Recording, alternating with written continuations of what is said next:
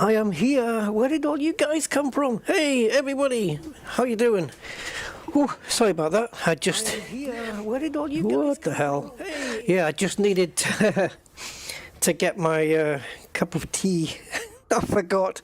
I started the stream and I thought, wait a minute, I want a cup of tea. Right. I'm here. I have a cup of tea. It's peppermint leaves, this one. And it comes in a pyramid tea bag, which is like...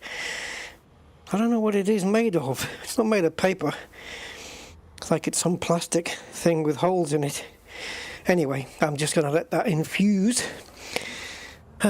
Right, welcome guys. Yeah, so, couple of reasons why I'm streaming right now. One is the minimum requirement for the CG has gone up a little bit. So I need to catch up with it. And also... I've made some new tweaks. Is my voice going? No, my voice isn't going. It's just I haven't, it's not lubricated with my tea yet. Yeah, basically, oh, why? Why am I out of breath? Oh, I don't know. I guess maybe I'm not really. I just, yeah, I'm out of shape. I just ran down, quickly did everything, run back up again. Yeah. The kitchen's downstairs and stuff. I don't know, I've had to do a couple of things a bit rushed. I was doing, while the kettle was boiling, I was actually doing other stuff, you know, running around, trying to get stuff. But yeah, I'm okay, I'll recover. Right, so yeah, so there's that. And also I've made some audio changes in with OBS, specifically on the microphone side. So if you guys notice my voice drop out when it really shouldn't, let me know. Because I'm using a new noise filter, which means when I drink this tea, because it's not classified as my voice, it shouldn't get picked up. So if I gulp this tea down, you shouldn't be able to hear it. It's not foolproof, it might get through, but if I'm careful with my gulps, you shouldn't be able to hear it. And also, I've cleaned the audio up a little bit and made some new different settings. It cuts off at the end. Oh, really? Okay. So basically what it is, I've got a filter on. There's two filters that I've added. One is noise suppression, which is the standard one that comes with OBS, and that suppresses any background noise, you know, keyboard clicks, maybe me gulping down a drink, but I don't think it works effectively for the gulping and stuff like that. But the one I'm currently using is the Nvidia noise suppression, which works on my GPU, right? Or works off the GPU. And basically that filters out anything that is not my voice. So if I keep slamming my space bar, oh, you can hear that. It does come through. Hold on. Oh, that is coming through. Why is that coming through? Let me just make sure I've got it turned on. Yeah, no, it is. Oh, I know why, because I turned it down. Yeah, I found that the intensity of 1 was too aggressive. 0.7, I've got it on. If it keeps cutting out, though, if my voice cuts off at the end, let me know. If it does it, oh, and then I'll switch over from the Nvidia noise suppressor to the OBS one. Yeah.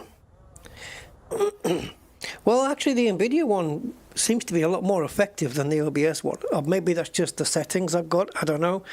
But the Nvidia one seems to be very, very cool. The RN noise one is the other one which I haven't tried live yet. I can switch over to it though. But let me see how this one works. And if you notice my voice just, you know, just not, if it cuts out when it shouldn't, let me know and then we'll switch it over. Right, so guys, we need to go to a different system now, because Inara has reported that there, oh God, don't tell me I closed the window. No, I didn't.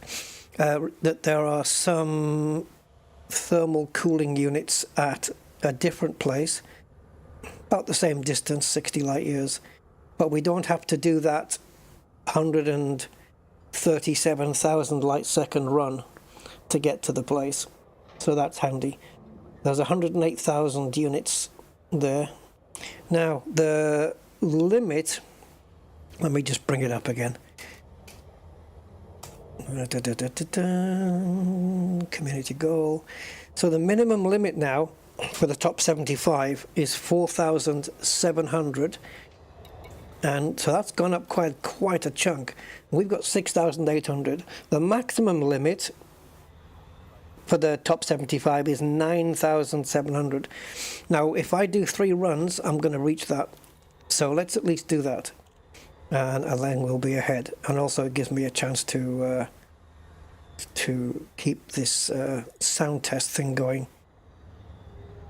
But yeah, RN noise, I'd like to try that as well. But my microphone has now got a few filters on it actually, and what I didn't realize, because I'm stupid, is that the order in which you have the audio filters actually matters.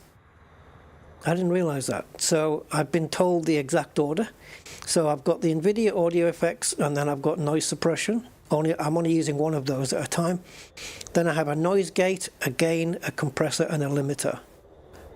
And I've got the exact settings that have been recommended to me. So hopefully my voice should be clear. Where I can test it the best though is sim racing, because as you know, sim racing is the noisiest, right? Because the car engine is just droning the whole time, and the audio ducking, when I talk, it has to dip the audio down, cut the audio out of the game, not completely, but just, you know, quieten the game audio so you can still hear my voice over the engine. And then when I stop talking, it will gradually fade the audio of the game back in again over around half a second, just under half a second. You won't really tell much in Elite Dangerous. And because I've got two different scene collections, I have a big collection of scenes in my OBS for standard streaming, which I have a lot of different scenes and sources and stuff. But it takes up a lot of VRAM to have all of those, and so I set up a basic profile as well for Flight Sim, because I needed to conserve VRAM for Flight Sim. So I used the basic one for Flight Sim, and I had to make sure that all the microphone filters and the desktop audio filters that I had in the main one were passed over onto the basic one. I'm using the basic one right now, and it actually, believe it or not, if I look at the hardware values of VRAM usage and all that stuff, if I look at those, the basic profile for streaming that I use on OBS uses, wait for this, it uses a gigabyte less of VRAM than my standard one. That's insane. So to recover a whole gigabyte of VRAM, I've only got 12, so that Flight Sim didn't run out, because Flight Sim can use quite a chunk of that. It made a difference, it really did. Anyway, who's with me today? So N68, hi N68, how you doing? Waiting for a phone call, renewing my internet provider contract. Okay, cool. Same provider, because then they should give you a nice deal. Von Doodle, who, what, live? Yeah. Grey Holland, hey man, how you doing, sir? Welcome, welcome. How are you? Yeah, Jesus. Oh, what a day. Yesterday, just didn't do anything. Couldn't be bothered with anything yesterday. So here I am today, being bothered. And I don't know how to say your name. Is it Xiyixz? Z? I don't know how to say that. Z? How do I pronounce that? Majork. Hi, Majork. Good afternoon. And Robert Kirk. Hi, Robert. So yeah, guys, just let me know on the audio if my voice cuts out at any point when it shouldn't. Yeah, just basically that, really. Oh, and just all the audio levels and everything. You've think they're okay and they're all clean and everything's nice. Whoa! Oh, well, thank you, Majok. 56 for your kind £90 and 99 pence super chat. Hope I'm okay, buddies. Yeah, so do I, mate. So do I. I don't know if I am, but yeah, I don't know. Something's wrong with me, but I haven't been to find out yet. I'm too scared. Right. Let's go. Right, so again, I think this is going to be a case of 2 jumps there and 3 jumps back. Yeah, thank you, Majok, for that. I appreciate it, sir. Thank you for the support, as ever. You guys are amazing.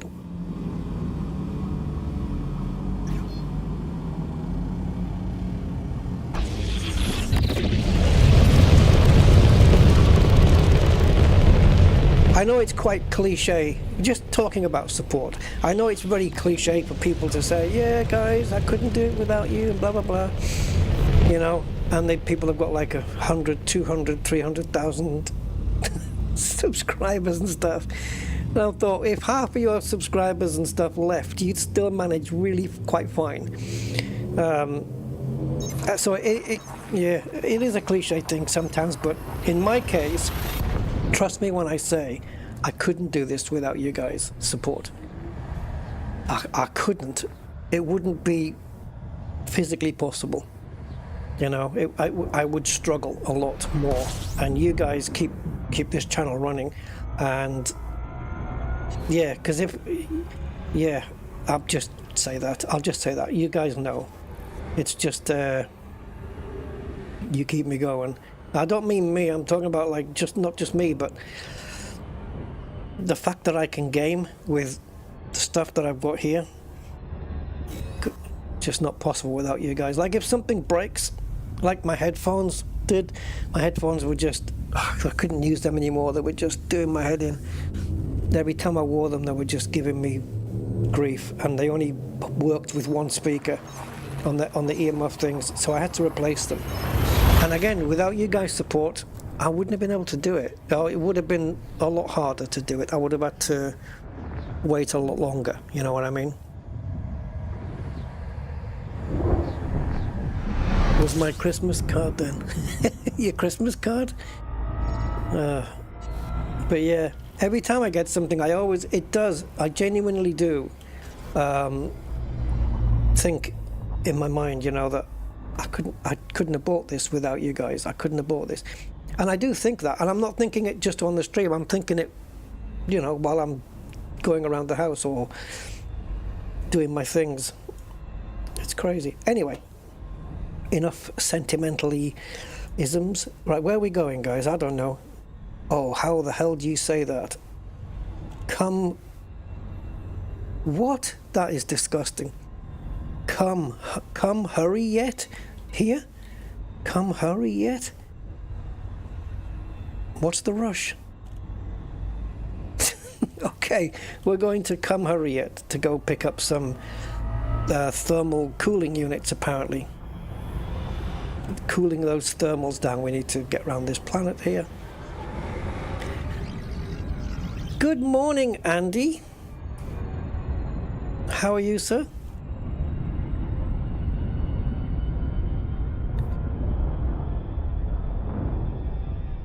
Right, let's go, full power. Should we give it a little burst? I don't know. Yeah, let's do that. Just a quick one. Otherwise we'll overshoot. And we don't want to overshoot come hurry yet, do we? Oh, I shouldn't have said overshoot. Sorry. It's going to be one of those streams, isn't it? It's just going to be one of those streams. Let's just... Oh, what's the 1923 bit? Anyway, apparently there are 108,000 or something thermal cooling units here, so it's in terms of jumps and distance and travel and stuff, it's no real different from where we were going last time.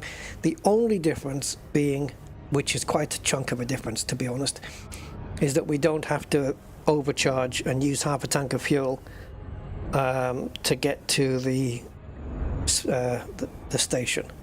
This one's just right here. So I'm going to come here at least until... Come here. Oh, God. I'm going to be... I don't know how else to say it. I'm going to be traveling to this station until its supply runs out, which I don't think I'm going to be responsible for it running out. There's too much of it here.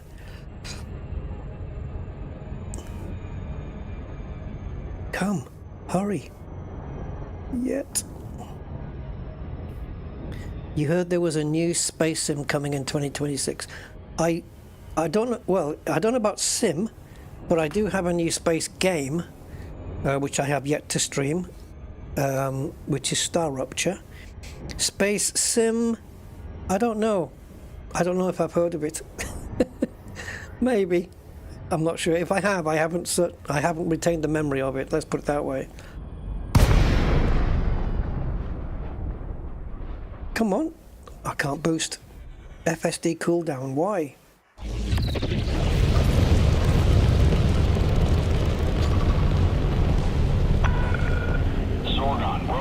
You enjoy the content for the sims and the games you use. Yeah. To use a controller. As I have a recommendation if your controller goes faulty. There's no game that I have that I actively use a controller with as a primary controller. No, I don't use controller as a primary for anything at all. But having said that, I do use the controller in Elite Dangerous for the SRV. Only the SRV, because that way I can use, I don't need that drive assist thing on.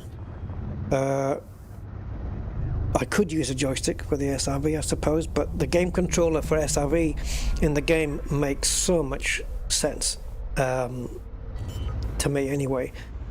What else do I use? Oh, and the only other time I ever pick up the controller is for the outside cameras and the drone, for the outside drone camera in Flight Simulator.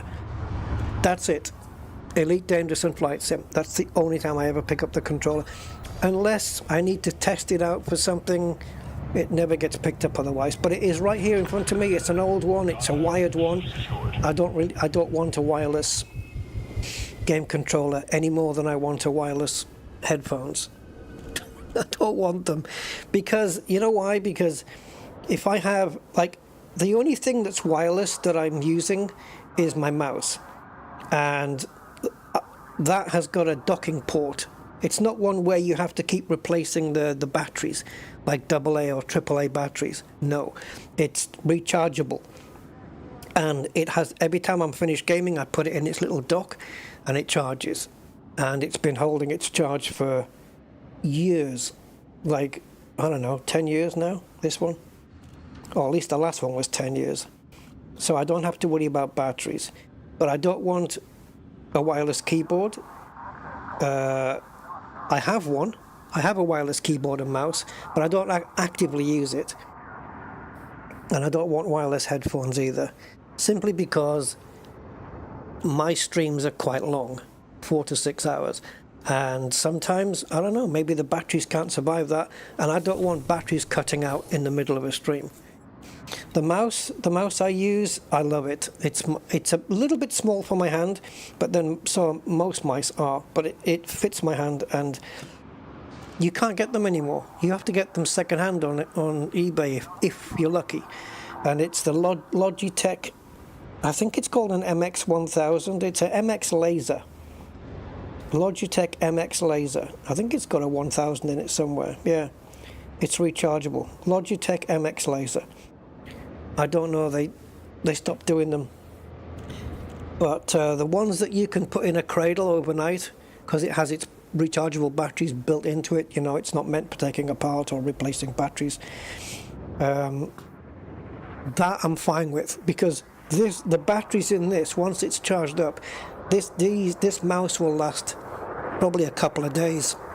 And if I don't move it, as soon as you don't move it, it goes on standby. And on that, it'll last for days. But if I'm constantly moving it around, I don't know, I'll probably get 2 days out of it. Yeah.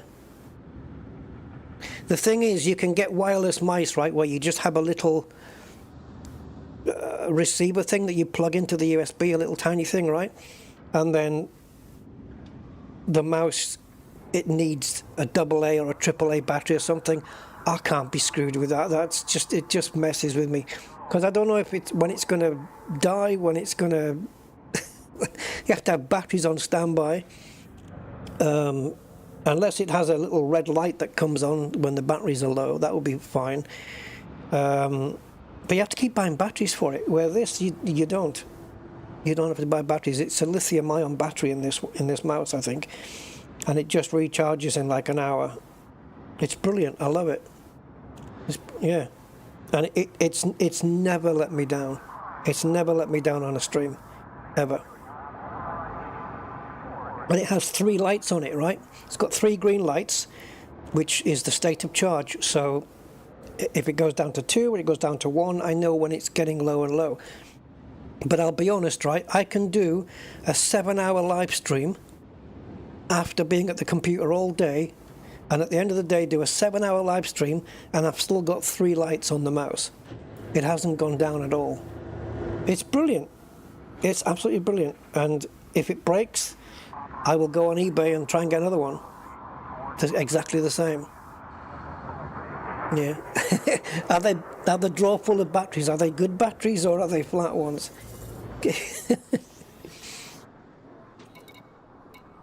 Yeah, I tell you what, I was in my supermarket like last year, mid last year sometime, I think it was summer last year, and you know they sell those packs of, it wasn't Duracell, what's the other one, the Energy Saver ones? Who makes those?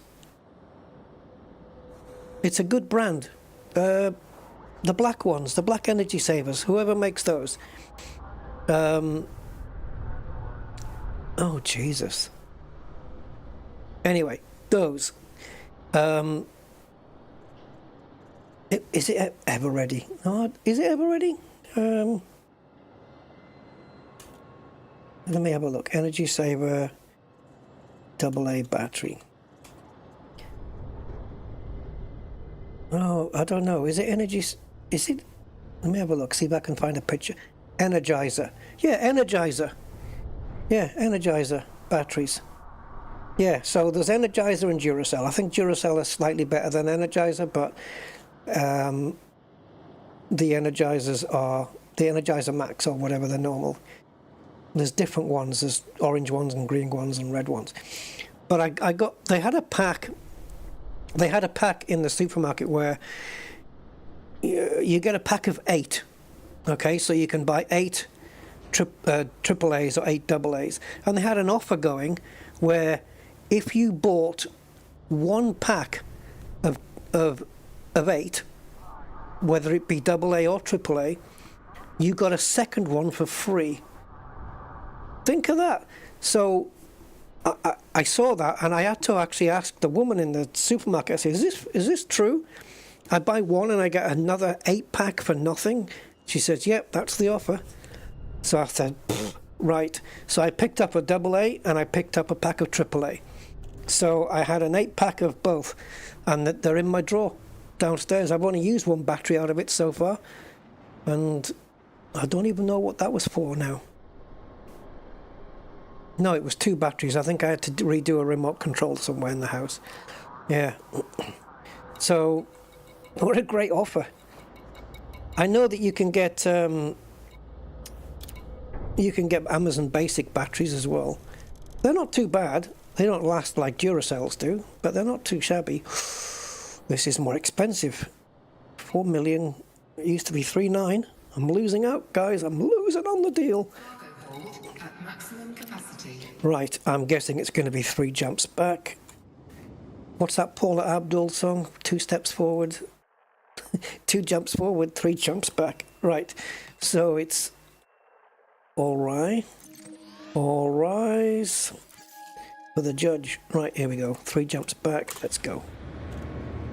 Yeah, so Yeah, that's kind of big. So yeah, that was a long-winded answer to do you use a game controller?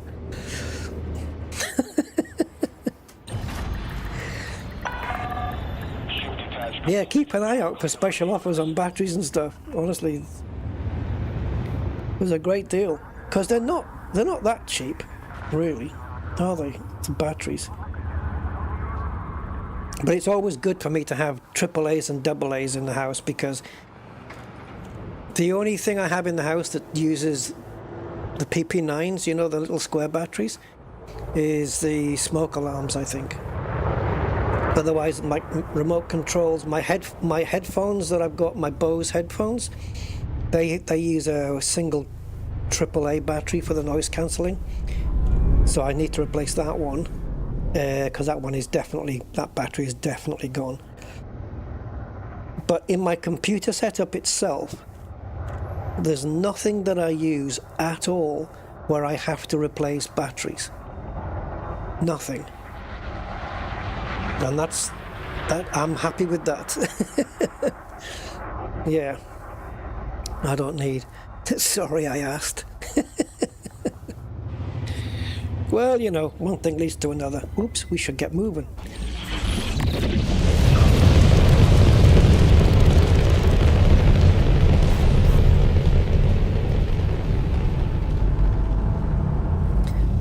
When I was shopping for headphones a while back to try and replace the ones I've got, which now, as I said, now I have done that,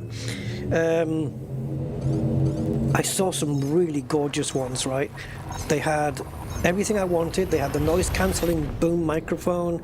They had the surround sound in the headphones. Not that I don't care about that, but it was nice to have. So they had that and all this stuff, really nice, but they were wireless, so I didn't get them.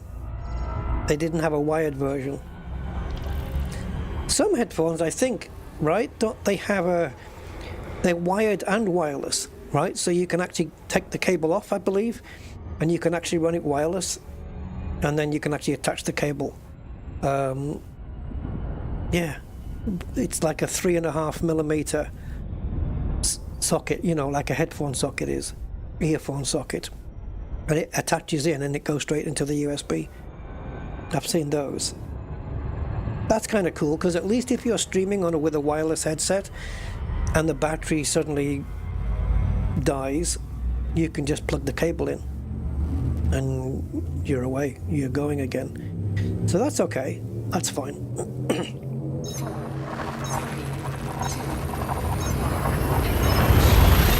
So how is the audio, guys? Is my voice getting missed? And I think the game audio should be going low when I'm talking and back up when I'm not.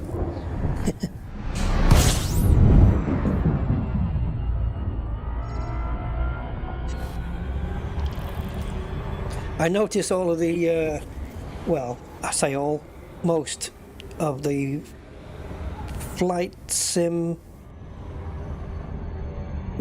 content creators, yeah, I was going to say live streamers, but they're not. Yeah, most of the flight sim content creators are all flying the same frickin' plane now. There's another plane that's come out, and they're all flying it. So I'm left out.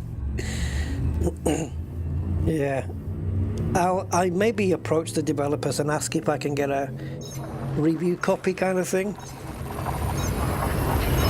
Because yeah, it's one of those not cheap ones, so I might ask and just say, look, any chance of getting your plane so I can put it on my stream and advertise? Perks of the job, guys, perks of the job. You have a set of HyperX. Yeah, I've got a set of HyperX as well here, which I bought, but they're kind of my backup ones in case of complete failure. But they're sat here, but I haven't really used them. They are pretty much new. They've only had a couple of hours usage, but they're not wireless, they are wired. You can plug in and use as they charge up. Ah, yeah, cool. You see, yeah, that's not bad. So you can be charging them up, and then midway through the stream, you can unplug it and use it as use it as wireless. Where are we going? There it is.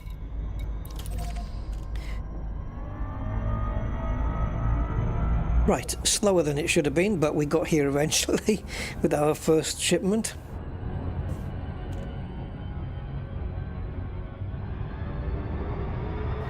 Ideally, I would have liked to try the...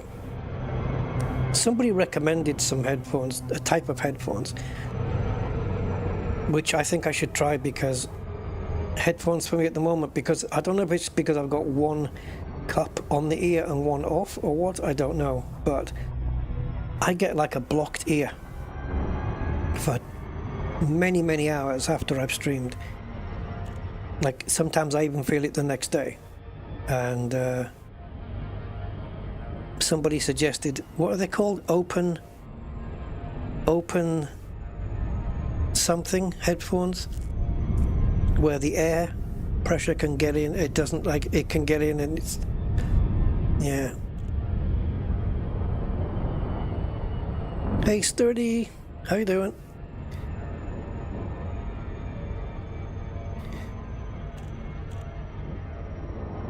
Whenever you stream wireless headphones, you have an echo. Really? Oh, I wonder what's causing that then. See, because with wireless, right, your voice has to travel over the over the airwaves. Yeah, I prefer cable. It's like with, if I have a choice of Ethernet or Wi-Fi, I prefer Ethernet, you know, really. The only time I use Wi-Fi is on my laptop. And I do have an Ethernet cable for it, but it's just a sometimes I put the laptop on the floor, on its side, you know, when I go to bed, and if the network cable is on the different side as the power cable, you can't lay it on its edge. See, what they need to do is have laptops so that where the power cable goes in, the network cable goes in on the same side, so that the other side is free. You can just put the laptop down on its side, you know what I mean, on the edge. Because otherwise, if you try and rest it on that edge, you're going to bust your connector. And I do have an Ethernet cable coming from downstairs to upstairs. It's like 10-15 meter cable. But the problem is, you know that on the end of the RJ45 lug, if the little clip thing breaks off, well, the cable can come out easily, and then you've got to replace a whole 15 meter cable. It's just, the whole thing's just a pain in the ass, man. But I have good internet speed now, so I'm quite happy with the wireless. Where are we going, communities?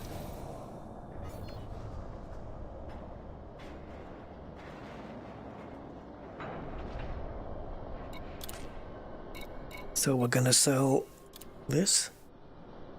42 million, so 30. I'm still making 38 million profit, so I'm okay with that.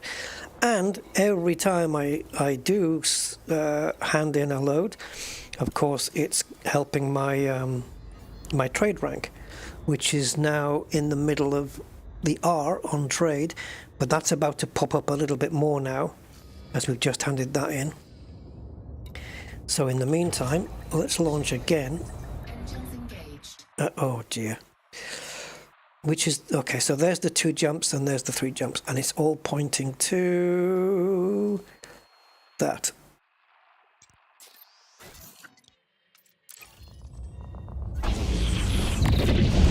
Let's go pick up another load. Ah, I've just remembered what it is. Open backed. Is it open back headset? Open back? Yeah. I've seen plenty of them, but they don't have microphones. They're for audio people. It's not good to me.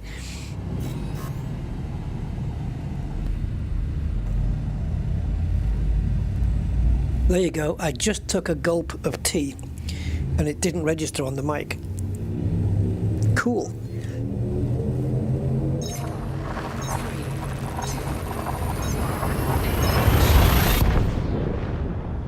How many tons? 1,140 on this thing. I could fit more, but it's just the way I've got it outfitted, I think. I could squeeze more out of it, but I'm okay with it like it is. But yeah, 1,140 every time. Confirmation, right there, 1,140. It's nice to be able to ship 1,000 tons at a time, I'll tell you. Yeah. But I need to get this done and out the way before Distant Worlds 3, and the thing is, at the rate this top 75 and top 50 thing, at the rate that's going up, I have to make myself super sure that it's all going right.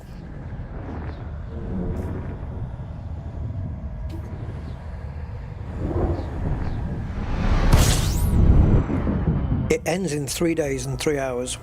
Well, let's call it 3 days and 4 hours. It's more closer to that. Right. We're going back to, what is it? Come in a hurry? There. There. Oh, come hurry it. Sorry. Aye.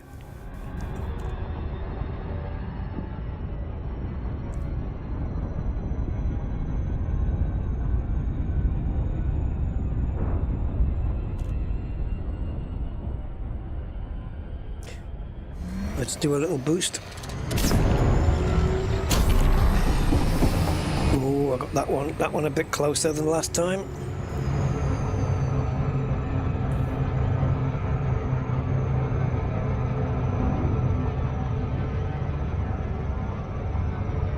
So yesterday not yesterday, on the last live stream I was talking about the truck sims as well, and how I needed to stream American Truck Sim because I haven't showcased like Louisiana yet. But then I remembered today that it's a similar case for Euro Truck, because they've had a new DLC come out since, which is the Nordic regions or something. So that's been added, and I have to do that one as well. And I want to do this Star Rupture game so you guys can see that. And of course, as always, I'm itching to do a flight or a sim racing. I always have that itch, but I don't always have the I'm not present in the head enough to do it sometimes. Sim racing, I've got to have for the racing stuff, like the rallying and whatever, my head needs to be clear. Otherwise, it's just forget it. Yeah, I can't be tired going into one of those things. I actually slept kind of normal hours last night-ish, I think. Woke up at a normal time. Which my body's going, what's going on? What's going on? Why are we awake at 8 a.m.? I actually woke up at 6 a.m. but managed to get back to sleep again. Well, I think I went to sleep around 1 a.m. I woke up at 6, so that's 5 hours. Went straight back to sleep and woke up at 8. So is that like 7 hours? It doesn't mean that I wake up feeling fresh as a daisy and, you know, jumping out of bed and let's start the day. No, I feel crappy. I'm not a morning person. I think that's the definition of not being a morning person, isn't it? Yeah, I've never been a morning person. Never. Maybe when I was going to school. But yeah, I function better in the evenings. What modules have I used on the ship? I can give you a rundown. Just let me dock. I'll show it to you.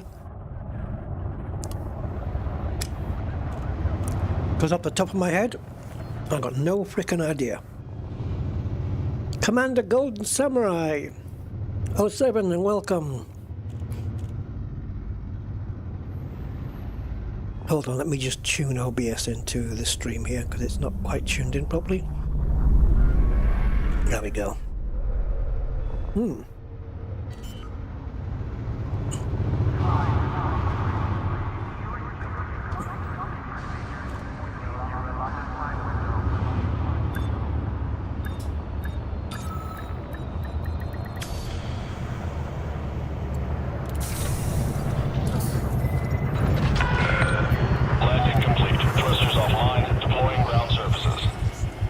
Right, let me just pick up the stuff and then we'll take a look at my outfitting.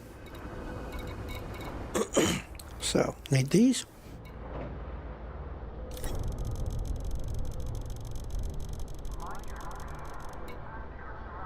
Cargo hold at maximum capacity. They've also got the power gens as well, but not as much. See, these cost less. They taste the same and they cost less. Right, yeah, okay. Outfitting.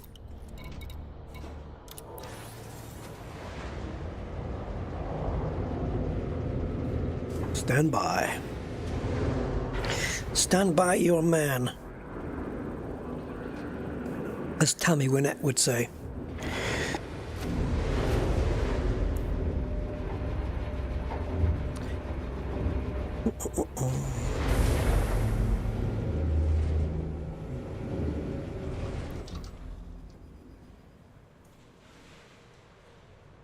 I was going to say something politically incorrect there regarding that song. It wouldn't have been good. Right, what are we using? Okay, so utility mounts, basically we're shield boosted out. We have a point defense turret, so we're kitted for decent shields-ish, and we have a point defense in case of we get interdicted or whatever.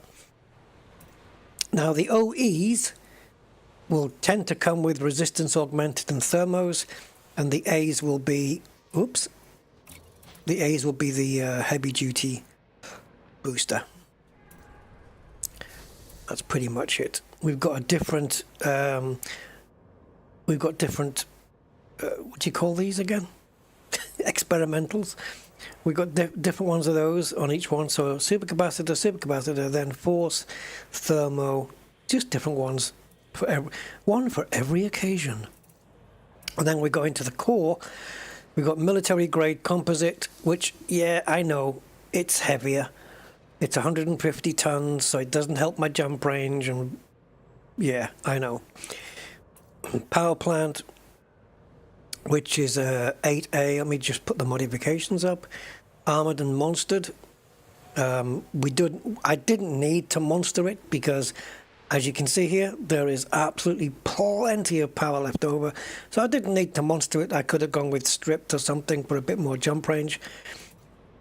Thrusters 8A, dirty drives and drags. This one increased in mass, obviously, on that. Life support is lightweight.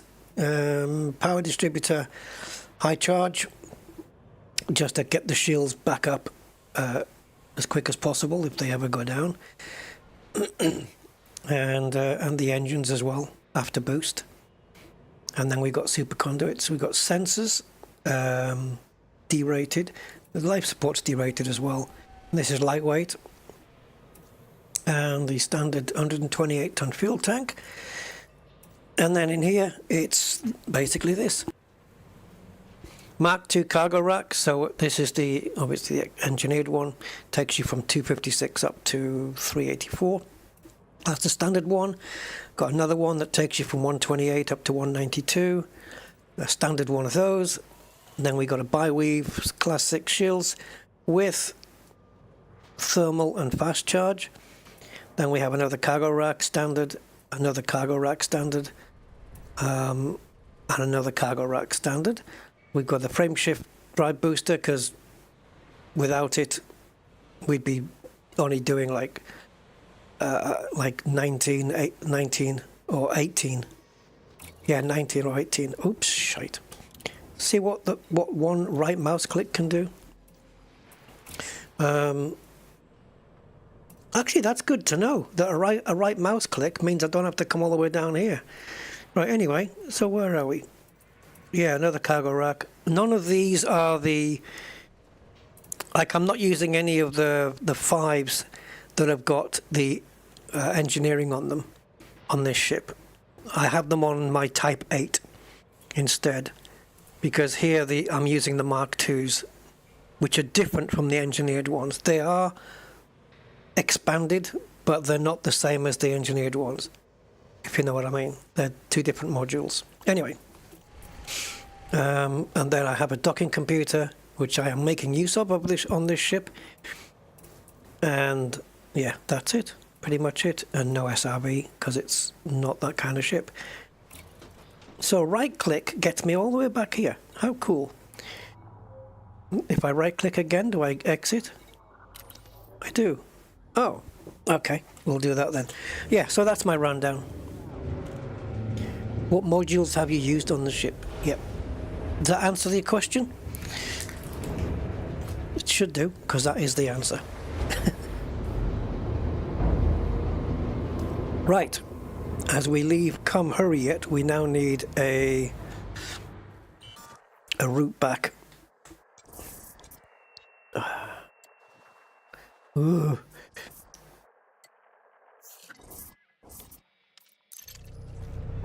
Yep, you're welcome, Mr. Sturdy.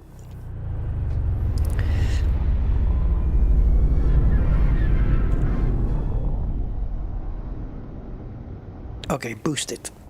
Boost it, boost it.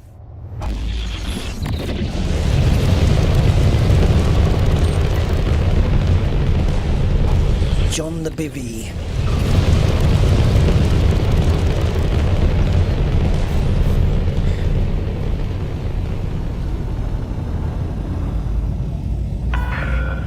Way ahead is clear. Stay safe, Commander. I've got friends in this system. That's a Ross from Friends joke, which was a pretty bad one, so we'll leave that.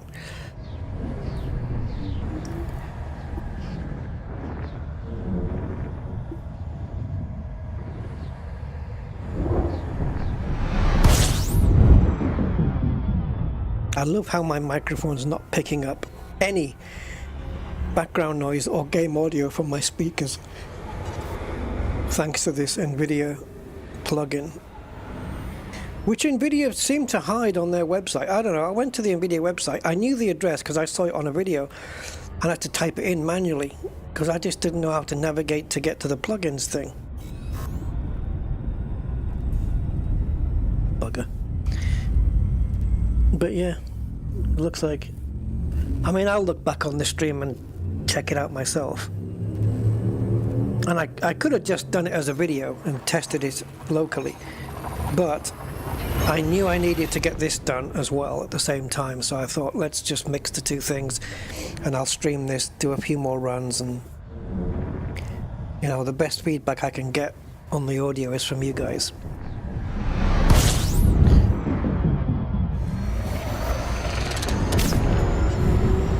Oof, that was close, Jesus.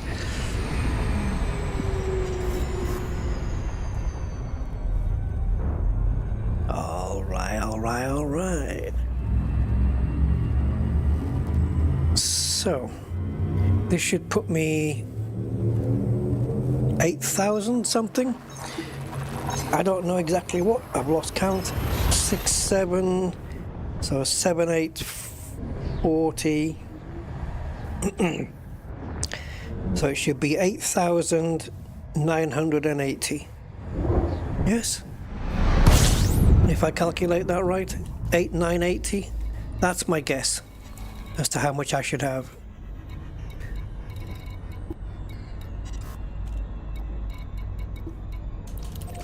$89.80, which will be Nvidia's graphics card in about 20 years' time.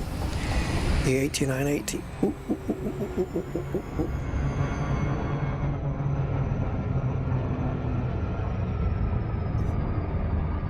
Apparently this new Nvidia DLSS 4.5 is working wonders, from what I've been hearing.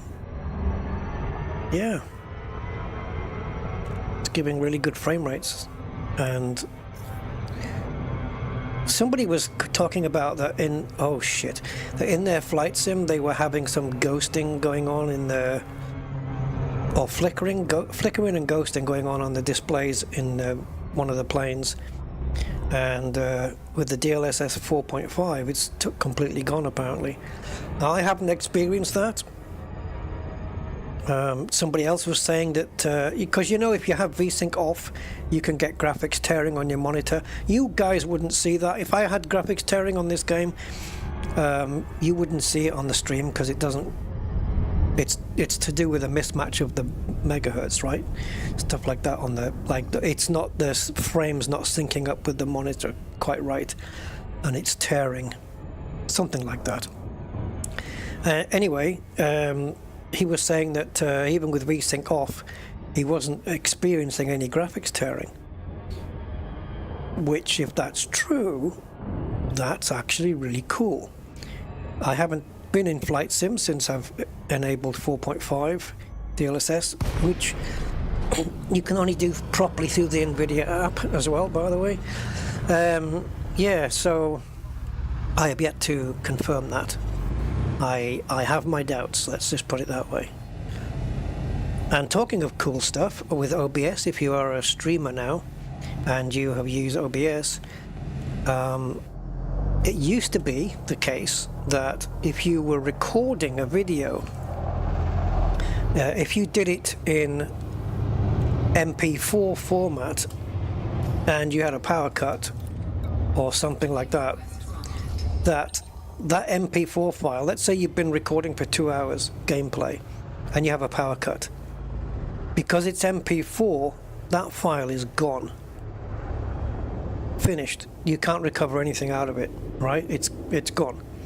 So MP4 was pretty bad for recording with. So we use MPV, which means if you get a power cut, you'll only lose up until that moment, right? Because MPV is not, it doesn't, MKV, sorry, Jesus, MKV is not destructive in that way.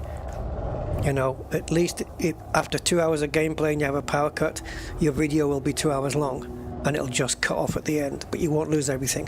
Whereas with MP4, you lose everything.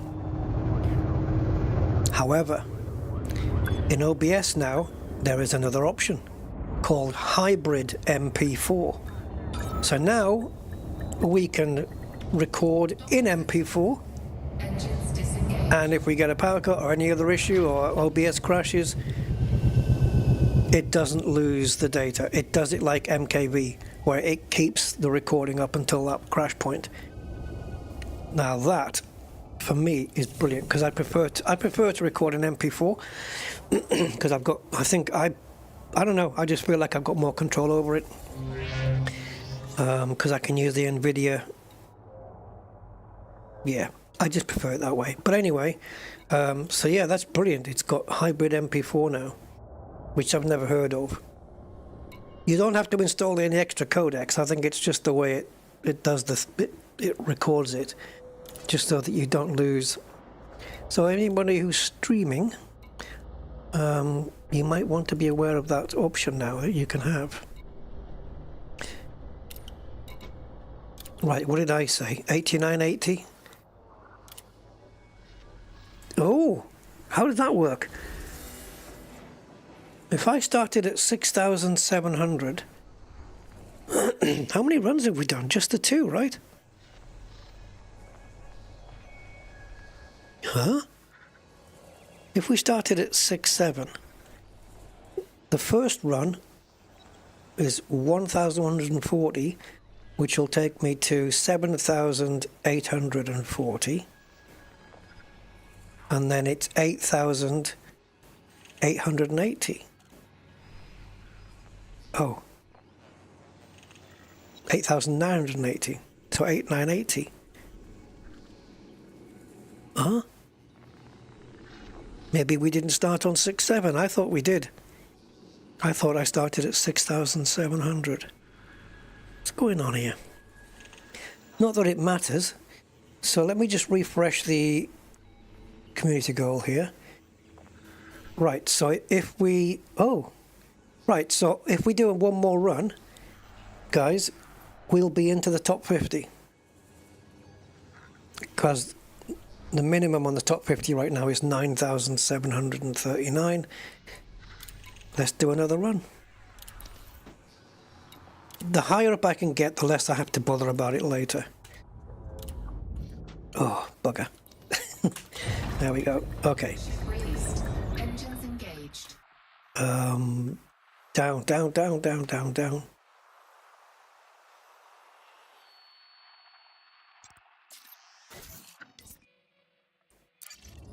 Okay.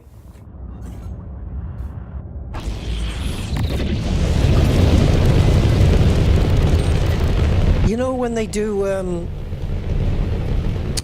like reboots of games, like not reboots but remaster it, so that, you know, they improve the graphics on it, like take an old game, improve the graphics a little bit, you know, better textures, and really re-release the game again. Okay. Well, they're doing it with Max Payne 1 and 2, so that might be cool, because those were good games, man. I really enjoyed playing the Max Payne series. And if they remastered it and it was really like more up-to-date graphics looking, I would 100% play through those again. Absolutely. That was the game that introduced frickin' bullet time. So I'm definitely into that. Yeah. I always thought that the guy on the cover of Max Payne 3 looked like Walter White.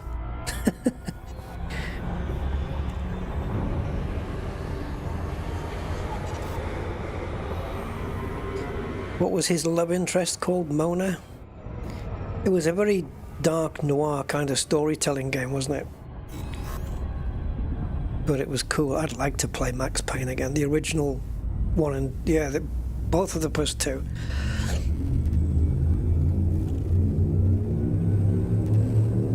Yeah, that would be nice.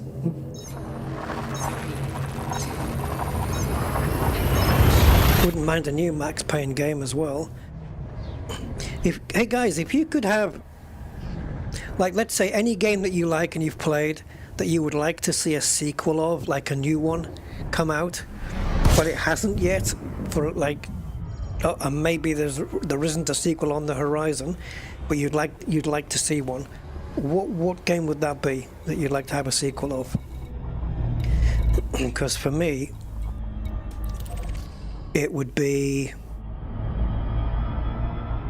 I would like to see another Splinter Cell game come out. That would be my first choice.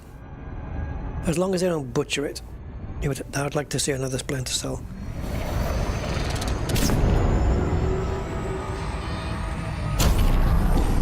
Ooh, I think... Are we going to recover that? No, we're not, are we? Nope.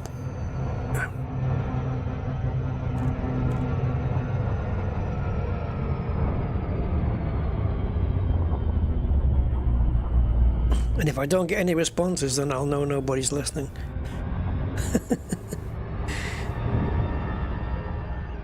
So no point of the audio test.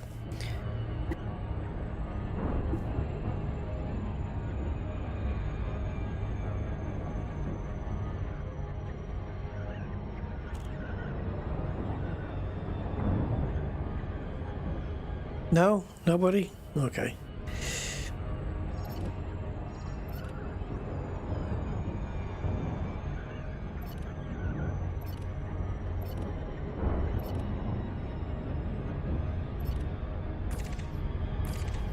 What the hell is that function doing?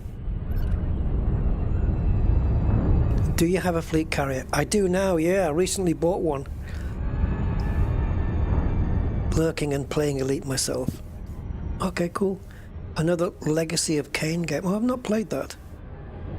They never finished the story? Oh, jeez, man, that's not good. I mean, I've never heard of Legacy of Kain. I've never played it. But, dude, you can't have unfinished stories, man. That's just... That's not good. Not good for the player, is it, really?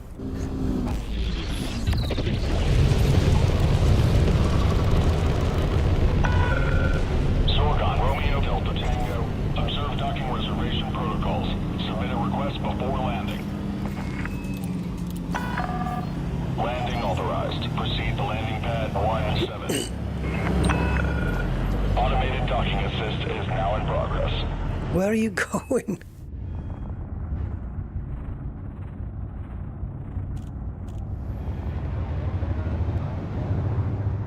Michael Ironside. Well, yeah, I mean, was he the voice of Sam on every Splinter Cell, though? Was he the original guy, or did they change at any point?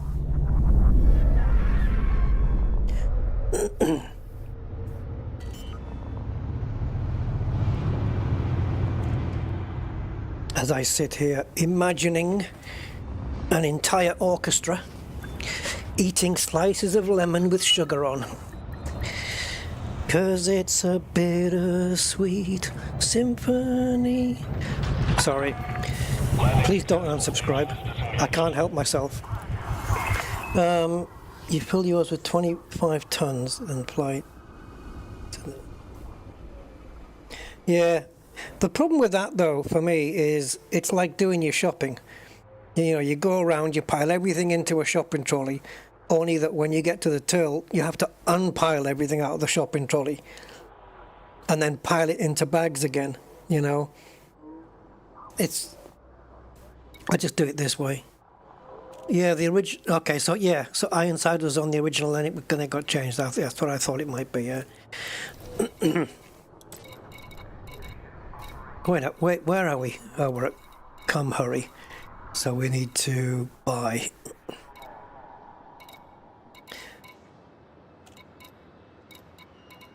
Got there in the end. There we go.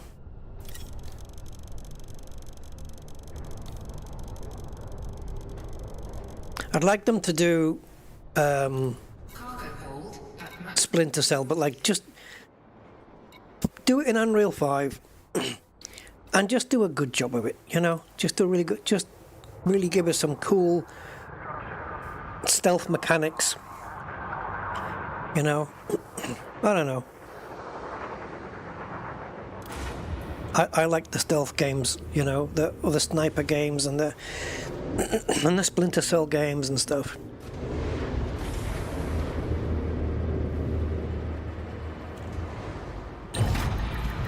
Oh, you're off work too. Cool. Oh, you're off to work. Sorry, Purgatory. Okay, enjoy your day at work, man.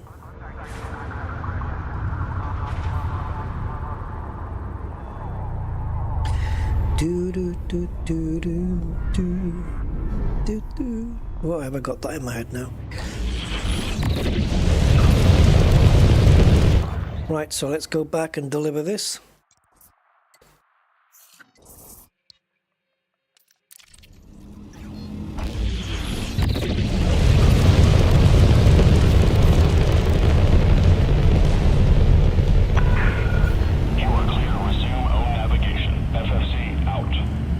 FFC.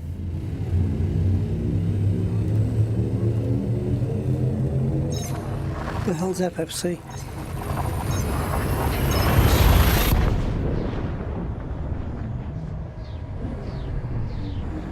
Yeah, I don't think the thumbnail on my current OBS at the moment is going to work for this.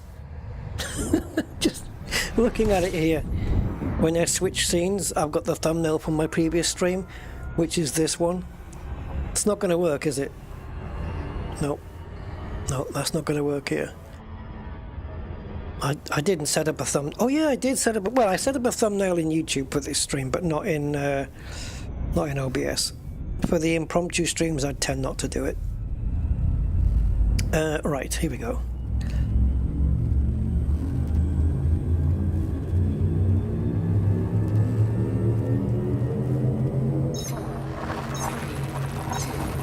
Have you guys ever done some trading, right? And then you've got like, you go to a place to pick up the load, and then you come back, you drop it off, and then you go back to that same place and repeat and repeat and repeat, right?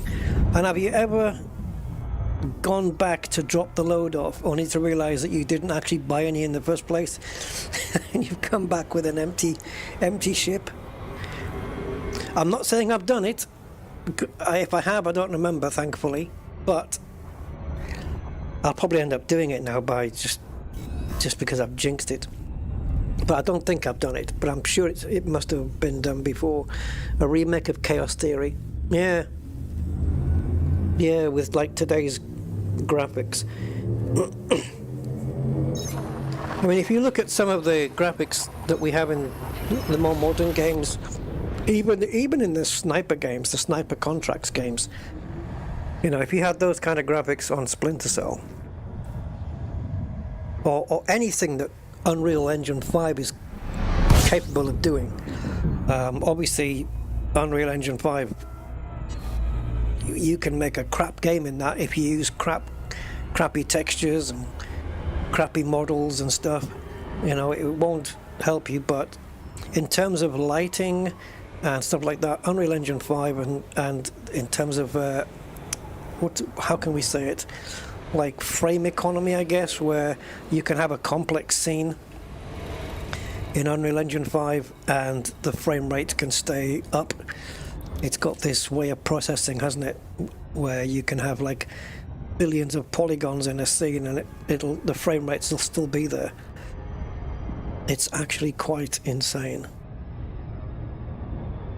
But yeah, I'd like to see a remake of you know, not a remake, maybe if not a remake, certainly a brand new Splinter Cell.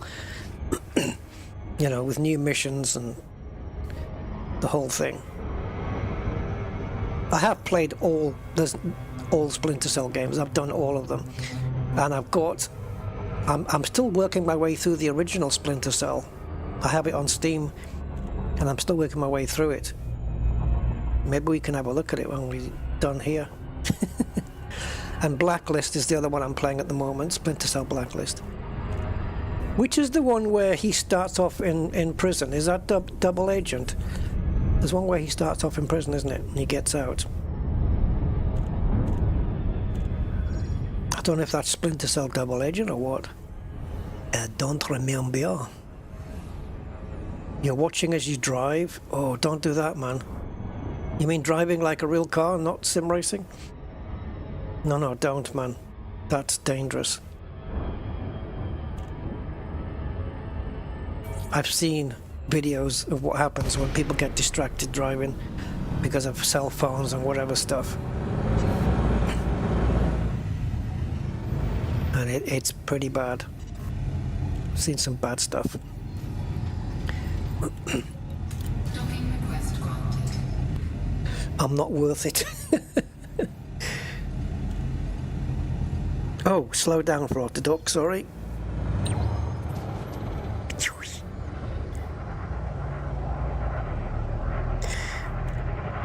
The Hooli 86. Hey, the Hooli, how you doing? Welcome to my stream. 07. Yeah, I'll be going on Distant Worlds 3. I mean, that's the plan anyway. That's the plan. If I'm going to be brutally honest though, I can't say that I'm super looking forward to it. But not in a bad way, only because I've been doing quite a little bit of exploring already on my other accounts, right?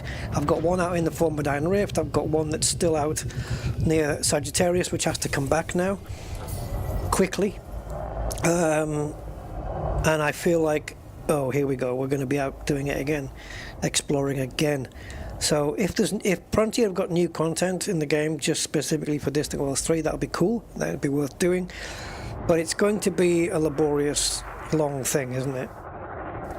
But part of me is excited because it's a whole big deal, and I really want to participate in it because I know that the guys who arranged it and everything, very dedicated to it, and I know they're going to do an amazing job of it. And I love the fact that we have this new tool, this Meta Elite thing now. I'm looking forward to seeing how that works. So in that respect, yes, I am very much looking forward to that part of it, very much. But I know it's going to leave me out in the black for months, and I need bubble content, so I need to get one of my accounts back in the bubble as well. and he's 20,000 light years away. So on top of Distant Worlds 3, see, what I should have done was brought that account back here before Distant Worlds 3, and I haven't, for real life reasons. But it's going to take me 2 hours to bring, at least 2 hours minimum, to bring back that account that's 20,000 light years away, using neutrons all the way back. There's no point taking a fleet carrier to go get it, because that would be just way too slow. And then I have a third account out in Formidine Rift, which is not as far away as the other account, so I could bring that one back instead, but I think I'd rather bring back the other one because he's currently in a, as I said, near Sagittarius A, which is probably the direction Distant Worlds 2 will be taking us anyway. So, and the only reason I want to take the Rusty Dog account on Distant Worlds 3 is because that's the name that I want on any first discoveries. Basically, that's only the reason. I just wanted to say discovered by Rusty Dog or mapped by Rusty Dog or whatever. A legendary explorer. You know, exploration's kind of cool, especially when you get yourself into, for me, when I get myself into trouble, you know, I tend to explore deep canyons and ravines, and I can't get out, and then it's like a mission to try and get out of there. But that might be less of a problem now as long as I take the right SRV. Because if I have my Scorpion SRV, it's not going to matter. It can be almost a vertical wall, and that thing will climb up it. It's like freaking Spider-Man. If Spider-Man was an SRV, it would be a Scorpion, basically. Oh, listening while you drive. That's okay then. Right, we should be top 50. There we go. There we go. So, we are now... We are now... 6,000... No, wait. Yep. No, not 6,000. 5,500 units above the minimum that we need for top 75. I'm getting to the point where I'm almost satisfied with it, but not quite. So let's cement ourselves and just go and do another run. Steve Zodiac! Hey, how you doing, man? Hey, I just realized, if me and you were doing co-op, not co-op, but if we were fighting against each other on the foot, on ground, I'll say it right in a minute. If we were doing on-foot combat, and oh yeah, we could be in co-op, and I accidentally shot you and made you no longer alive by accident, maybe throwing a grenade in your direction. That's never been done before. Would I be the Zodiac killer? Yeah. Yeah, okay. That was a lot of setup for no joke.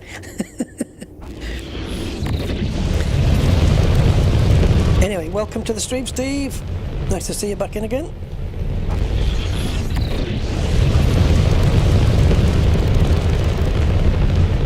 It's kind of cool because if I stream at different times of the day, I get different people coming in, like new people. I've got a lot of new names here at the moment. Danger Mouse D2, hi. Yeah, so welcome everybody who's new, or maybe seeing me for the first time. You would be dead.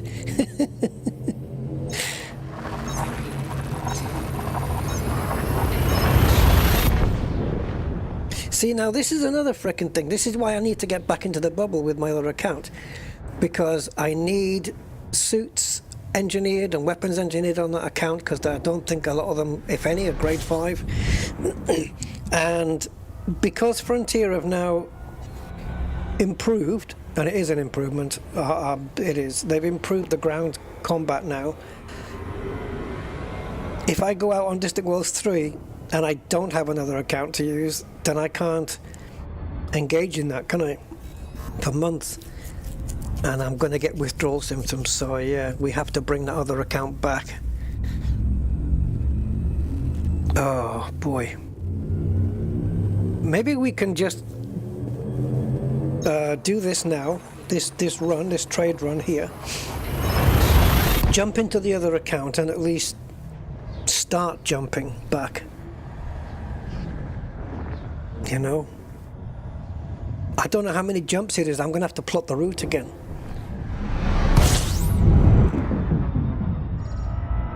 No, you can't do that, Purgatory. It doesn't work that way. Right, okay, hold on. No, you can't take one ship to pick up another. It's not like you can tow it in or anything. It would be nice. I mean, I'm floating in space, so I can't even have somebody bring it in, you know? You know, like the ship transport things, it would cost billions to bring it back, though, even if you could. Like, put it on a fleet carrier or something, on a DSSA fleet carrier, and then have somebody bring it back. You know the game thing? I don't mean somebody like a person, I mean like the game. But it would take days to bring it back, which is fine, we've got days. But then you'd be looking around $1 billion or something in credits. Yeah, screw that.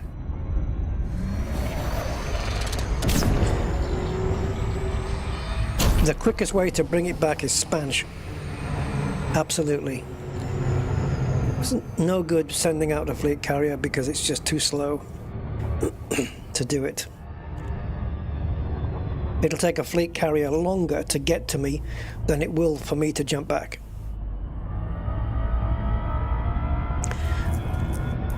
And that's simply because of the time that Frontier put on the cooldown, and then the amount of time it takes from when you start a jump to jumping, and from when you're allowed to jump again, you know.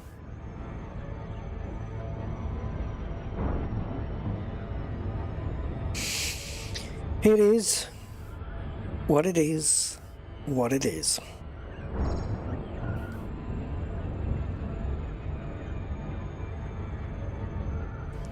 So this next run should see me, let me just refresh this. Okay, that's not refreshing properly.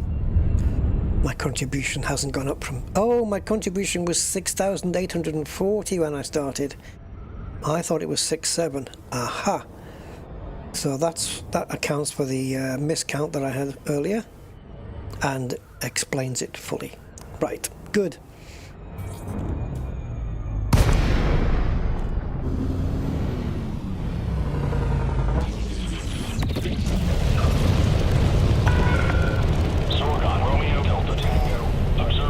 Romeo Delta, that's me, Rusty Dog, Romeo Delta. Landing authorized. Assigned to landing pad 2-5. 2-5, right at the back, and if the greens are on the right, it should be on the bottom. On the bottom at the back.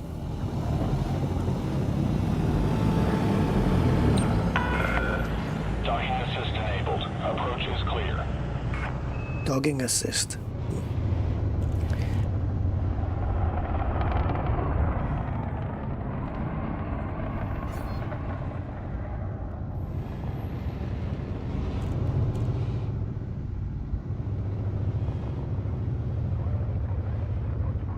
I am retired, so time of day doesn't matter much to me. Oh, cool. That means you got no excuse not to come here then, when I stream. Oh, it's at the top. 25's at the top.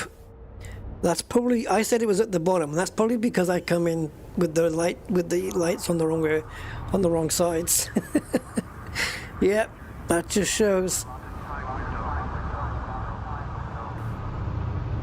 Green to the right, red to the left. I still stick to the greens, honestly.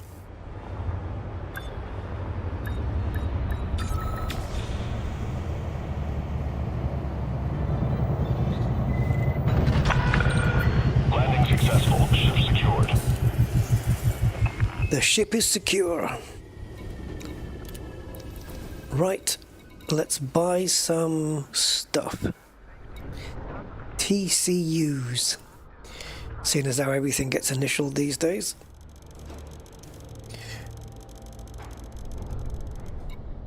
Cargo hold At maximum capacity.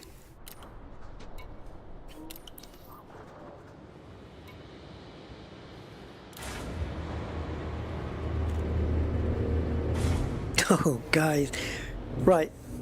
You know how times have moved on in terms of, like,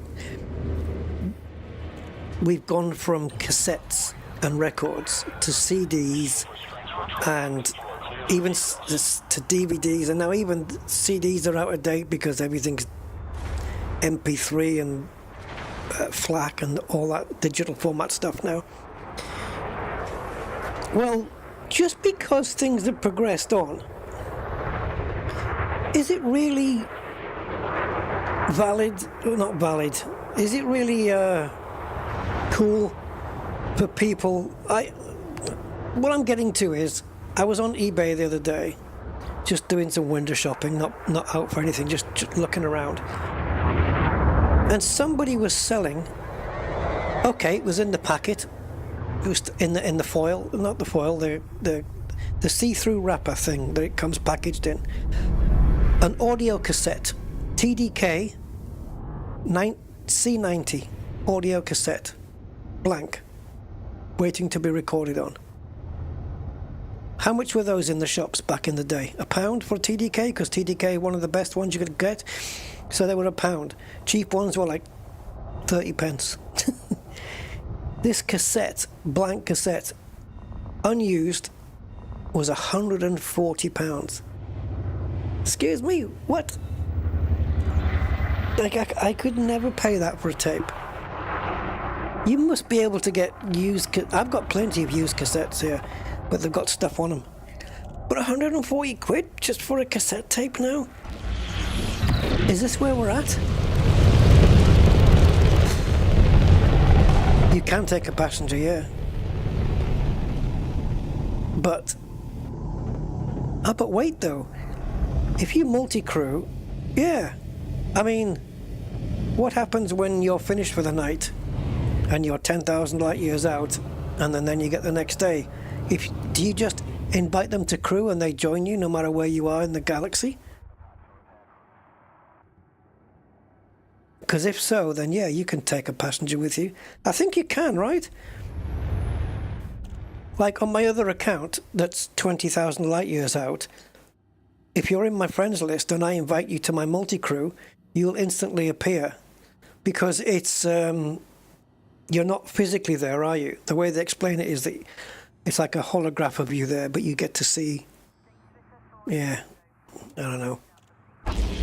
They've got all that lovely technology, and yet there's things in this game that you'd think they would have in 3312 and they don't. Yeah, crazy. It was £140 for a tape. Jeez. I always preferred, in terms of quality on tape, I always preferred the reel-to-reel tape recorders. Permission authorized. You know those old 1960s reel-to-reel tapes? They're brilliant. Automated docking assist is now in progress. You got those old microphones with a DIN socket, but when you record your voice, there's no hiss in the background like you would get with a condenser mic and cassette. There's always been a sss in the background somewhere. On reel-to-reel, you don't get that. It's just, and the tone is warmer. I love the reel-to-reel tape recorders, man. I'd love to have one. I used to have one when I was younger. My music teacher at school sold it to me for £5. I loved it. It was brilliant, with a microphone. And it had a thing called a magic eye, which was like a special, I don't know what it was made of. It was a light Engines disengaged. that flickered, you know, it was like based on the microphone voice level, and this flickered. It was really cool. Yeah, reel-to-reels are nice, man.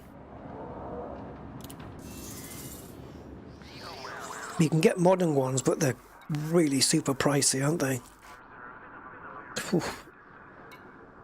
But they're very good for quality.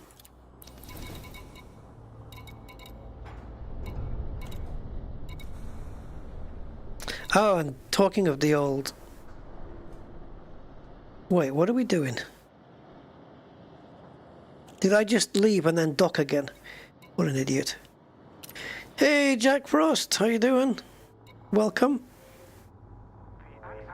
Akai, that's the make I'm thinking of. Yeah. Akai, that's a good brand, isn't it? For reel-to-reel tape recorders, Akai is one of the good ones, isn't it? DS4000. Let me have a look at that. Akai DS4000. Oh, look at that baby. 4-track, 2-channel stereo reel-to-reel tape recorder. That's so cool. Let me know when you want to sell. Oh man, so nice. I love them. I just like the look of them. They look Mission Impossible. With the right looking reels on it, they look very Mission Impossible.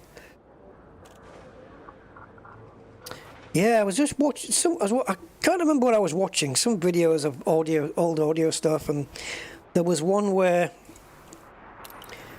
Sony had produced a Walkman, right? You know, for the cassettes. Sony made a Walkman, which was pretty much, for the sake of a few millimeters, it was pretty much the same size as a cassette. So you think, well, how the hell do they fit the cassette in then, if it's the same size? And if you put a cassette on top, it was pretty much the same. And what they did was they designed it in a way where you could open the lid, and then when you put the cassette in, the bit on the casing where the back of the cassette would go, you know, where the holes in the tape is, you could grab hold of it and pull it backwards for about, I don't know, less than a centimeter, right? You could pull it back, maybe half a centimeter, and then the tape lid would slot down. And then when you take the tape out, you push it back in, and it's back to being a little small thing again. I don't remember seeing that back in the day. That was really cool. Well, I used to use TDK C90s and C60s all the time. Yeah. TDK was my brand because I knew it was a really, really good brand. And if I couldn't get TDK, I would probably wait. Now, what was the other brand I used to get? It was TDK, and there was another one I used to get all the time. I think BASF. Remember BASF? BASF. Yeah, I used to get those. But TDK was the one I always bought if I bought blanks. Yeah. And then you could get these other ones which were where the tape, instead of being brown, it was more like a black color, like the professional ones. And you could even get cassettes that looked like reel-to-reel tapes inside. Little reel-to-reel things inside the cassettes. They were cool.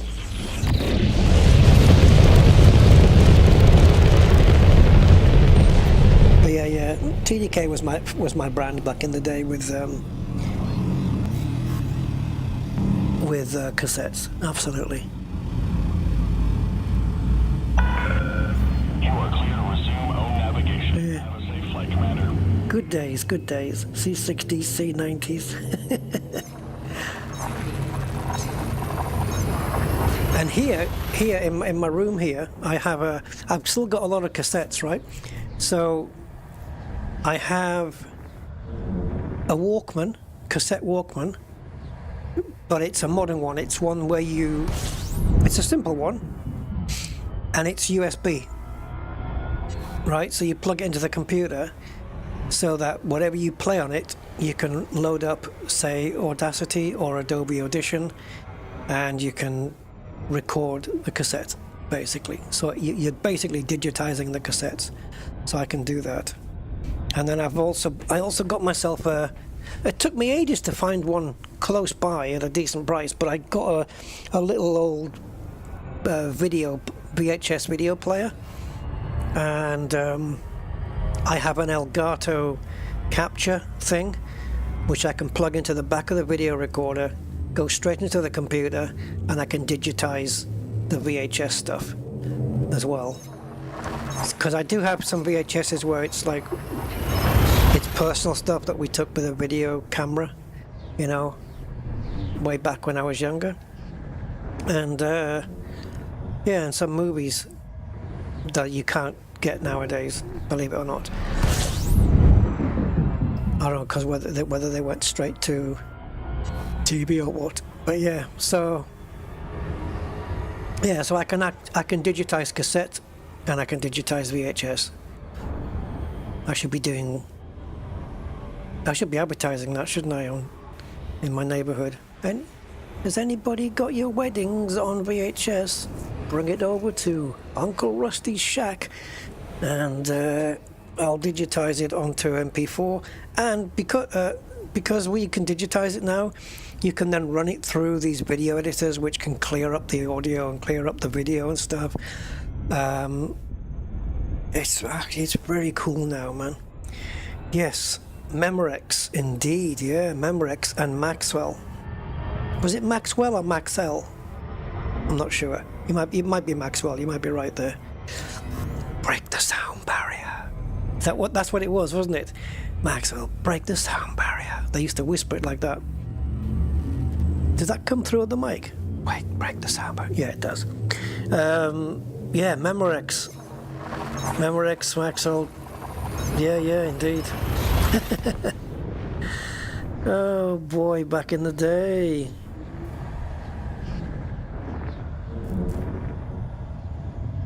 The first ever single I bought. Do you guys remember the first ever single that you bought? 45 RPM. Mine was... Oh God, now then. Which one? Right, it was either John Lennon Imagine or it was Video Killed the Radio Star by the Buggles. I think it was John Lennon Imagine. And it was on Apple Records because it had a green apple on the front, and then when you turned it over, it was half an apple on the back. And then I bought Video Killed the Radio Star after that, I think. I think that's what it was. Yeah.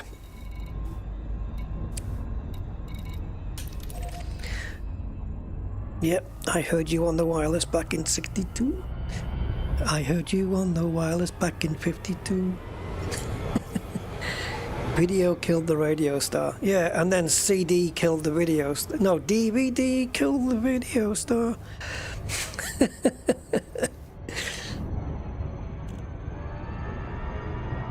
Did it though? Did video actually kill the radio star? I'm not sure if it did, but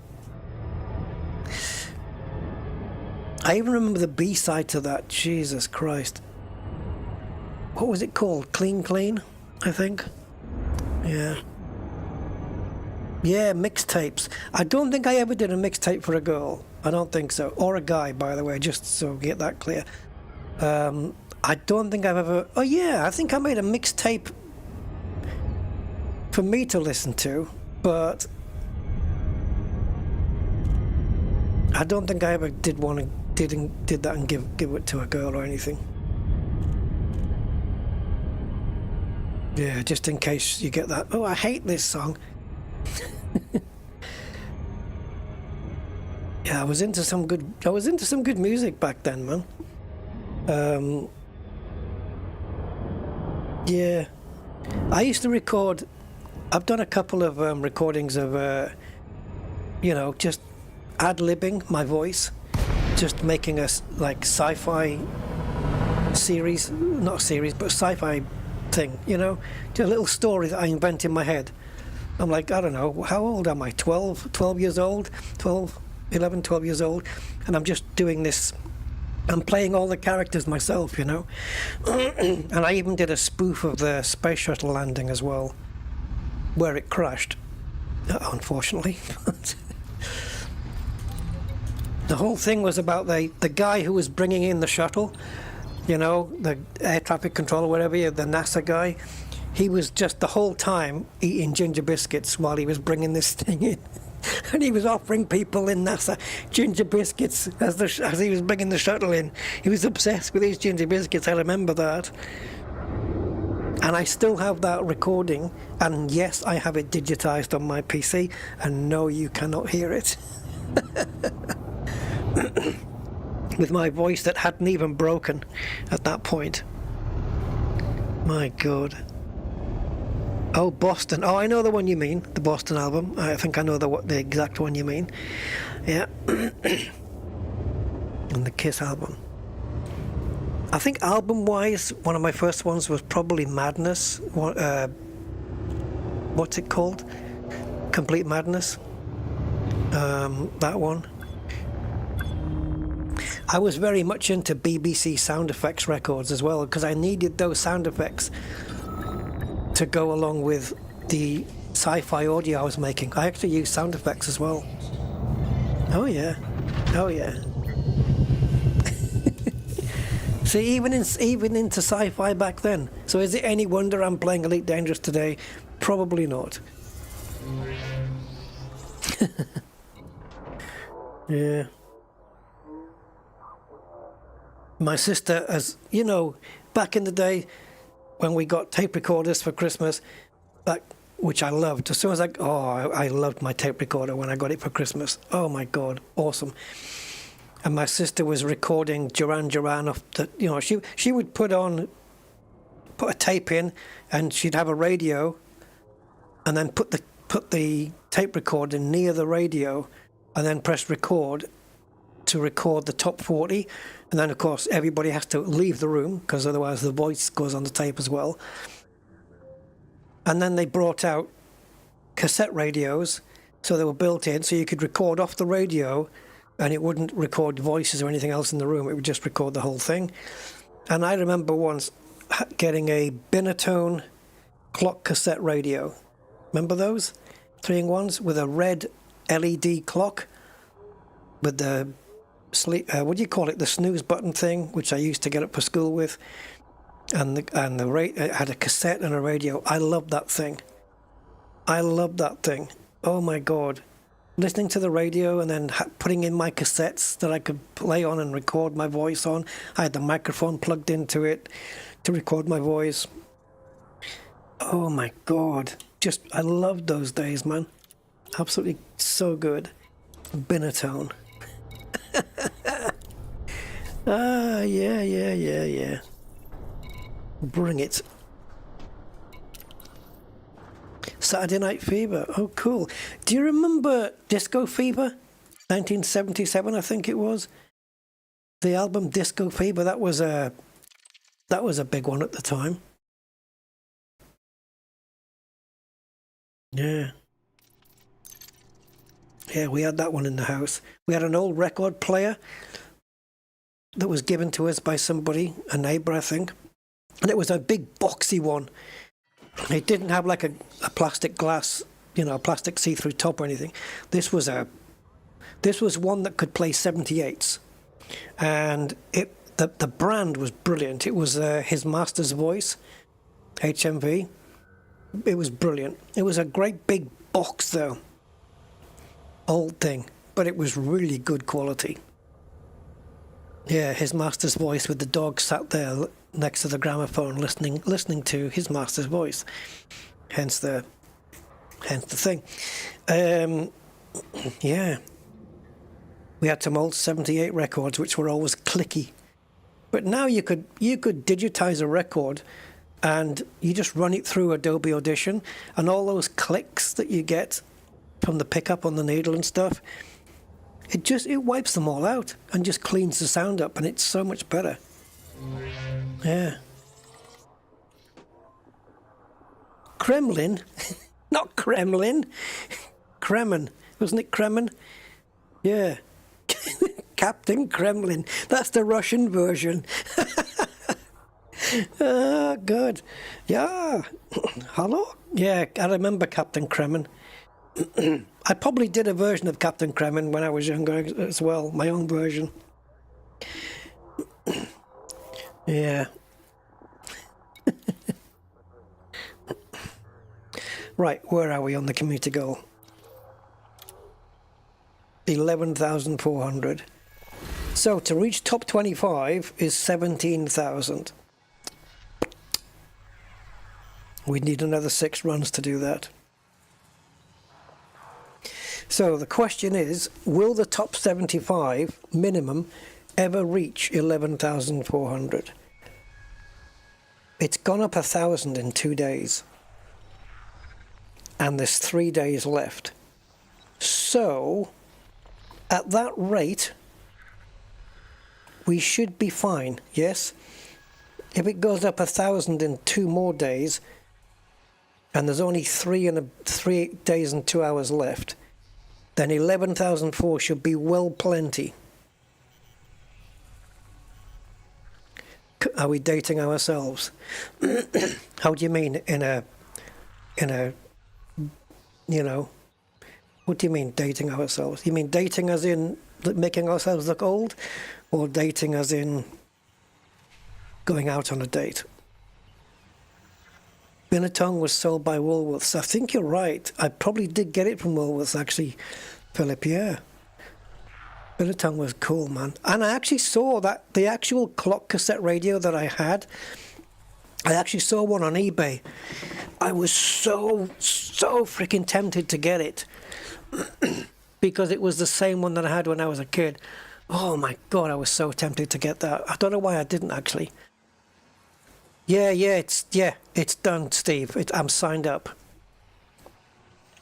You got to 15,000. Yeah, I think we'll be safe. We're looking all old, rusty. Yeah, we are. Let me have a look on eBay.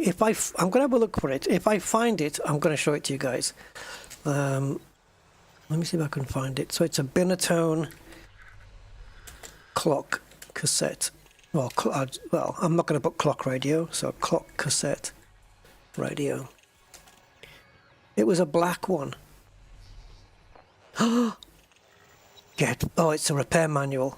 Okay. I think that's the repair manual for the one I had. Oh my God, it is. Right, do you have a number for the Binatone thing? It's a model 01. Oh, look at it, guys. It's a model 016292. Clock cassette radio, the repair manual with all the diagrams. That means I can buy one on eBay that's broken and fix it. Right, let me have a look, see if anyone's selling one. Binatone. No, they're all phones, cordless phones. Oh, what a shame. Let me see if I can go further out than eBay. See if anyone's selling one anywhere. I've still got the cassettes. I can still play cassettes with it. Right. Okay, so Google Images. Let's see if there's anything in Google Images. Yeah, there's one there where they had a TV built in as well. Little mini TV. Yeah, there's nothing on Google Images either. The only thing is that manual, which is for the unit that I wanted. I'll show it. I'll show you the.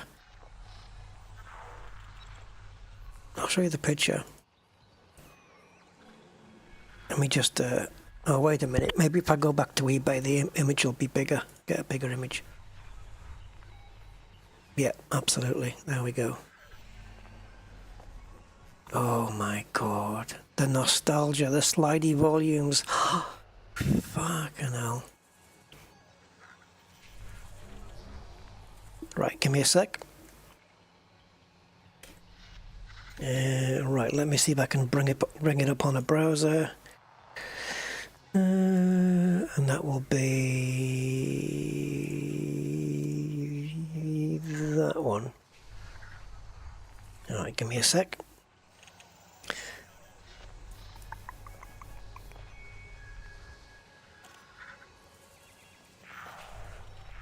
So the one I had was this, guys. this one. That the LEDs were in red. Then you've got these buttons. One of them was for medium wave, long wave, and I think the other one was, I think it had AM. It had AM and FM. Yeah, it had AM, FM, and then you flicked a switch, and I think it went medium wave, long wave, if I'm not mistaken. I can't remember. And then they had all these other buttons. One was to, one was a silencer for something. It muted us. I can't remember what. This thing here. Oh, you can't see. You can't see. Hold on. So this thing here, this was a touch sensitive thing, metal, just touch sensitive. But you just touched it and it did the snooze, the 9-minute snooze. And these were the buttons where you would set the clock and the alarms, and you could change the display to dim for nighttime. This here was your microphone, your internal built-in microphone. You could also plug one in the side. Then you've got your volume button, and this was for the tone, like bass and treble. That's what that was. And then you've got your radio dial at the side, your cassette. Oh my God, look at this. Especially page 6. Before operating is set, especially page 6, guys. Oh, look at this. That was the one I had.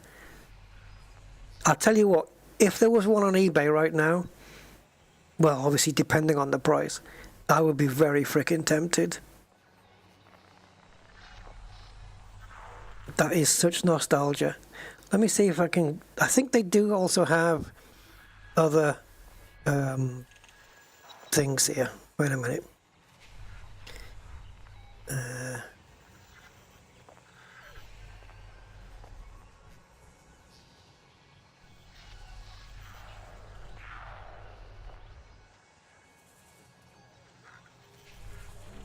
Oh Jesus, I don't even understand this. This is double Dutch to me. These look like taxiways to the gate for the Airbuses and the Boeings. I don't know what that means. I mean, I know that when it says like R28, I know that's a resistor. But beyond that, I just forget it. That's a chip, isn't it? That's a chip. That's power. I think that symbol up there is for a ground.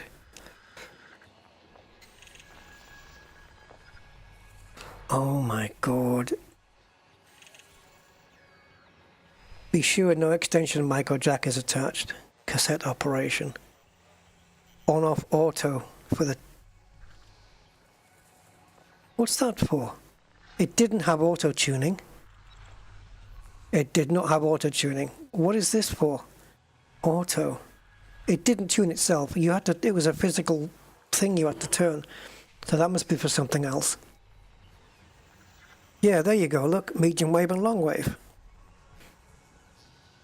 Didn't it have AM FM as well? I thought it did. Ah, medium, long wave and BHF. Jesus. Good God. You have to watch out for leaky capacitors from that era. They can... Yeah. Yeah, indeed.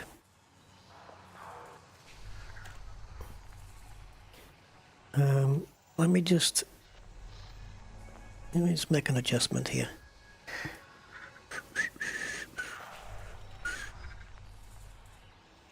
So if I do this, see if we look through here, right?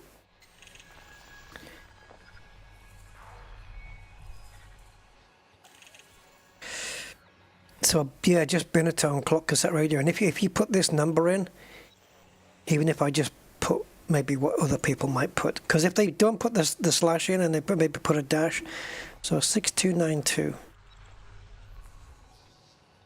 Nah, no chance. Just laptops and hard drives. That's what I've been looking at. Binatone, big button. Jesus.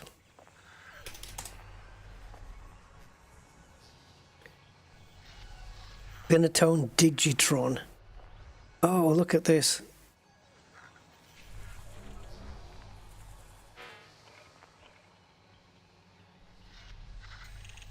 What on earth?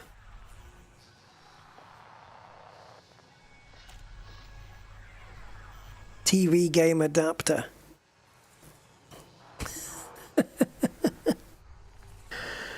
Oh, you gotta love it. Don't you? Do you have to love it?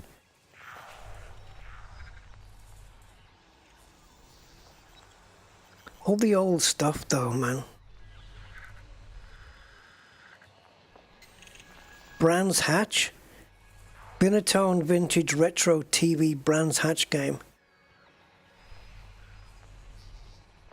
Yeah, this is...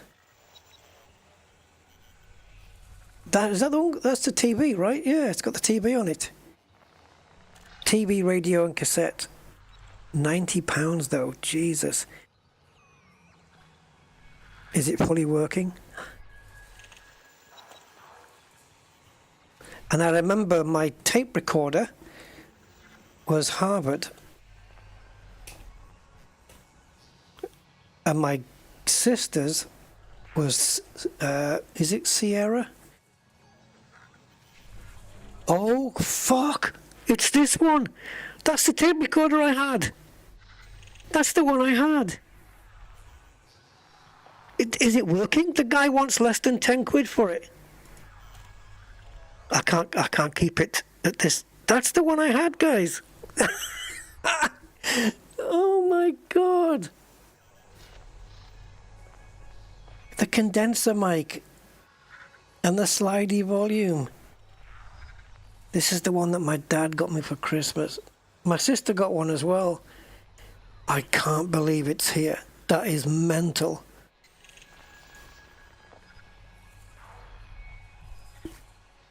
That is crazy. That's the mic you get from like Dixon's or Tandy's. I had one very similar to that. I remember the silver top. Is this guy... Did he take my stuff when I left? Oh my god. Tell me it's working. For parts or not working. Dude, do we know, are there any electricians in the house, electronics people, that could fix that? What's sold? What's sold, Philip?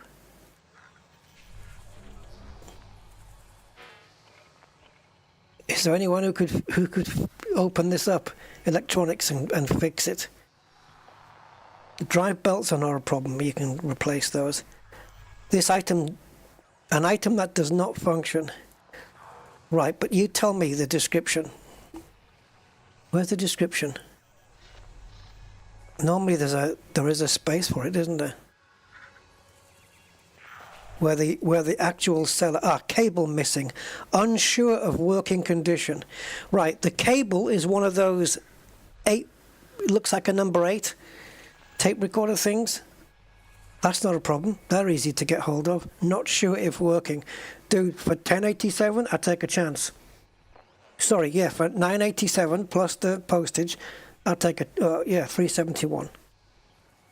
I'll take a chance. When you press the eject button, it goes... when it gets to the top, it goes... open. Yeah. Yeah, look, it's one of those figure of 8 tape recorder leads. They're easy to get hold of. You can even make an offer. No, I wouldn't say, well, I'll give you 9. I'm not going to lowball the guy. And and by the way, this at the bottom, this here, that's a handle. It pulls out.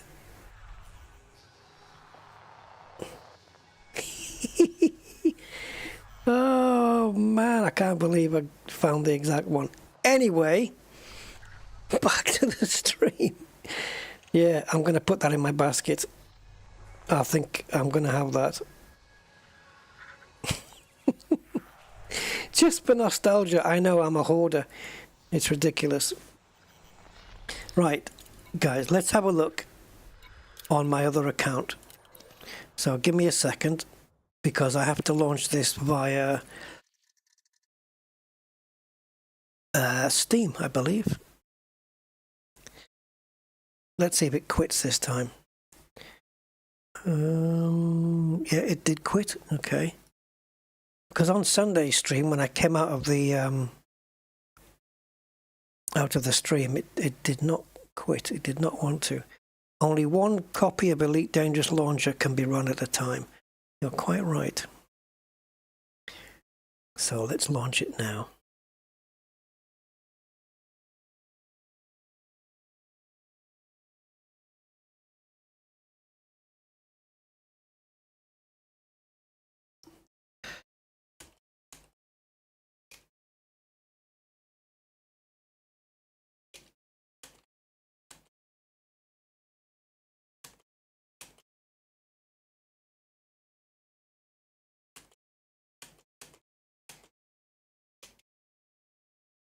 Give me a sec, guys, to log in.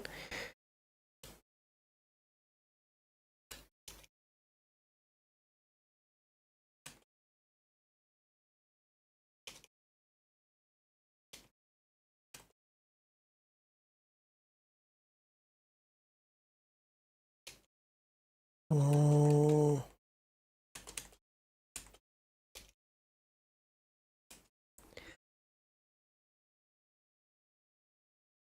Right. Just logging in now.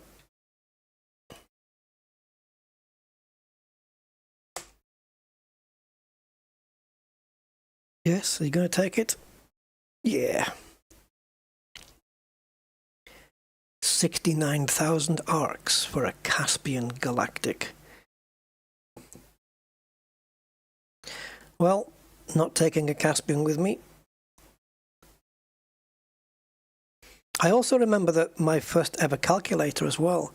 It was a Canon Palmtronic 8. There's no way they've got one of those on eBay. Okay, there's a few of them on eBay. Shit.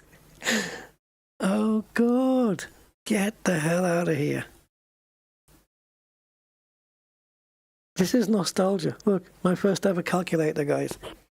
Came in this case, the Canon Palmtronic 8. There you go. Vintage. Hey, cheeky bastard. This was my first calculator. All it had was square root and percentage, and that was it. None of these scientific things. That's in really good condition. That's the power switch on the side right there. 2 AA batteries. I remember. Oh my God, he's got the proper carry case as well. It doesn't say he's got the carry case on this one. If you're unable to complete docking procedures with you'll need to visit the bed. Oh, Jesus. Anyway. Services at this starport are constantly being up. Right, so we are in a completely different account.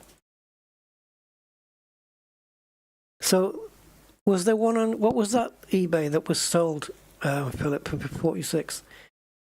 Don't tell me it was a Binatone thingy. 46 quid, yeah. Okay, 1 second. I just need to close some tabs on my browser now because I opened a lot there. Right, so now I need Spanch. Okay, so where are we? Let me just get Spanch up on the screen. I wonder if it's remembered the last Galaxy plot that I did. Okay, Spanch, have you remembered?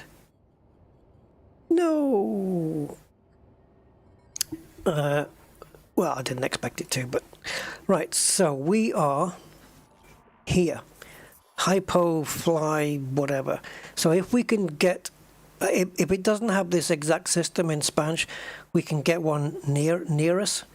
A hypo fly near us, and then we'll go from there. And we are currently... Well, maybe not Sol, but Shinny. Oh.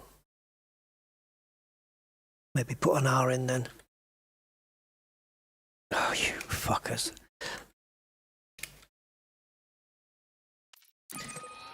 I can't get into Shinrata Desra from here, so... But yeah, 22,300. So let's just make it go to Seoul then. So the quickest way to get back is this way.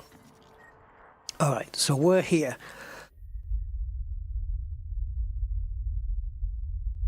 And we need to get home. So, the quickest way home is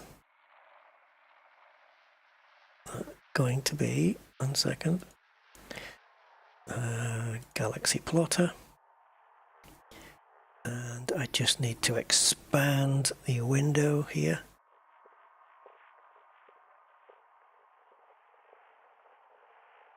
There we go. Right, so we need to go. All right, so we've maximized it there. Okay, so we need to go from HY POE for FLYI. Now I'm going to start seeing if I can get my system in. KC-T. Yep. I'm going to go as far as I can with it until it can't do any more. D4. Yeah, we've got D4s there. Dash 5. Do you have 5? You do. Oh, you've actually got my system. 5122. Oh, well done. And we want to go to Seoul. Now you need my ship built. Okay, well for that I need to run ED Market Connector.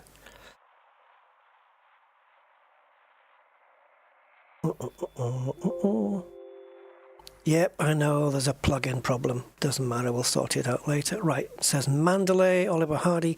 So click on Mandalay and we get this. And there's my build. And I have to keep freaking saving it every time I do this. So I'm just going to call it crap. And every time I get one of these, I'll just keep resaving it over the same name. Click export. Copy that. Go back here. Paste that in. And I don't need to do anything here, do we? We're not already supercharged. As far as I'm aware, I'll just check. Because you never know. I don't think we are, but I'll check it. Jump range. No, we're not. So, go. Right, so this is it. How long will it take? How many jumps? I think it's pretty much, apart from when you get close to the bubble, it's neutrons the whole way, which is very helpful. Binatone had a zapper gun for the TB. You are right, and I remember that. And I never figured out how that worked. Yeah, it was a gun. You just clicked, didn't it? And you clicked at a target on the screen, and it would register. How the hell did it? How did they do that? Hello, Chris. Secret source? There's nothing secret here. It's all good.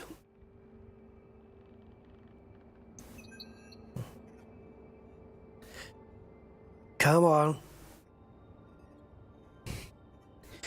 Plot, plot, plot, plot, plot. So you can log in now. That might be a good thing, right? Log in through. If you log in, does it then keep your route? That's interesting. Right, 102 jumps. Fudge. So even if you estimate a minute per jump, which it's probably going to be slightly longer, but let's say a minute per jump, that'll be 102 minutes, right? So that's 1 hour and 32 minutes, right? But it's saying 2 hours here, which is probably more likely. So as you can see, these are the neutrons. These are the places where we're going to need to fuel. We do not fuel at any point in between. And these are probably going to be 9 times out of 10, these places where you fuel, the neutrons are going to be one of those fast, spinny ones. But look, it's neutrons the whole way. For some reason, we're fueling 3 times here. Just because these are not neutrons. And then, of course, once we get into the bubble here, which is here, this section here, there's only 1 neutron after that. But this is nothing, because once we reach here, we're only 275 away from Sol anyway. So we'll be on the outskirts of the bubble here. 102 jumps to get, just to have an account back in the bubble. There's the first one copied. And no, that's where we are. So if they're not counting, this is a jump, right? Because this is where we are. That doesn't count. Right, let's tick off the second one and click it. It says to refuel here. Ah. Bugger. Okay. So it's expecting me to be full of fuel here so that we can make the next jump, or the next few jumps without refueling. So let's see where we are. No, not there. There. Oh no, it's a neutron. Okay, well. Okay, well that changes things. Actually, no, it makes it worse, doesn't it? It makes it worse. You might think, oh yeah, just do a supercharge off this and then do a bigger jump to start with. But it doesn't really work that way for me because I still don't have a full tank. So what we need to do is jump into the next closest system to us. This one? Yep, we need to jump there. And scoop.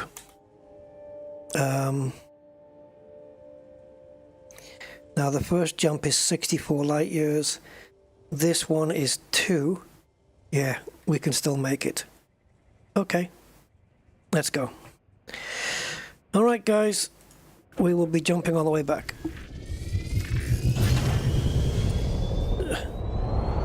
I'm not going to do everything on this stream, I don't think. It would be quite cool to jump all the way back on this stream, but I don't know if I'll manage that. I'll have to be supplied with a lot of cheesy Watsits and coffee. Such is my wonderful diet. 4, 3, 2, 1, engage.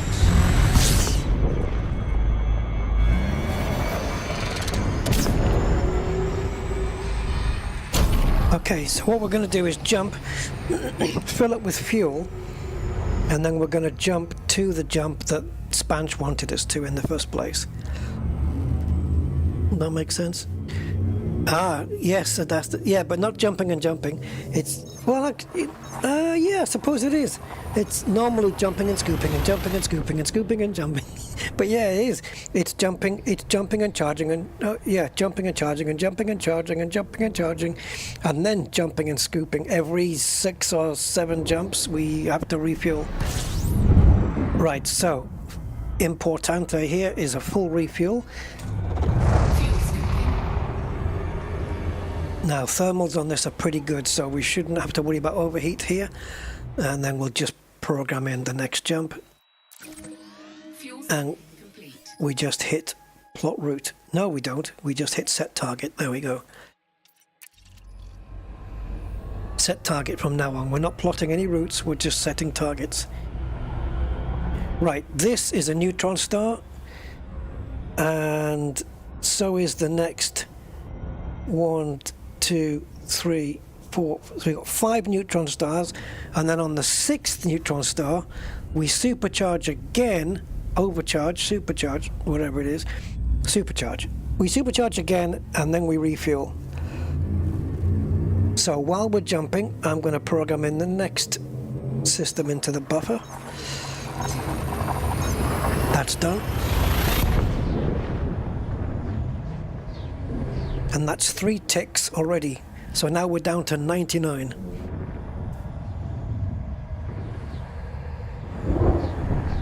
No, it wasn't a change of on doodle, it was an actual gun. I think it was yellow or red gun that you pointed at the TV screen when you were playing games, and it would, yeah, you could zap with it. Frankie Jazz, how you doing, Franks? Frameshift drive Operating beyond safety limits. Frameshift drive supercharged. Right. Let's put in the next system. 130. Set target. Go. So don't forget, we started at 22,000 light years out. Right, so now we're jumping to 130. We'll tick off the next jump already and put that in the copy buffer. And so on, and so on, and so on. We have to get this account back before, ideally, it doesn't have to be before Distant Worlds 3 sets off, but I would prefer it. I don't want to have to do this while I'm doing Distant Worlds, you know, unless I change my password and give it to somebody else to do, to bring it back for me.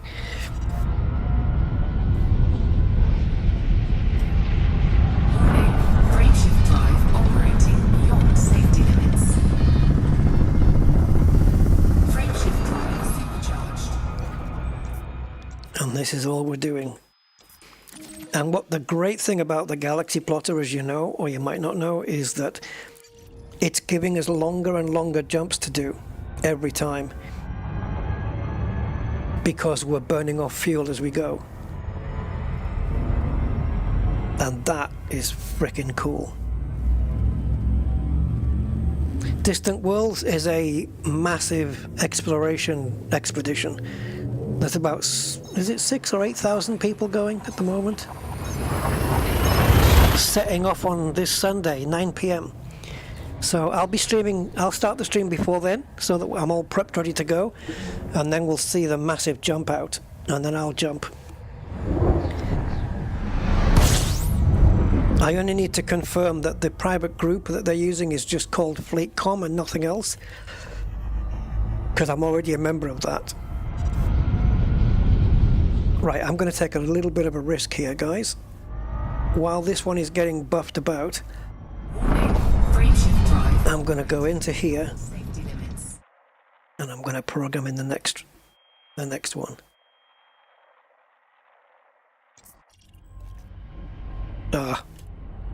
I don't think we did it, did we? Hello, give me the right screen, please. No, we didn't do it. Buggeration. Right, where's the lighting? Here. Follow the light. Follow the light. I'm trying to follow the light. Where is it?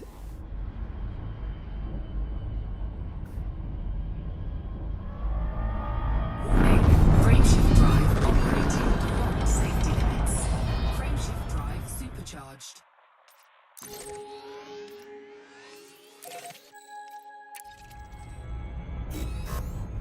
Okay, so we're jumping into 3494. So as we're jumping, I'm going to mark off that one and copy into the buffer the next jump. Right, so we've got this jump to do, and then the next one, and then the one after that is our fuel stop. So hopefully the fuel stops, hopefully the sun isn't too far away. Is that right, Zodiac? Oh, wow. Is that right? That's an interesting thing. Sorry, I had my thrusters on there. That wasn't cool. So it puts the route into the game then, automatically?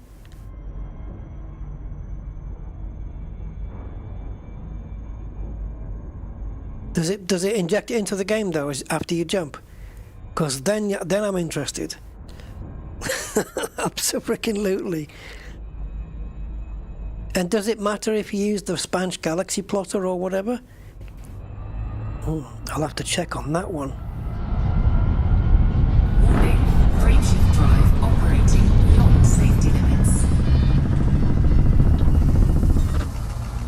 I mistimed it.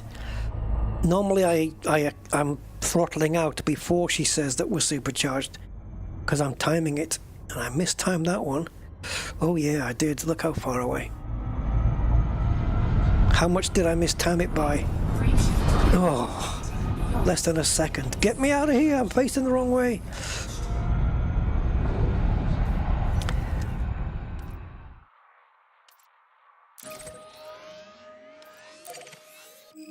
That looked a long way away, but that's correct. Okay, so as we're jumping into 72, 73, I will tick that one off and program in the next one.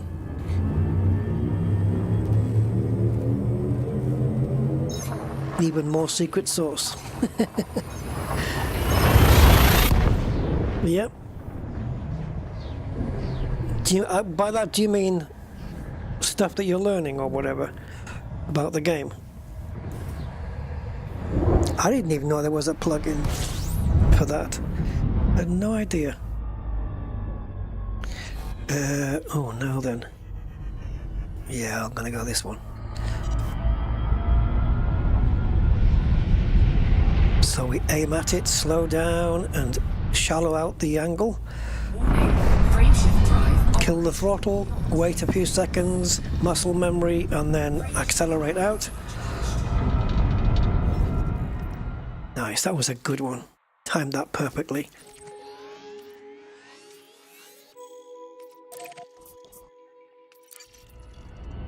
Engage the jump, no matter which way we're facing. And then, so that it can charge up while I face the right way. And then as we leave, oh sorry, as we're going into 3763, we'll program the next one in. So this is our field stop. So I am imagining, is it called, right, Duchess, tell me something. Is the private group called FleetCom PG, or is it just called FleetCom? Because I'm already in FleetCom. Because when I see FleetCom PG, it's almost like somebody could be saying FleetCom private group. Because I'm already in FleetCom, but I don't know if they've set up another one. See, this is confusing now. How do you find a group? I know you've got search for commander. Can you find a group? Or do you have to, how do you send your request for it? I have to know exactly what the private group is called though. Yeah. Because if it's not PG, then I haven't signed up yet. I have signed up Distant Worlds 3, but I have not gone into the private group. I don't think that's an exact requirement that you have to, but if you don't, you won't get to see the thing, the mass jump out, and that's going to be a bit of a problem. Oh, wait a minute. Yeah, we need to fuel here. Fuel is a requirement now, apparently. How are we doing on fuel? We're actually doing okay, but we don't get another fuel stop for a while. So, we do have a fuel. Oh, Jesus. How far do I have to go? Please tell me it's not far away. Nope. It's right there.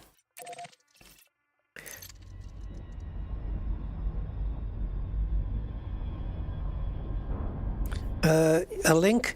All right, so it's Distant Worlds 3, the number 3, Distant Worlds 3 dot space, SPACE. Distant Worlds 3 dot space is the URL. And then the software to download called Meta Elite or something like that.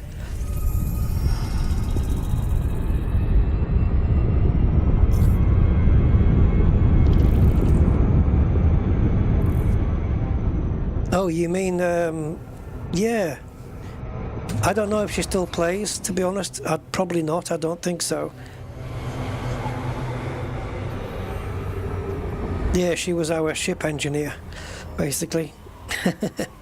Very good at engineering ships. You mean Kathina? Yeah, she was very good at ship engineering. She knew her stuff. I haven't seen her around. I mean, yeah, she didn't leave the group on the best of terms, but yeah, hope she's doing all right.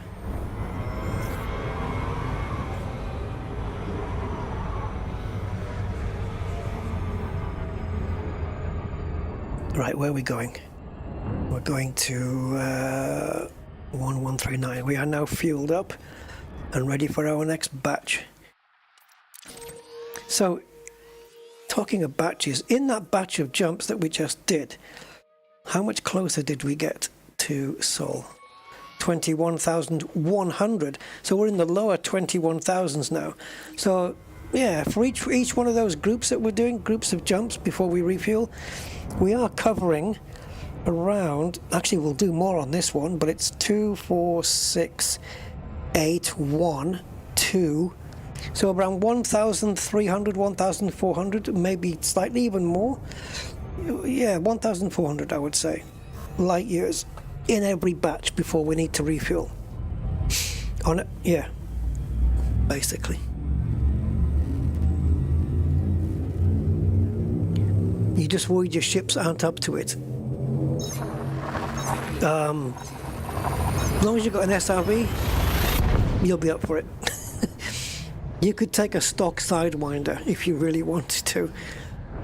I would just recommend having an SRV and an Artemis suit. You're going to need an Artemis suit. And that's basically it. A ship, an SRV, and an Artemis suit, and you're good to go. Yeah.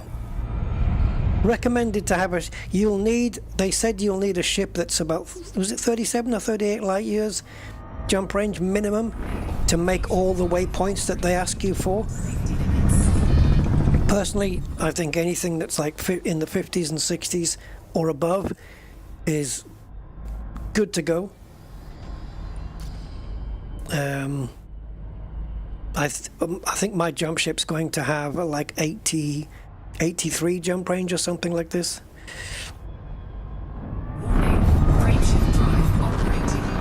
But yeah, you could do it in a stock Sidewinder if you really wanted to. It's been done before. And stock means E-rated. Oops, wrong one. We're even ahead of that one. Wait a minute, are we in 1139? Jesus, wait, okay, that was quick. So we're going to that one.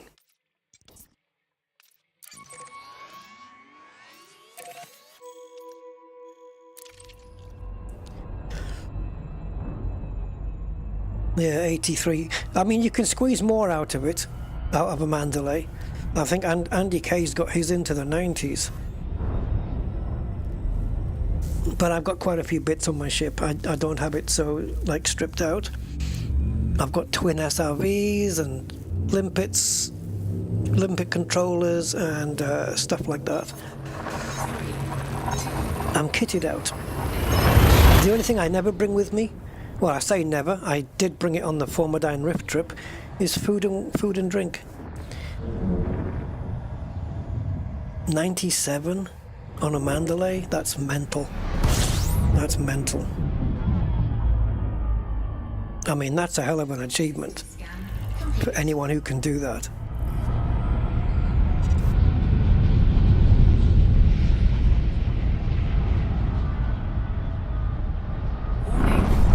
I think by the time we get to the refuel start again, we should be, I'm going to guess that we are going to be under 20,000 light years away. We'll be into the 19s, I think, because we're going to cover more distance with these jumps to the next fuel star than we did on the last one. Basically because the first jump when we set off was only 64 light years. It wasn't a supercharged one. Where here, everyone is a supercharged one. You know what I mean? Right, where are we? I'm lagging behind here. I didn't have it copied into the buffer. Focus, Rusty, focus, focus. Forward focus. There we go.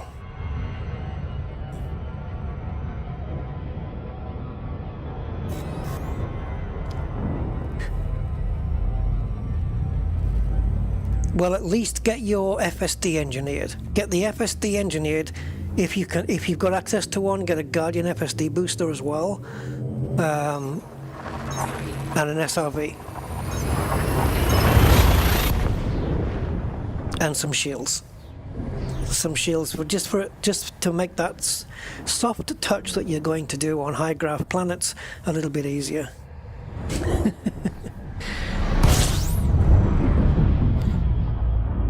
But yeah, the cutoff date for signing up is today. So I'm going to have to make sure that the FleetCom group, I'm not even on their Discord yet, and to be honest, I should address this now actually, so I think I'll do that. Safety limits. Frameshift supercharged. Right, let me just hold the ship here. Let me just stop it, get distant enough where we can stop floating around. There we go. All right, let me launch this Meta. I do have it moved to a different screen now, so I can actually launch it. Meta Elite. I can actually launch it from here with the game running. I'm going to do this off screen. Raxler.org. Okay, so I'm just going to pop into there. Oh, it's not here.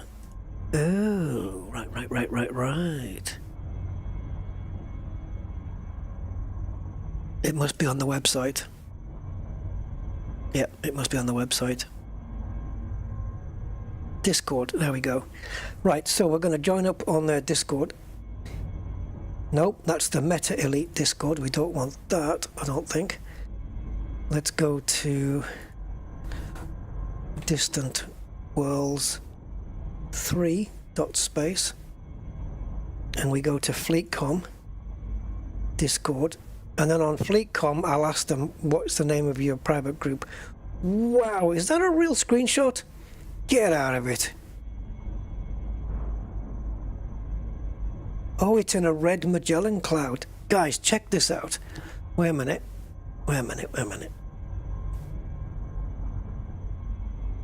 Look at this. Is this a raw screenshot? Look at this thing. Wow, that is really freaking nice. 91 light years out of a Caspian, because to get that jump range, you're going to be. I'll be stripping it out too much, and it won't have things that I want on it. So yeah, not interested in that. Okay, that's going to come up on my Discord, I think. Let's have a look. Hold on. It didn't actually come up on my Discord. Let's do it again. Continue to Discord. There we go. FleetCom HQ. Go in. Now it's probably going to say, yeah, are you human? Good thing I didn't get my robot to do it. Are you new to the game or returning? I'm just going to say I'm quite knowledgeable about Elite. In which fields are you interested and competent? Exobiology. On-foot activities. What else is there to do though? It says like running around like a headless chicken and do it with skill. I'm very good at doing that. Spreadsheets, numbers, nope.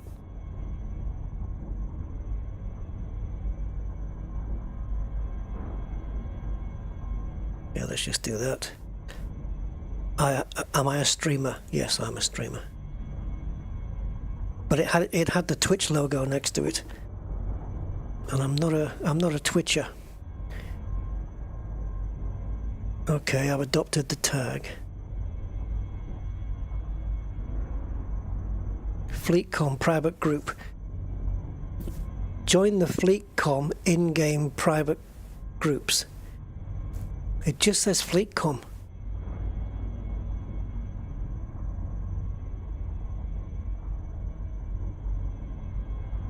Access request. But I don't need to do that, do I? Because I'm already in. Let me just see if there's a FleetCom chat where you can ask questions.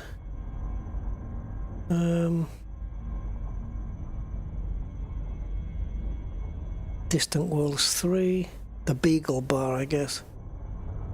You do not have permission to send messages in this channel. Oh. Is this one of those where you have to be a member for like 5 or 10 minutes before you can post?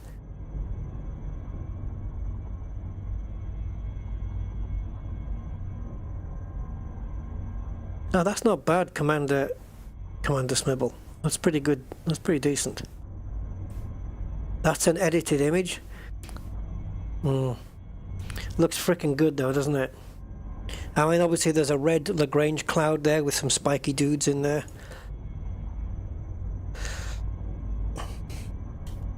So I'm just going to ask on Discord, can I just confirm that the private group is called FleetCom and not FleetCom PG.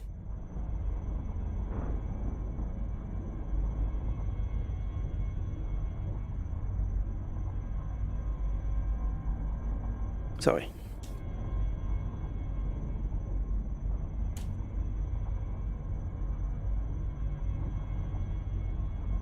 It's double M.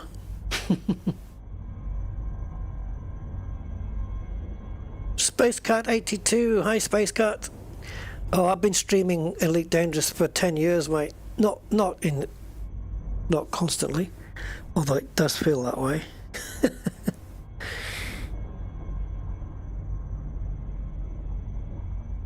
Oh no, somebody's replied saying, I believe it is. I believe? Oh no, there's doubt in there. No, don't say I believe it is. I need you to say, it for sure is. Abso-freaking-lutely. Somebody else is responding. Right, I'll let them respond and we can get the... we can keep the jumps going. If it is FleetCom just on its own, then that's cool because I'm already signed up on the Rusty Dog account from when we did Distant Worlds 2.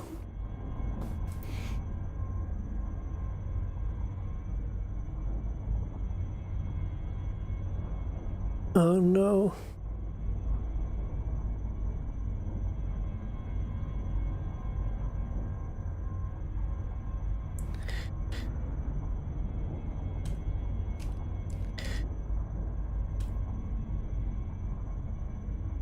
Let me just ask, does anyone know for sure? Right, okay, so we need to go into here. Drop this in. And that in. And we are already supercharged, so let's get the hell... Whoa, whoa, whoa, don't do that, don't do that! Oh, we don't want to burn fuel off. I don't know how on the edge it's going to make it.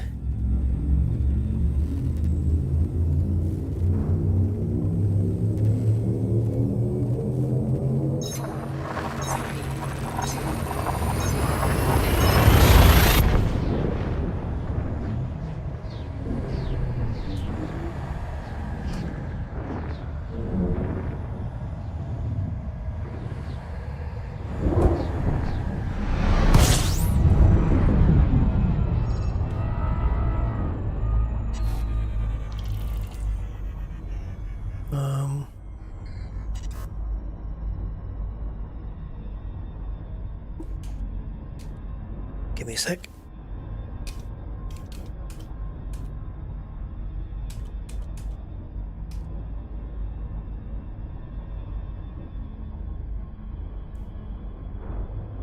Right, so we've just jumped, so I'm going to program the next one in. So let's go. Oh, that's not... How come I'm so out of sync here? It's that one. Right, so it's as we jump, I need to tick the other one off.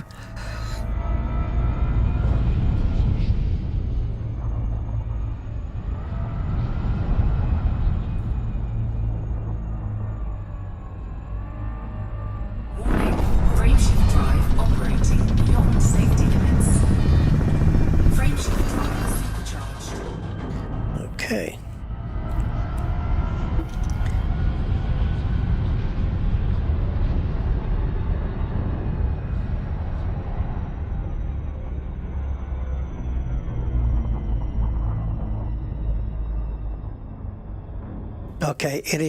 Okay, it's been confirmed. It is FleetCom. That's the private group. It's FleetCom with a double M. Thank you so much, man.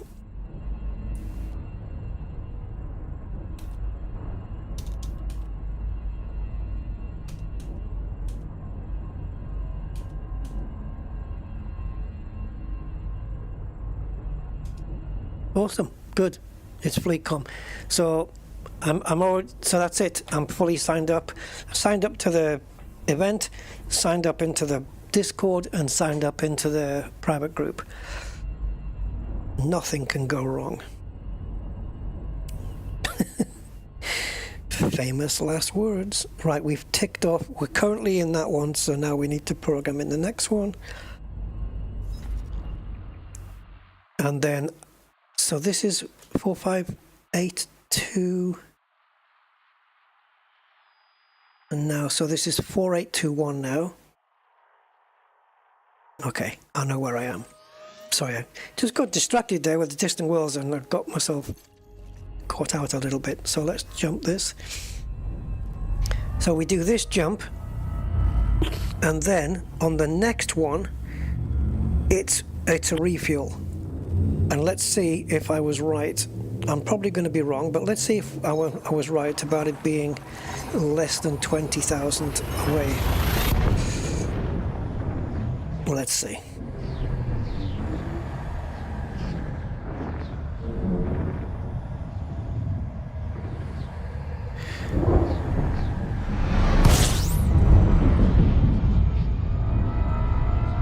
Yes, Vondoodle, the private group, indeed, yeah. It's FleetCom, but it's FleetCom is double M at the end, just in case you go looking for it and it's the wrong one.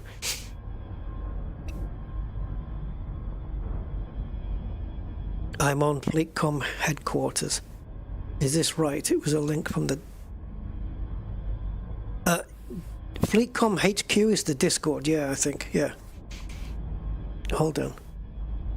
Let me just confirm it. Yeah, FleetCom, double M, HQ is the Discord group.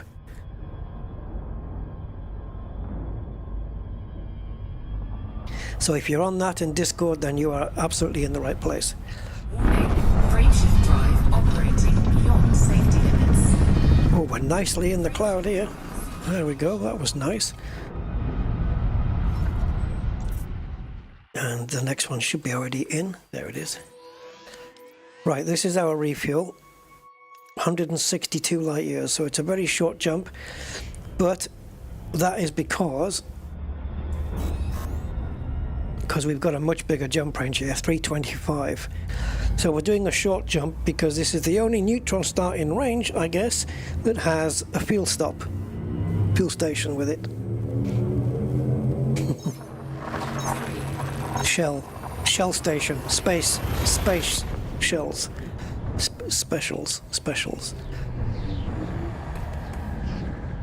Need to work out which ship to take. Well, I mean, if you want jump range, you've got a few options, haven't you? Oh, I hate these. You've got everything from like ASP up to the Crate Phantom, Mandalay,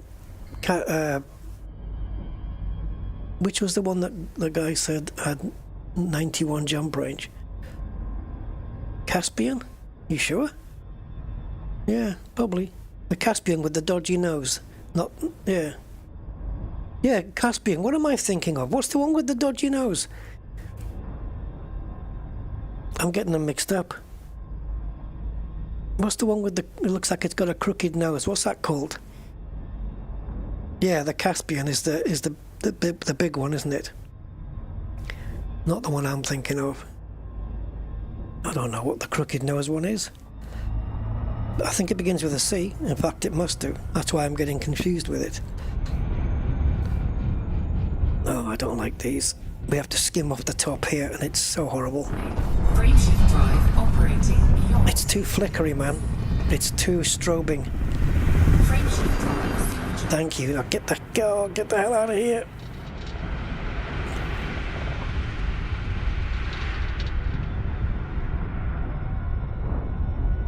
Corsair, thank you. Yeah, Corsair. That's the one I'm mixing up with. Right. How far are we from salt? Are we under 20? Baby. Not by much, but I was still right. I was right. So we've covered 3,000 light years. So only another basically 20 to go. Oh fuck. And now we need fuel. And there it is. There's our fuel stop. Oh, it's right next door as well.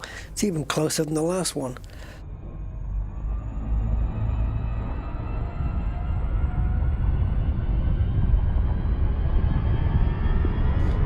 And it's because we've got these suns next to them. I think that's why it's influencing the neutron star to flicker like that.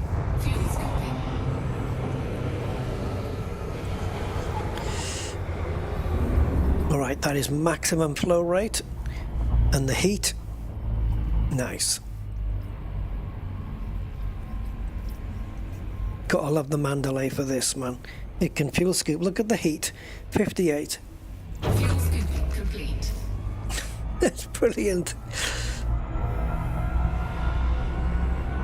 Yeah, I'm taking the Mandalay one, Doodle, just because it's, for me, yeah. I just want to be able to land easier on rough terrain. Oops, I'm circling around here thinking I've got my next destination programmed in, and I don't. So how many jumps have we done already? I don't know. Well, it's counting down. We started off with 102 jumps, but it was factoring in the place where we were, so it's effectively 101. And now we've got 89 jumps remaining.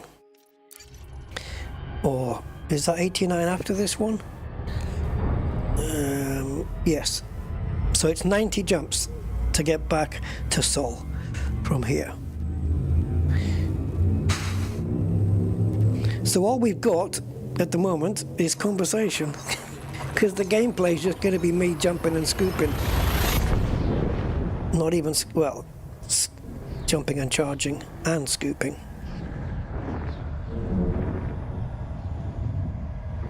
But the moment we land here and charge up, when we jump we'll be down to 88 jumps. It'll be that quick.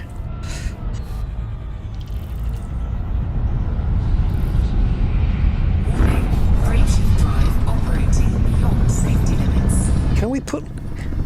If I put Lave Radio on, guys, does anyone know if I put Lave Radio on, is it copyright free, or will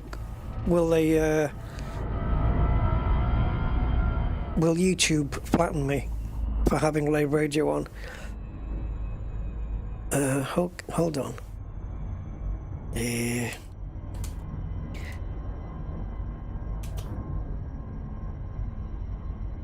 I wonder if.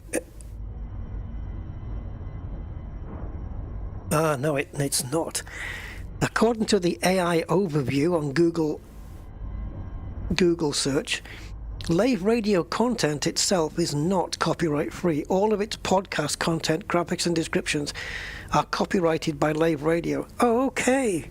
But I'm not talking about that. I'm talking about the music. I don't think Live Radio will mind if I broadcast it on my stream. After all, it is being broadcast. Oh, that's a good point, Andy. Yeah, that's a good point. Yep, I should do that. License from royalty-free music service. All right. Live Radio, where are you? Here we go, liveradio.com. Is it live? Is there a live? Ah, listen. Okay, hold on. Hold on. 'Cause everybody hurts. Wait a minute. Okay, here we go. All right. Just press play. Oh, this is it's 2 hours, so it's pre-recorded. Full penetration required. Excuse me? That's the name of the podcast. So it's not live all the time then, 24 hours, right? Oh, listen to Live Radio episodes.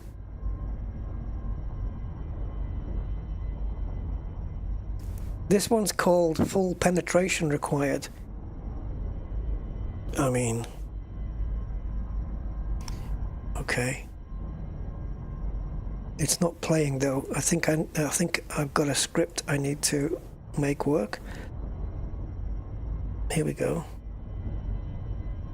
Yes or no? No, not yet. Another script to run.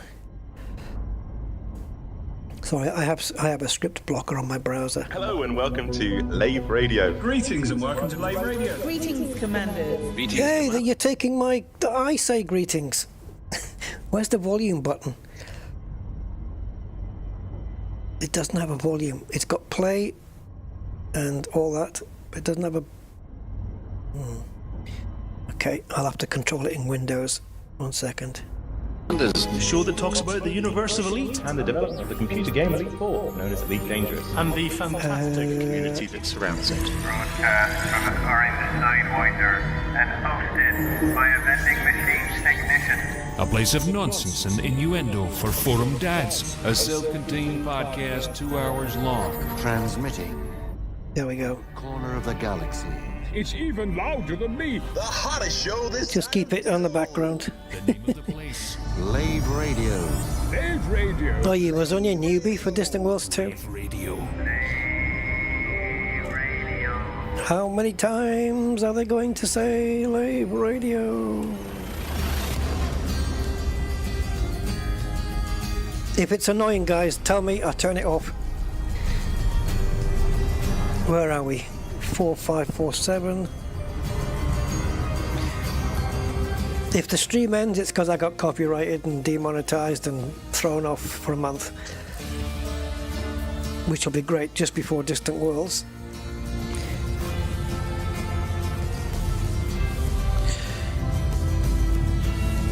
Live Radio, Live Radio. Yeah, I forgot to do the D-scanner. We'll probably jump through so many cool systems.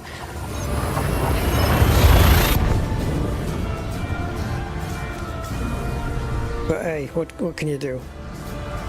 Right, so we're going into 4, so we'll take this one off. Commanders, and welcome to episode 546 of Live Radio, the show that likes to talk about the universe of Elite Dangerous and the fantastic community that surrounds it.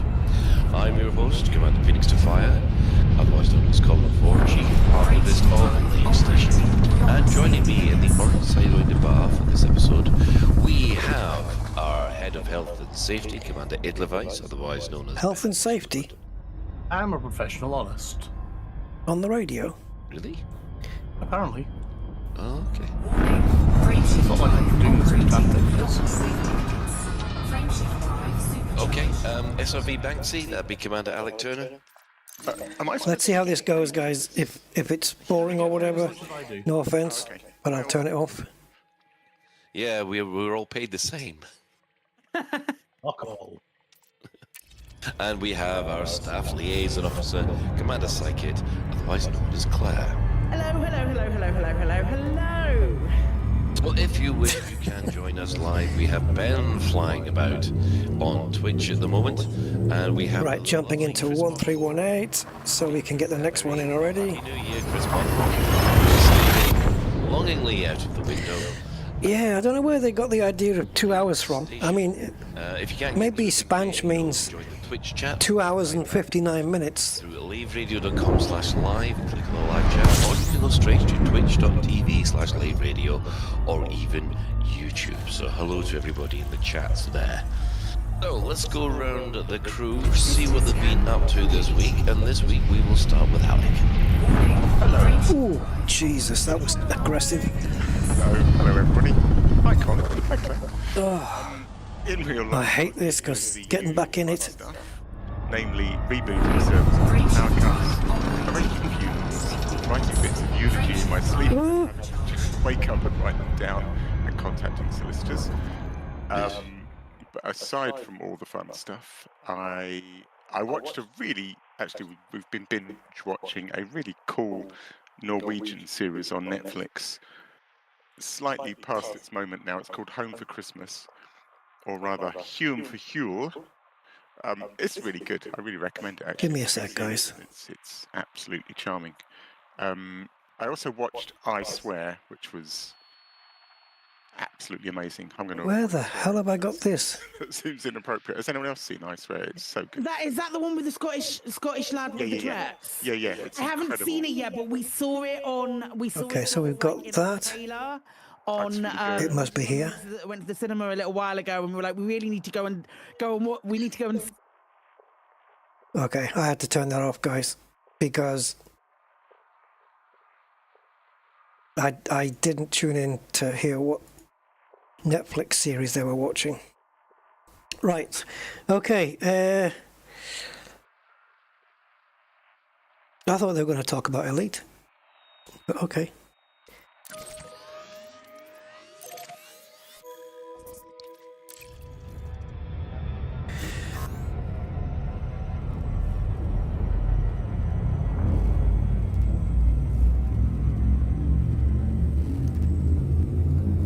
Anyway, I don't have Netflix. So.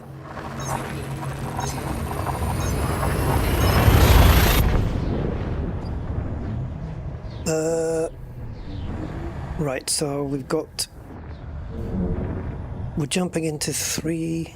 Oh my god, I don't even know which system we're coming from and to now. Right, so okay, so we've got 2 jumps after this. And the second jump will be the fuel stop.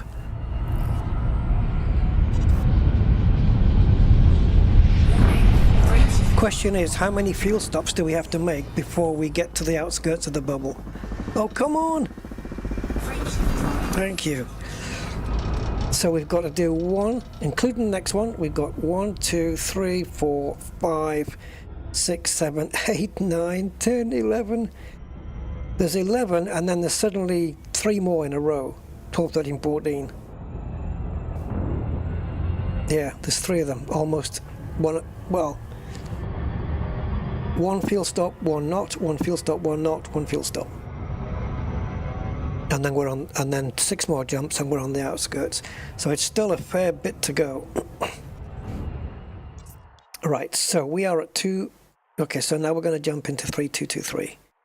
Okay, which is there.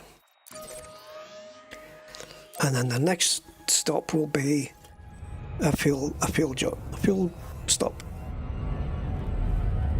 Even though we still got plenty of fuel left, we should be good to go. You'll see the stars progressively thinning out as well. I reckon behind us it'll be more dense than in front of us as we're going away from the center. Yeah, it was a shame I had to cut this short, but I wasn't expecting Distant Wall Street to creep up so quickly.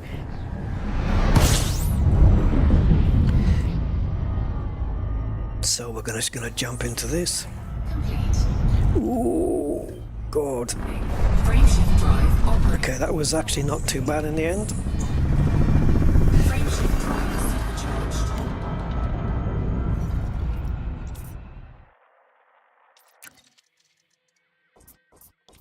no, I didn't plug in the next one. See, I'm not keeping my rhythm. And rhythm is a dancer. There we go.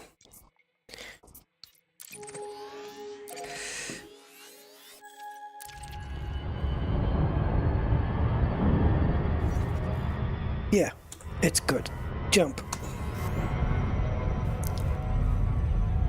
Right, now as we jump into 3442, we're going to cross it off and get the next one.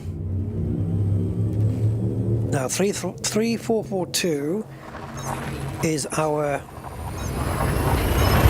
refuel point, and then there will be 83 jumps remaining to get all the way to Seoul.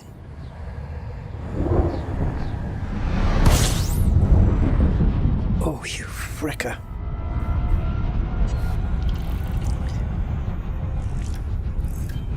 Let's see if we can just scoop off the top of this. Warning, frameshift drive operating beyond safety. Trying to stabilize the ship so I don't have to look at it.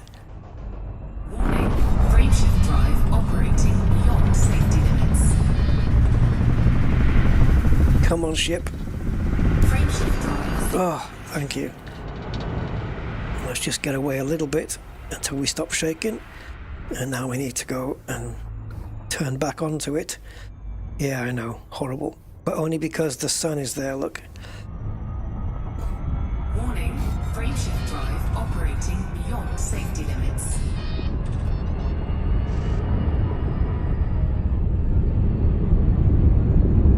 Oh, wow. Slow down! The frickin' neutron star thing is actually touching this frickin' sun. Did you see it? See if we can come down there. Look at this. As we fuel scoop the crap out of this. There you go. Fuel scooping complete. No, don't overcharge, don't overcharge. Although you could. They seem to not mind giving us a bit of flexibility on the fuel. You know, when it comes to a fuel stop, we do have quite a bit in the tank, so we can probably burn off a little bit and not worry too much. Look at all the stars, man. I'm gonna miss them. Oh, can I do it in time?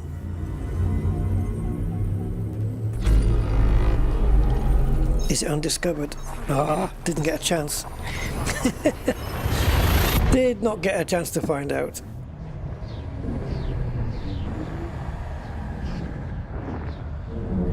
So yeah, we won't complete all the journey today, but at least if I get some done. What would be a good, like how much if we did say a quarter? See if I got, what are we on now? We're on jump. So we're in 778 right now. So that at the next jump, we'll be 82 away from Seoul. If I can get myself down to 75 at least, that's a quarter of the way. And then if I do this same thing, this same amount over the next 4 days, we'll be home. Although knowing me, on the third day I'll probably want to do the whole rest of the journey. But it was 100 jumps. Let's round it up. 100 jumps. So if I can get it down to 75, that's a quarter done already. 25% out the way.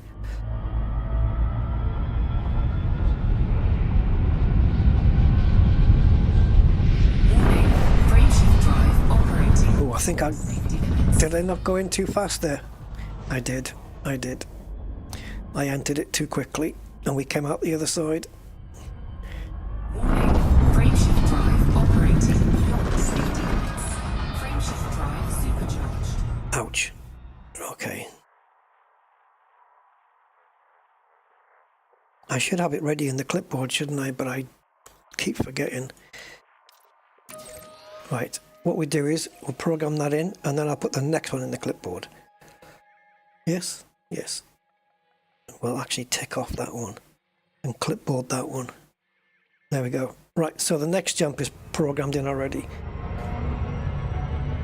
Oh, that's not right. Look at the fuel. Whoa, whoa, whoa, whoa, whoa, whoa, whoa. Yeah, I've got it wrong. Okay, so where are we? 2865. Got the wrong jump in there. There.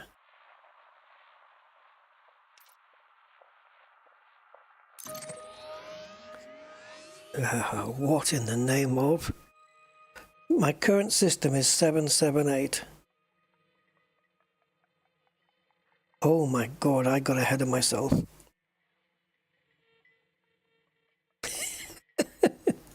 I'm just making it worse every time. This one. That's where we're going.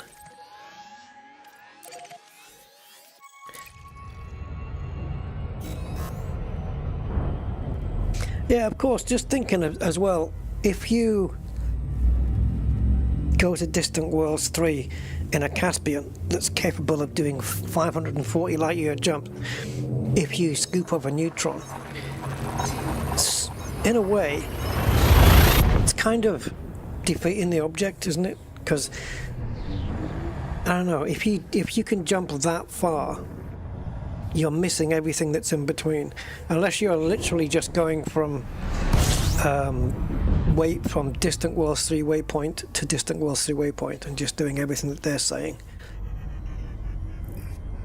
Then of course you can make your own way, but the bigger the jump, the more you miss. And I think if you have a ship that's doing 80, 90 light years, that's a decent balance. You know, anything like 60, 65, 70 as well is good. I am not getting good scoops here, man. Making a mess of it. Focus, Rusty, focus. Oh, jeez, what the hell was that? Oh yeah, we need to repair the thing. Yeah, what's it down to? I haven't had a look at that for a while. 79? Yeah, that's when your malfunction starts, isn't it? Okay, well, we'll cope with it for another jump. So where are we? 1287. Okay, well, we can now go to the next one, which is here. That.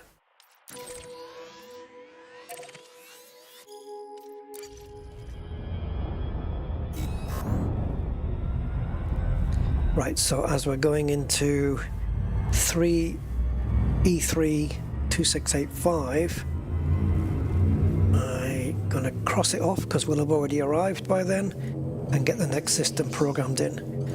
And then we'll be only 80 jumps.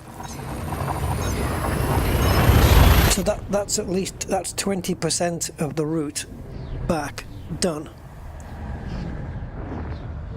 Not too shabby.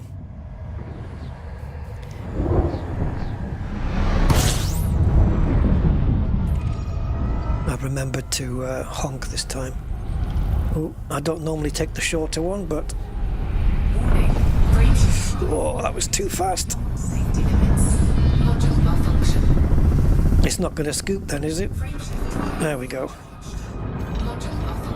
Yeah, I'll sort it now,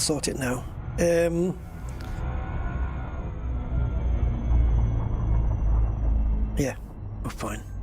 Let's get the next one programmed in.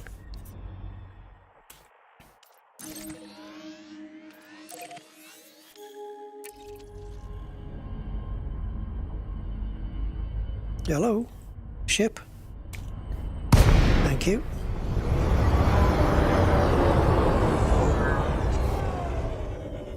All right, let's get the FSD fixed.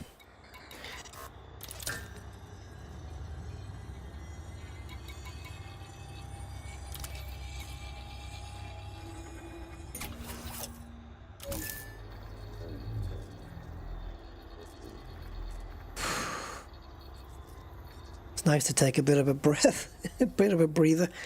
So while that's repairing, we're in 2685. So we're jumping to 1501, which has already been programmed in.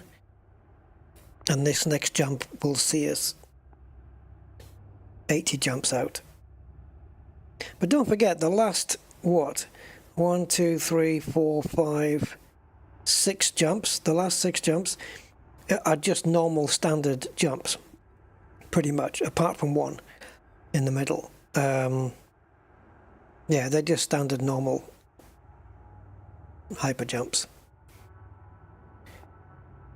So if you remove those 7, if you remove those 6 last ones, because we'll already be in the outskirts of the bubble by then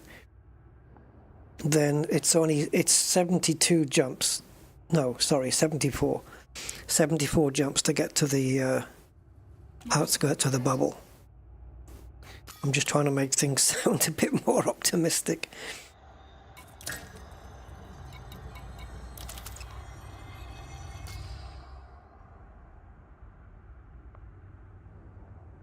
Oh, okay. Obviously, since we took the FSD offline, we lost the tracking, so we'll have to route it again because we lost it. Okay, we are good to go. All healthy.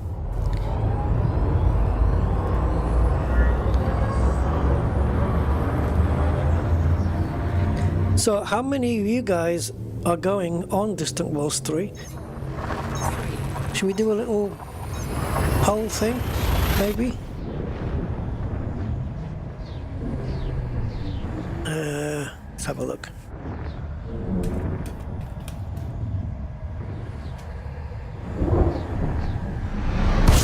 There you go. There you go. Are you going on Distant Worlds 3? Let's just take a look at the audience, see who's going.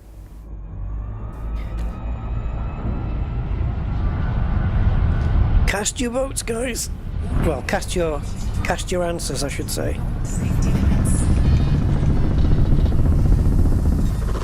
I have never supercharged this bad before when I've been needing 2 attempts. Terrible. I promise to focus for the next few jumps. Oh, focus, Rusty, focus. Right, cross that one off and cross that one off and press copy on that one, paste it into here and execute. Right, jump, go, go, go, go, go, go. Right, so now that we're doing that, we're going to program the next one in. Oh yeah, maybe. I didn't think about it, maybe. I thought, because today is the last day of sign up, that if you don't sign up today, then it's too late. So I figured everybody would have already made the decision by now. I'd have some paint I'd rather watch drying. You should give it a go, Gray. I'll tell you what, once we get out there, right? Once we get out there, I think we can do it. I can always multi-crew you into my ship. And see, now, why don't I know the answer to this? I think I'm right in saying if I multi-crew you into the ship, you can stay in the ship, but you can't get out because you're not really here. It's only if you're a team and you actually come into my ship. Like, can you imagine what would happen if I brought you out to 10,000 light years and we got out on a planet and I left you behind? Obviously, once your oxygen supply is gone, that's it. But then what happens to you? What if you get transported back to the nearest base, which is like 8,000 out? How would that work? Yeah, you can come along without joining. Yeah. Yeah, I can invite people into my ship as a team, but then that team is gone the moment you disconnect for the day. And then when you reconnect,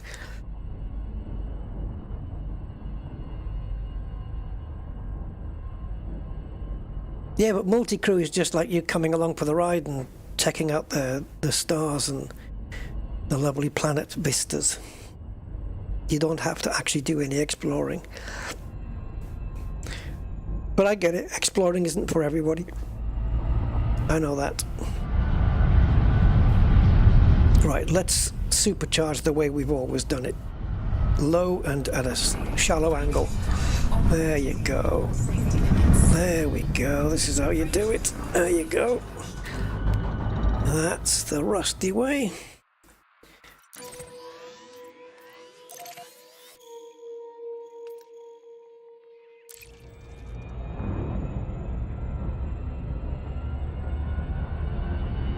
Hey, great. Saw a nice car for sale yesterday. If I had the money to burn, I would have probably got it. I would have got it. Although for the price, it's one of those cars that when you see the price, you think, what's wrong with it? What's wrong with it? Something's got to be wrong. But according to the article, it was all good. It was £19,000, right? It was 18,999 or something, or 18,900 or something. But it was a Bentley Continental GT. It was gorgeous inside, as you can imagine. Oh, plush, man, luxury. It was a grey color, metallic grey. Oh, you should see this thing, man. Bentley Continental. Have you seen the boot of a Bentley Continental? I know a guy who's got one, right? I became friends with him. We were at a garage and he was chatting. The guy was I think he was a doctor or something like that. And he brought in this Bentley and he opened the boot. The amount of, you could fit a small country into it. It was huge, man. It looked like it was about half the car. Absolutely massive. I mean, Gucci bags tend to not be that big, but he did have a Gucci bag in there, actually. You know, like the ones that the shops give you. So he's obviously bought something. But yeah, it was I think the guy was Nigerian or something. But he was a doctor. And I had my car at the garage getting a repair done, and he was there. And I don't know, I just got in chatting to the guy and we had a really good conversation with him. Yeah, 19 grand for a Bentley Continental. I know. I knew. Really nice, man. Plush. I mean, talk about driving around in comfort. My God. Don't those cars have umbrellas in the doors? You know, you open the door and there's an umbrella in there. I know that Rolls-Royce do it, but I'm pretty sure Bentley do it as well.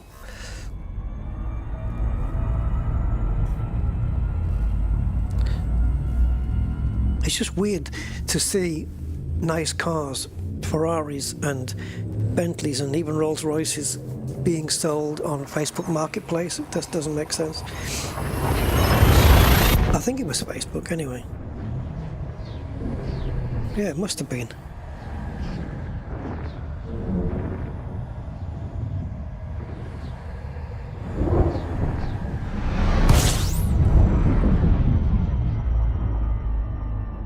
Give me a sec. Okay, I've got it. I've got it. Oh, look at the condition of this car, man. Right, give me a sec. I'm going to modify my browser page and I'm going to show it to you. How the hell do I do that? Okay, hold on.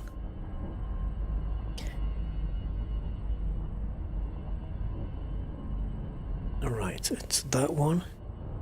Now I'm going to have to modify the window a second.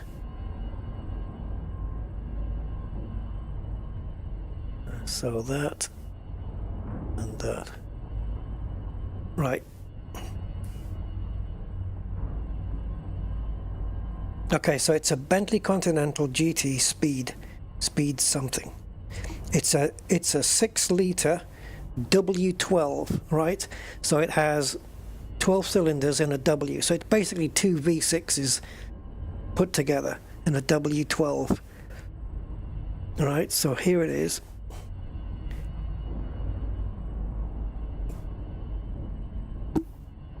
And it's 18,999.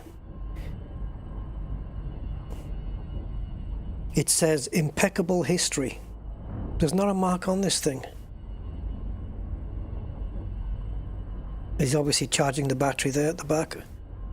Or, yeah, something. No, that's not a battery charger thing. That's something for lighting. I don't know. I think they plug something in the back for lighting or something. Is it to benchmark the servers? You know what? It might have a good secondary effect of doing that. So yeah, here it is outside. Let's get to the interior shots. Where's the interior?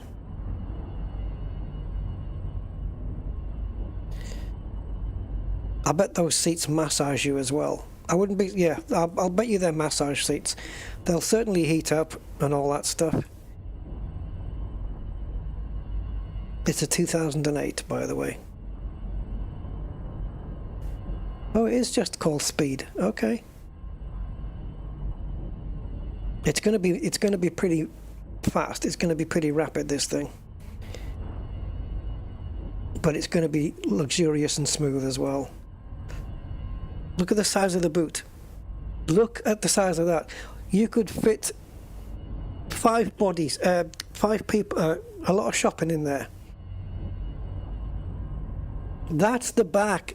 That's the back of the back seat. Look at all that space. That's crazy.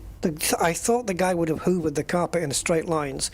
The way you do it is you hoover down, then you hoover up, and you hoover down, and you hoover up, and that way you get those lines in the carpet, those nice lines. He's been all over the place with it. That's a massive boot, man. But yeah, nice, eh? It's been valeted. You can tell it's been freshly valeted.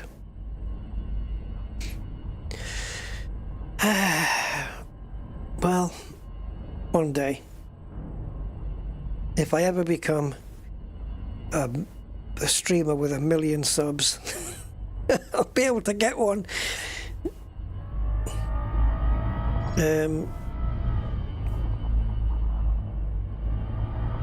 Right.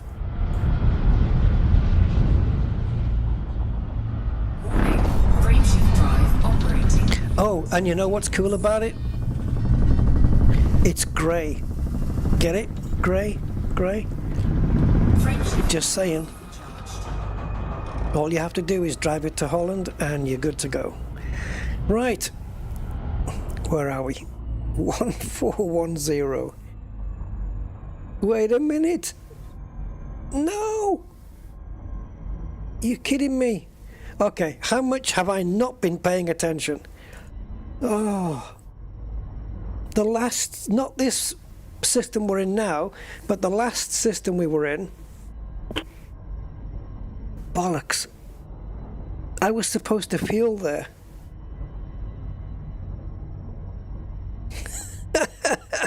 Alright, it's no problem. It's just a little glitch in the matrix. We'll fix it. So all we have to do to get around that, guys,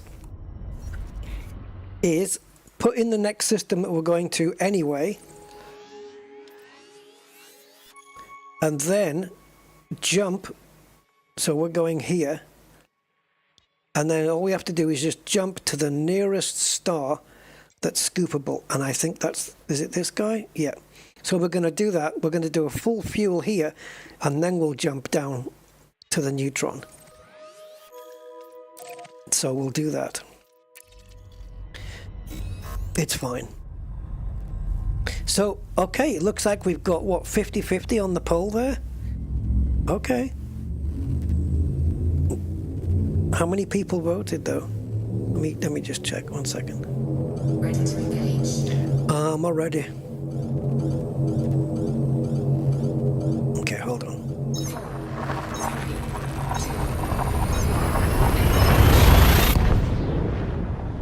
10 votes out of 40-something people? Okay. Well, 5 going, 5 not going. So I'm guessing there's more not going. Right, scoop. So as we scoop, we'll now jump to that neutron that we're supposed to be going to, which is only 4 light years, and that's not going to do anything to our fuel tank. We'll be fine. Come on, get closer.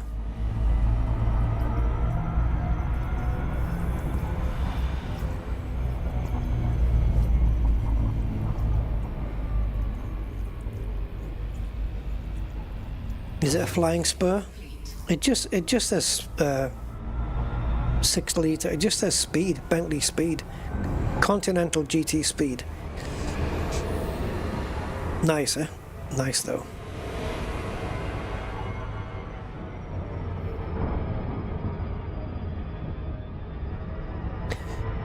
It's not like if I had, say, I don't know, how much do they cost now? Well, second hand, it would have to be second hand now. But at the time it was 130,000. Yeah.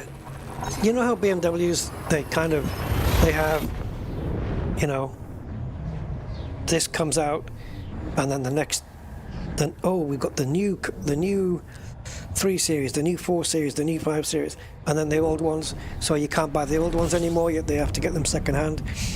Well, second hand, I don't know what it will be worth, probably about 50, 60, 70,000. But if I had that kind of money just to burn on a car, for me, I would have to have either the M5 competition or the M4 competition. The M4 is more for like just me, you know, just me alone. And the M5 is, you can just take a family with you. But I've driven the M5. I haven't driven the M4, but I think it's almost as quick. It's certainly, the M4 is certainly more nimble. But yeah, I've driven the M5. I think it's the F. Is it the F version? It's the 2022 M5 I've driven, and yeah, it's a psychopath. It will scare the living crap out of you, man. If you're a passenger, it's too quick. It's too quick for me, but I like it. As a driver, I'm fine with it. As a passenger, no thanks. No, thank you. No. Way too fast. It's smooth and it's comfortable. You know, it's like a little office inside there. It's beautiful, comfortable seats, and it's very smooth. It's not like head snapping. But it takes off so fast. Ideal conditions, ideal tires, ideal temperature, everything like that. 0 to 60 in 2.8, which is insane for a big family 4-door car with comfortable leather seats and luxury stuff in it. It's ridiculous. And the driver package will get you 190 miles an hour. One day, a Rocket 3. A Rocket 3? What's that then?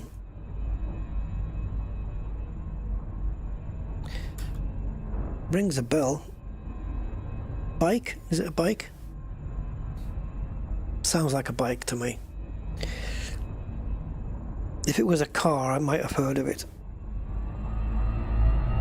So I'm guessing 2 wheels? No?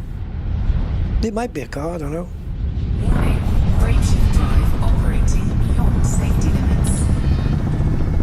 Frameshift drive supercharged. Triumph. Rocket. 2.5 litre. on a bike? Really? Wow. That's mental. Okay.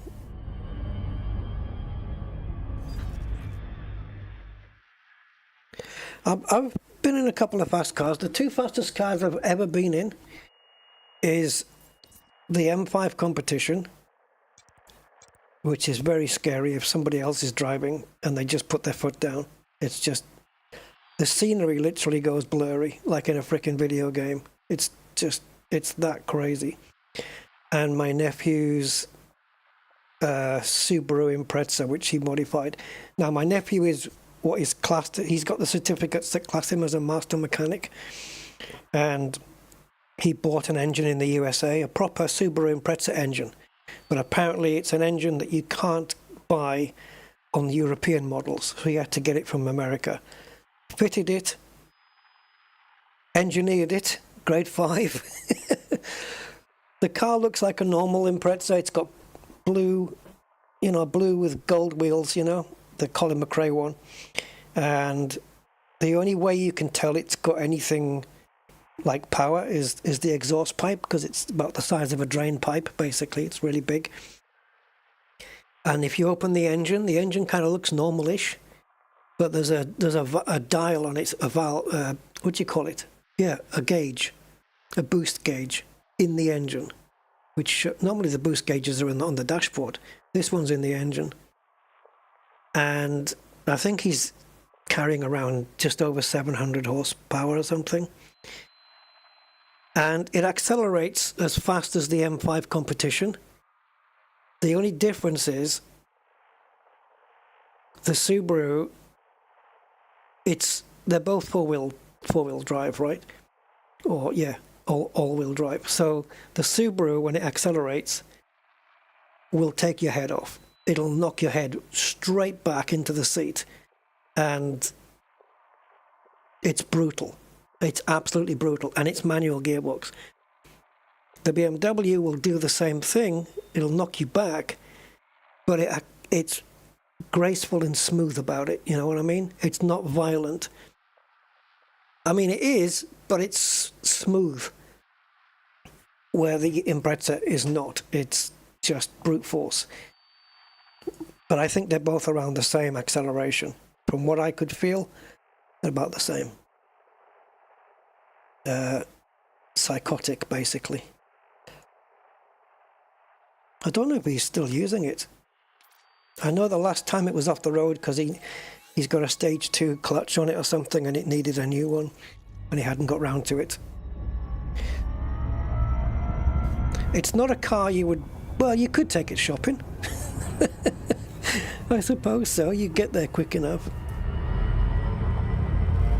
Sierra Cosworth. Oh, I'd love to drive one of those. You know what car I'd really like to drive, and I haven't done it yet?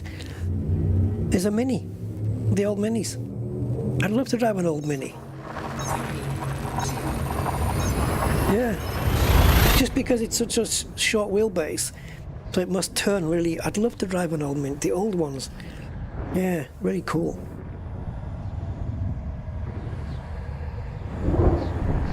Mustang 5-litre.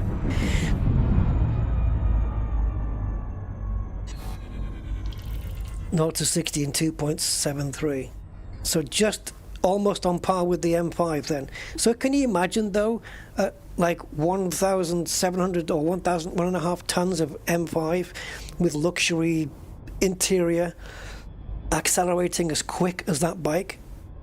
Can you imagine what that car's like? It's crazy, man. I think it only does that because it's got 4-wheel drive. Otherwise it wouldn't be able to put the power down quick enough.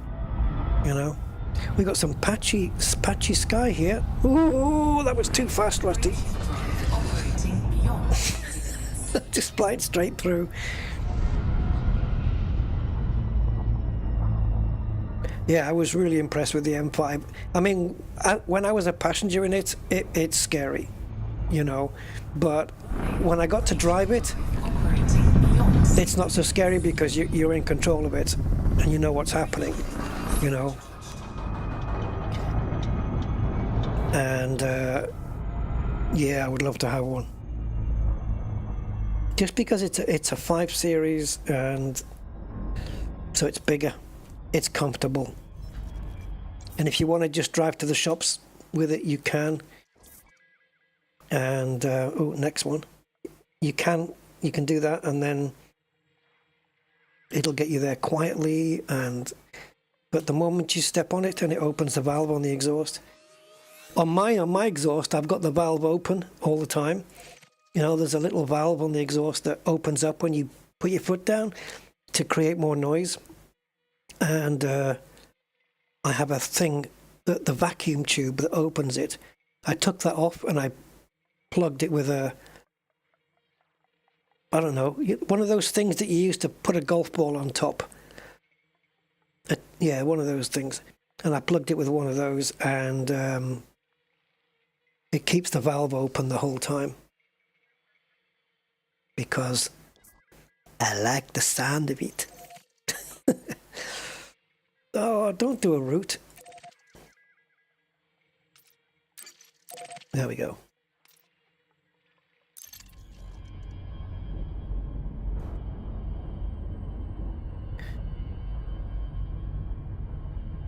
Lasted 10 days. Oh dear. Through reliability or because you smashed them? Yeah, I'd like to try a 1960s Mini Cooper. The Italian job ones. Yeah, the T. Yeah. Actually, I think it did have a T in it before. I think I actually took it out and replaced it with a screw. I think I put a screw inside it instead.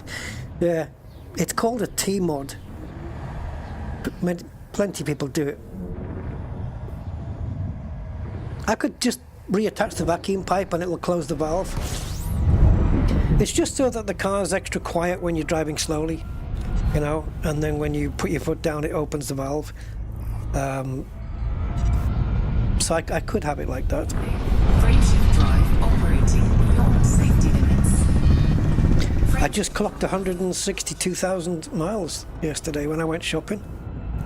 My car right now is sitting at 162,001. Yeah. I'm not one of these people who, has a car like this and just, I don't want to put the miles on it. I don't want to drive it. Why not? So then when I come to sell it, I'll be able to sell it at a better price. Yeah, and then you sell it to somebody who's going to put the miles on it. No, screw that. I want to get the enjoyment out of the car while I've got it, not save the mileage for somebody else. No. Like people who've got, nice cars and stuff, there's plenty of people who've got Clubsports like mine, and when it comes to like December time, they garage the car, put a cover on it, and don't get it back out until March or April because they don't want to use it in the winter. I don't know whether that's because it's funky in the snow, with it being rear wheel or what, I don't know. Or they just don't want the salty grit getting into the car, into the arches and stuff. But no, not me, man. I use the car all year round. I'm not like that. I have to use it. I want the enjoyment out of it. That'd be the same for whatever car, I don't buy a car to lock up for 3 months of the year. Alright, this must be a fuel stop. It is. Let's try and do a fuel stop this time. By the way, we are well beyond the 75 jumps remaining. Well, I say well beyond. We're a few jumps beyond that. I don't know if I'll get it down to 50. If I did another 22 jumps, then yeah, we'd be halfway home. Right, where's the sun? Where is the sun? This one.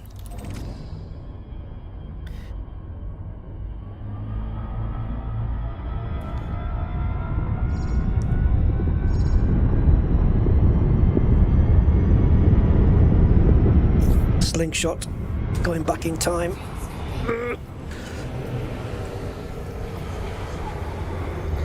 look at that. Who needs orbit lines? Full scoop rate. Where am I flying to? Back into the bubble. Back to the bubble. Complete. Because I need to have an account in the bubble while Rusty Dog is going to be away into the big black. 15,000. Man, we started, so we've covered 17. No, I wish we did. We've covered 7,000 light years already. Right, where are we? 1132, so we need to jump. So maybe just do 2 more jumps, I guess. If I do this jump and 1 more, then there'll only be 70 jumps remaining. And then I can split it into 3 instead of 4. Because if I do 35 jumps on the next session, then there'll be 35 remaining. And I can do it in 3s. And this way we've done 31 jumps. So all I've got to do is basically do the same thing again, twice more. Oh, what's happened here? What's happened here? Did that not go in properly?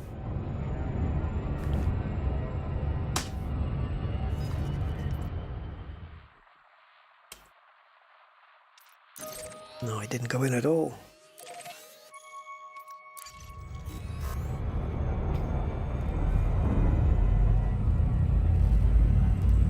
What do you mean by leveling? Leveling your alt? What do you mean by that?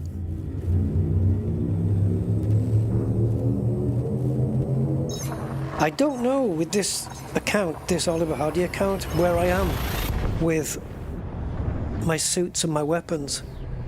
So until I get them upgraded, I might be doing ground combat with less than grade 5 stuff. And that might prove fun. Yeah.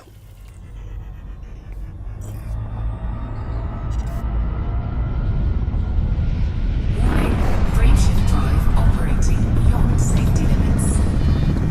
Frameshift drive supercharged. Okay, what was that? So we're in 122, and now we're going to this one. Florps. Florps 300.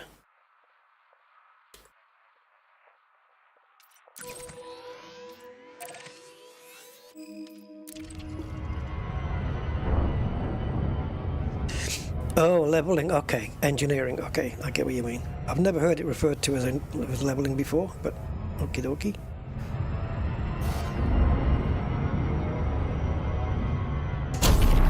Fuck, I was on overcharge. Oops. Whoops, shitty shite. Have I got enough fuel to get to the next fuel stop? I'm gonna have to find out now. Let's go to the next fuel stop, guys.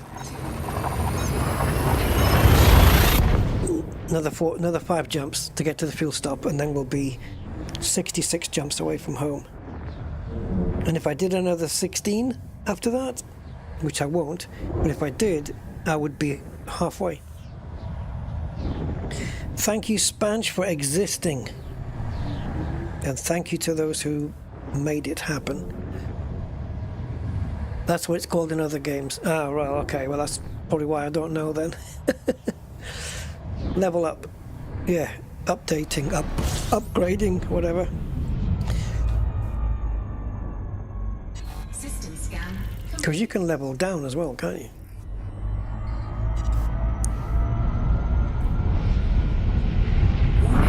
Frameshift drive operating beyond safety limits.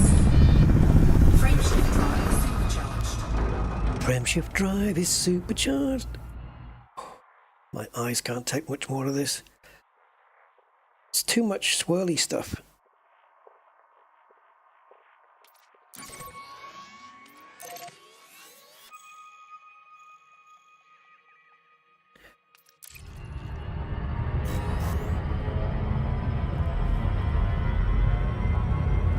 I think there's going to be enough fuel.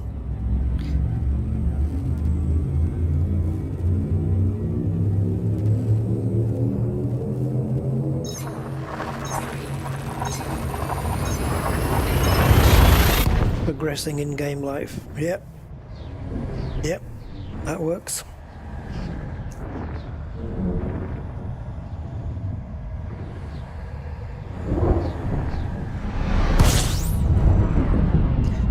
Right, so we are now in 764. System scan complete. Yeah, I was just... That voice reminded me to do a D-scan. Because I've been forgetting. Frameshift drive operating beyond safety limits. I think we're not gonna... Are we going to? Can we? Frameshift drive. Yeah, we can. Stars are thinning out very quickly.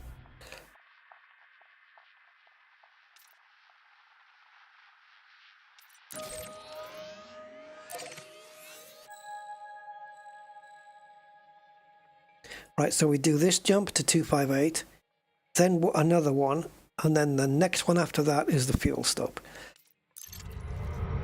And that's where I will stop.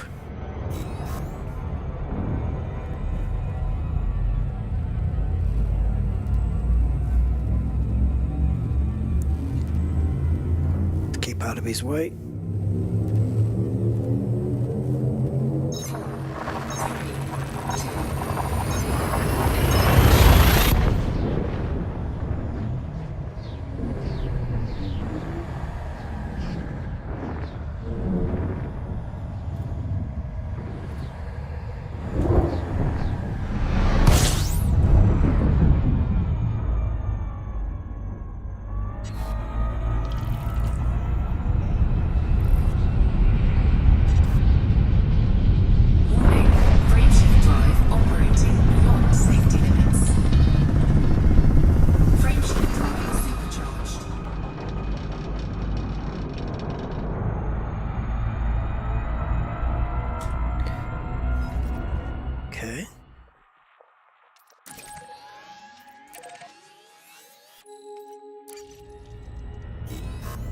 Right, so this is not the fuel stop, but the next one is.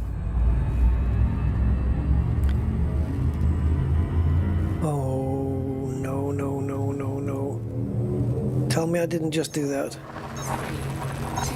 Oh, Jesus, guys. It doesn't matter. I did Control W, which for me is on the game. It's my key press for full throttle. Takes the throttle to maximum straight away. You know, W is progressively faster and faster, but Control W is instantly like 100% throttle. And I did that while I was on the wrong monitor, and it did something to my browser. Of course, Control W does something to your browser. And it looks, for all I can tell here, it looks like it's closed the window with the spanch root on it. Isn't that just frickin' dandy? Not a problem, because I know that the system I'm jumped into is already on the spanch plotter anyway, so it doesn't matter. I actually want to jump into, not Sol, but I want to jump into my system, where Rusty Dog Orbital is. And unless I'm in the squadron... Oh, bollocks. I'm actually not. So I won't have it as a bookmark. Doesn't matter. Okay, I need to go to Spanch again then. Fuck's sake. Recently closed tabs. Is it there? Yep. Okay, so it's going to bring up, it has to plot all the route again, and it's going to bring the whole route up again. The problem is all those tick marks that I put on it, you know, as you do the route, every time you jump you put a little check mark next to it to say done.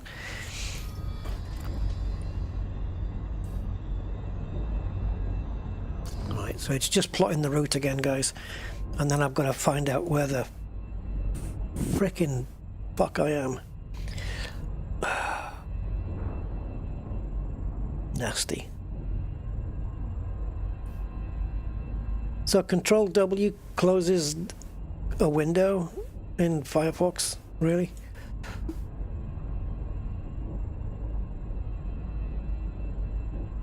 So where are we? We're at D1093. So typical.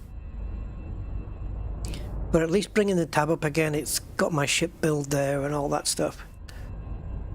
I can calculate it from there, yeah, Andy, I can. In fact, I think I will. So we're down here somewhere. Yeah, we're here. We're there. We've done all these jumps today, look, all of these. And now we're down to there. We're in this system. This is the system we're in at the moment. And we've got this to do. You see the last few jumps, this is on the outskirts of the bubble here. So if you take those away, because once I'm in the outskirts of the bubble, it won't really matter. I can just park it anywhere. So yeah, what we'll do is we'll copy that system into the buffer, and then we'll plonk it up here as a source system, and then tell it to calculate.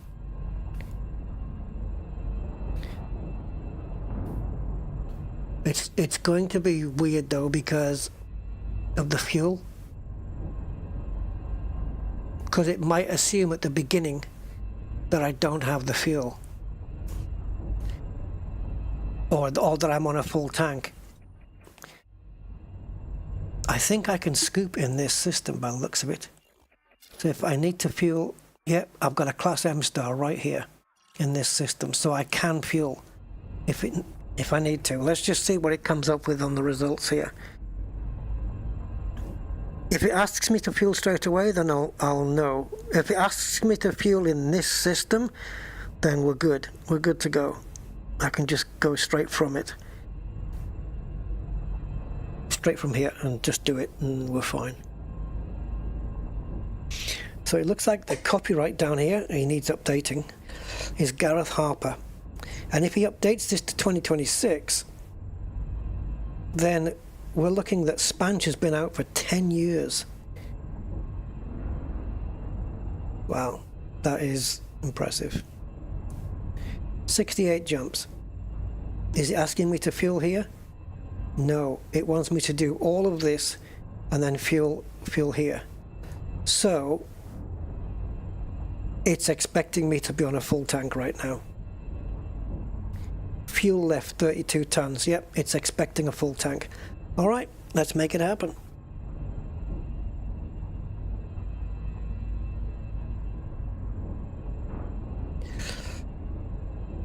Just go here. Yeah, Spanch is really good. Absolutely. We're lucky enough that we do have a sun here. So we can just go there and fuel, and then we can make the jump. So as we're on the way there, I'll just program in the next jump.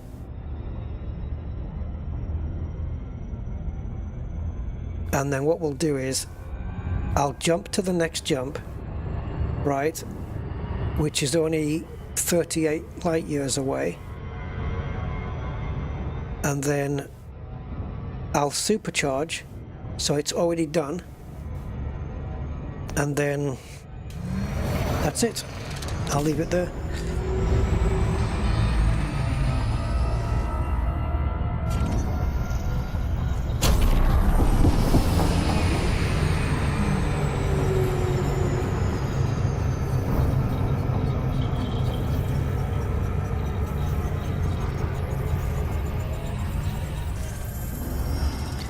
I need to adjust these headphones. I think they're so tight on me at the moment.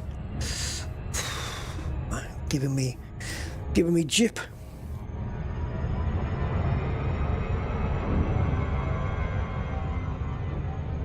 So how has the sound been, guys? Has my voice been cutting out at any points or anything like that?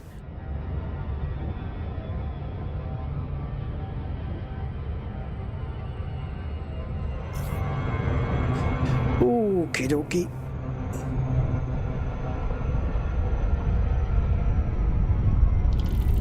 And we're still too quick. Bastard.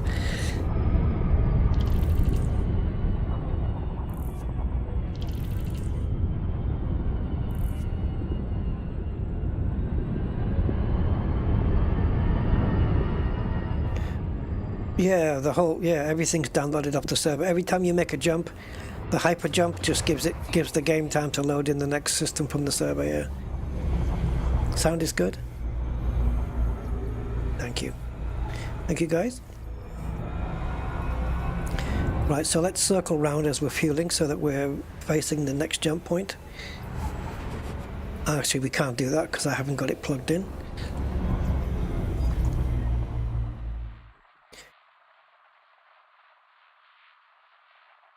Fuel scooping complete.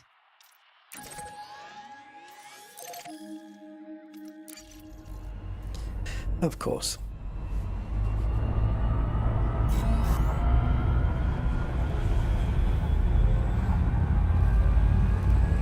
Right, so we supercharge and we leave it. So when I come back, one of the first things I'll check will be the jump range on it, and then I'll know that I'm ready to go.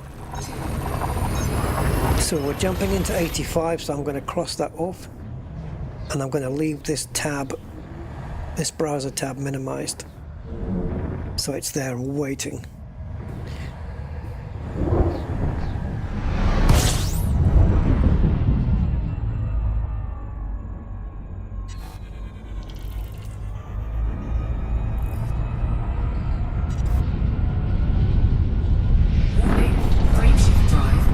It's amazing to think you can get to Colonia from Seoul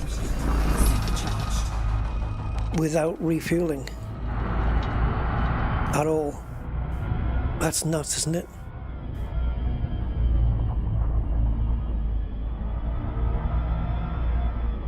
My Welsh accent? What? What's going on?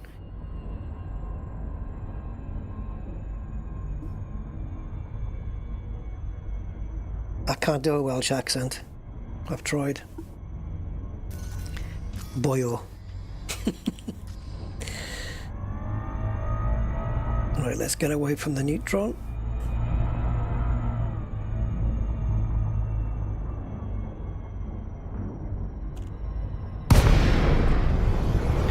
Okay, so we are... I don't know, what are we? Or something. 67 jumps away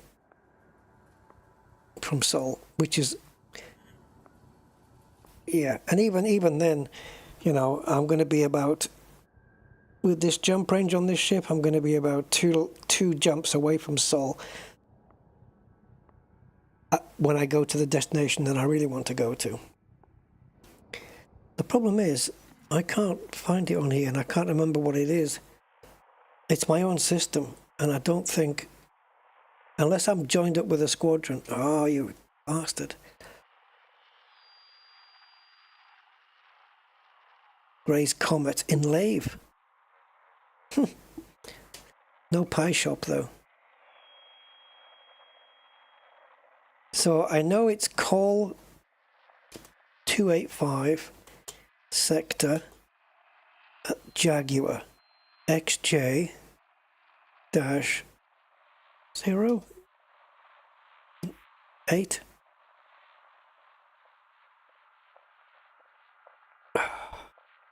It ends in 108, I think.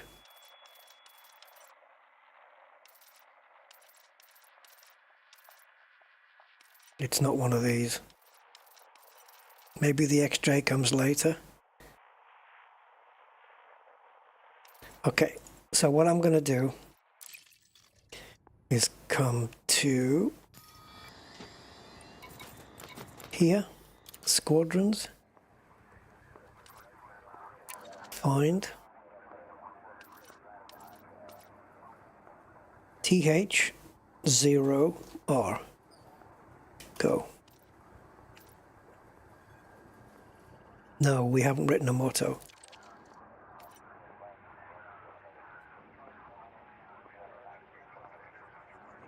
Apply to this squadron.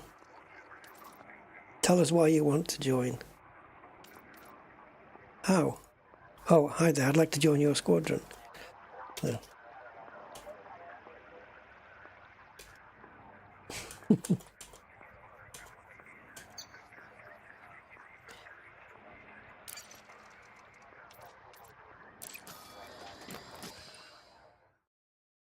Bye.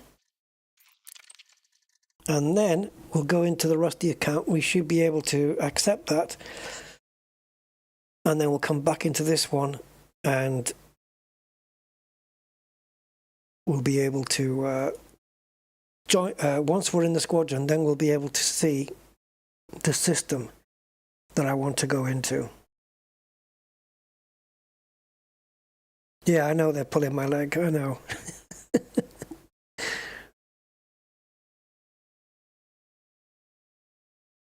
And when I went shopping yesterday, Gray, I had to buy some more mince pies.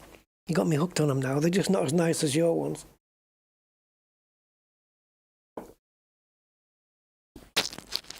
But they were even cheaper this time because the sell-by date's getting close. They need to sell them.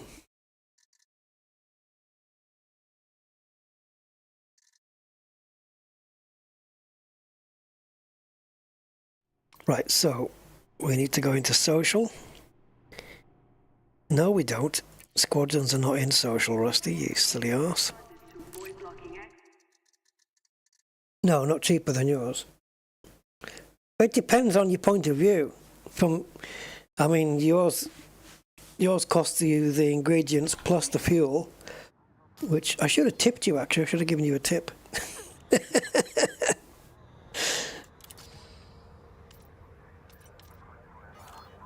Right. Where's the invites things? Everything's changed so much, man.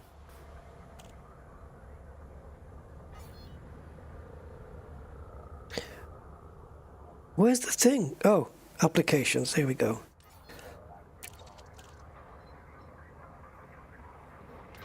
I approve. Okay. I'm in. So now... Oh, God. So now we go back to the other one, and I should be able to get to the Rusty Dog system. Should be able to. Will be able to. Why? Because the Rusty Dog system is bookmarked as a squadron bookmark. And if I'm in the squadron, I'll be able to see it. So just logging in. I have to log in with my email every time on this one, because it's used for another different account, the John Beamer one. Right. Pressing play button. Elite Dangerous. Here it comes. Yeah, thank you, Steve. Oh, it's XK, and it's an O, not a 0. Yeah, thanks, Steve. You could have saved me a lot of trouble. All right. It doesn't matter. I wanted to be in the squadron anyway, so it's fine. Come on.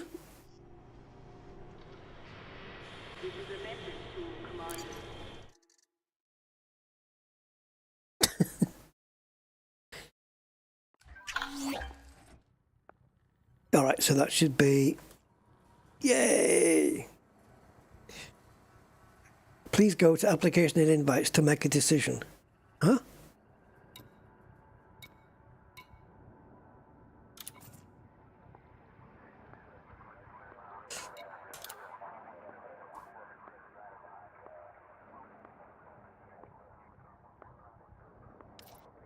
Do I have to do that now?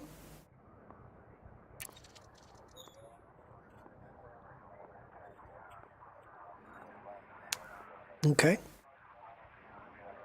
3304? 8 years ago? Dude. We've been too long in this game. Alright, so that means now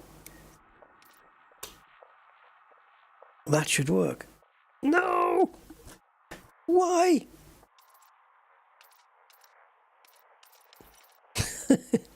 Where's the squadron bookmarks? Did we not get them? Get back here now. What the hell am I going there for? I don't know.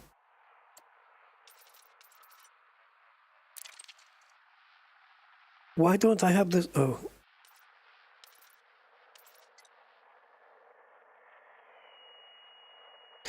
Okay, do I have to...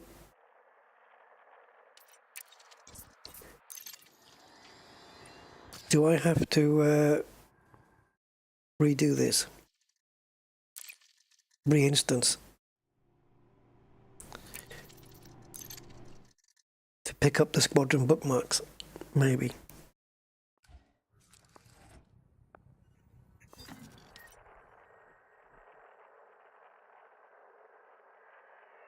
Yeah, man.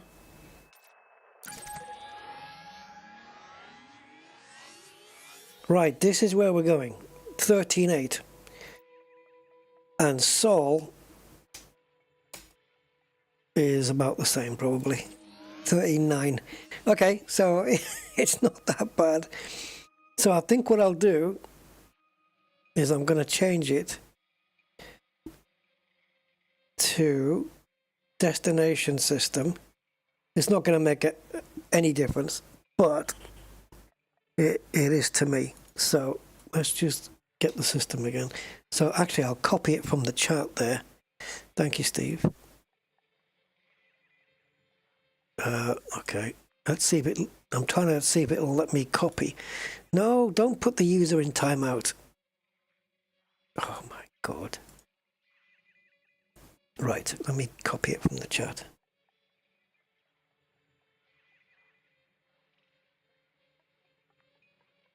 Okay, so instead of Sol, we'll put that one in. Now go. All it's going to probably do is go from 68 jumps down to 67, but at least I'll have the route in. Wait a minute. Oh, what have I done? It's not... Okay. Doesn't matter. Doesn't matter. It's because we've done one jump since we last fueled, so I've got a bit less fuel, and it's going to be expecting me to start from full fuel again. But I think we've only used up like 1 ton of fuel, so as long as there's more than 1 ton of fuel left by the time of the next fuel stop, I think we're fine. I can just leave it as it is. Yeah.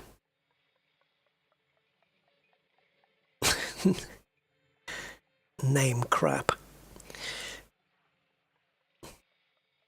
All right.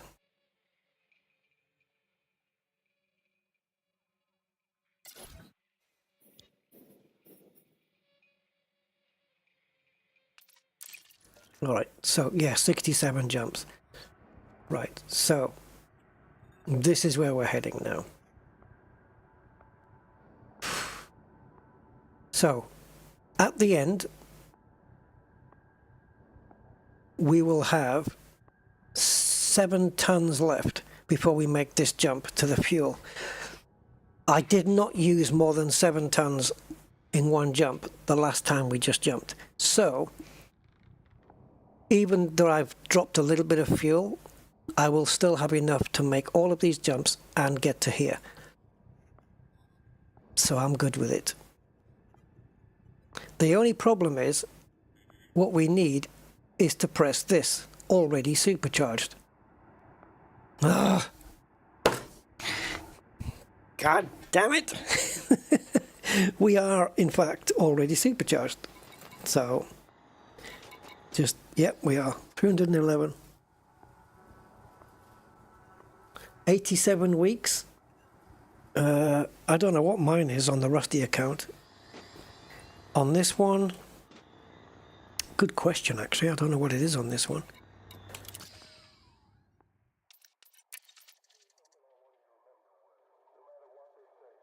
Four weeks and 1 day and 5 hours.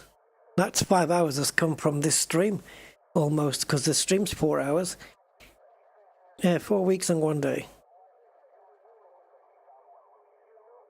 So it, I mean, what's it counting? A week 7, so 29 days. 29 days and 5 hours, basically.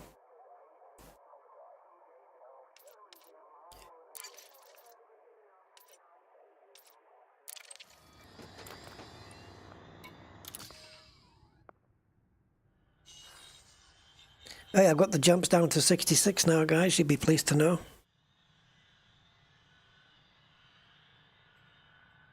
And that 66 includes the system that we're in, I think, isn't it? Yeah, it is including that, which is weird. So there's actually 60... Oh, maybe not. Right, anyway. Where did I get this stupid face from? Is it some kind of preset thing? Yeah, everything's on defaults. Yeah, I haven't really bothered doing an Oliver Hardy one. I don't think I can make it look like Oliver Hardy. Head width would have to be maxed out.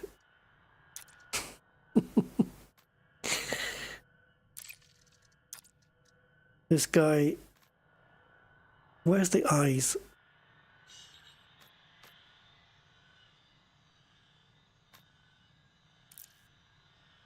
Distance, yeah. Let's bring the eye distance in, that's a bit too different.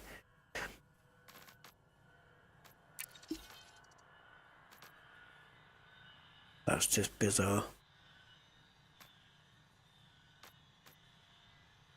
Should give him some dark eyes. How about this one? His eyes look awful.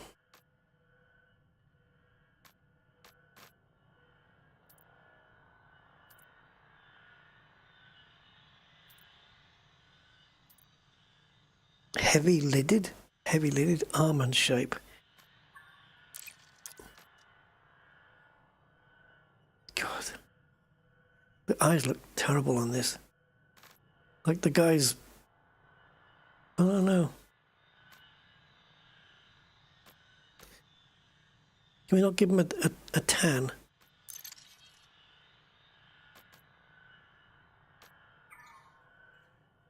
See, this looks more natural to me. Don't know if I would go full dark, but that's a more natural skin tone for me. Age.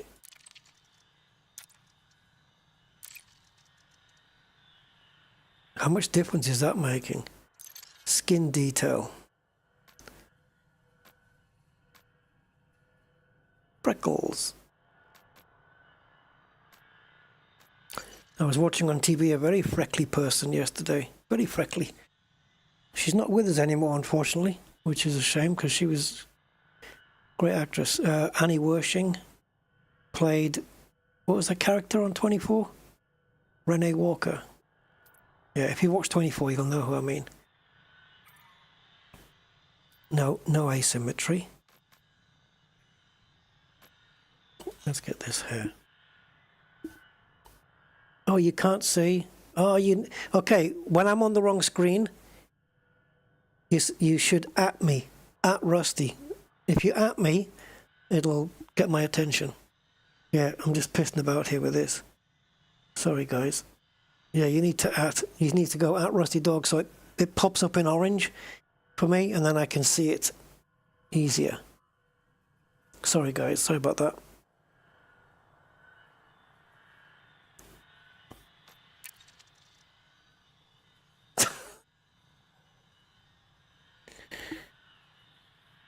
Which rock band am I supposed to be in? No!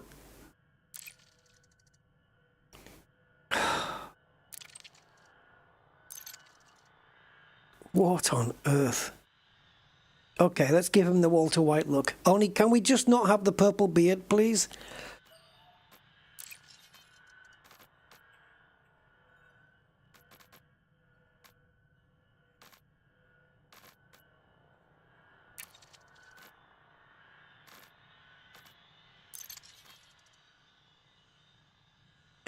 See,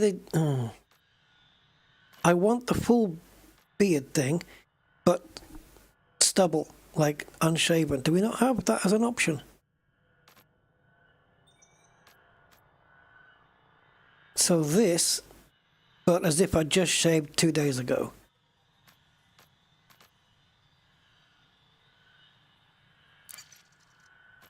Oh, the eyes are just bothering me.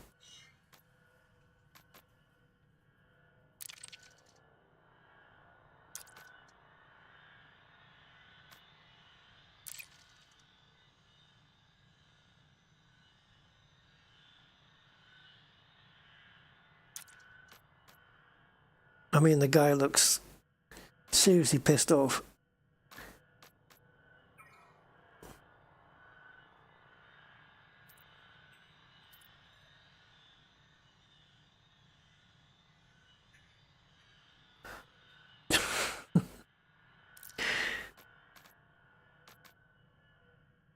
Can we not make him smile?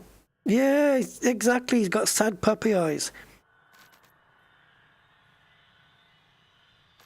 Okay, randomize eyes. Okay, come on, give me some good. Whoa.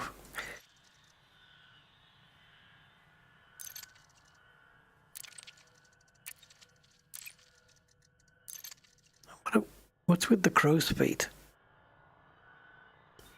Droopy. Bags.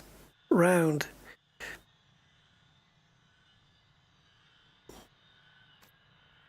Accessories. What, handbag? I tell you what, his eyes are so bad. I have to buy these? Well, those shades aren't going to work, matey. 20 arcs? Is that what that is? Okay.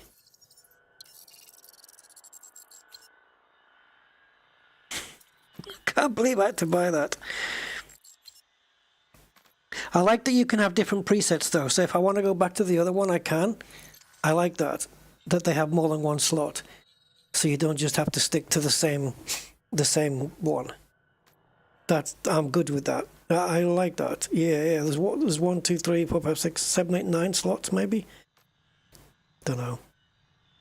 But yeah, so if I want to go back to this guy, I can.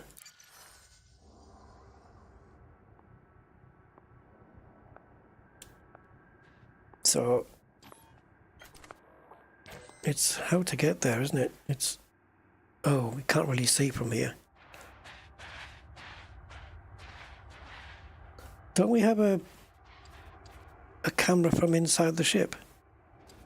There we go.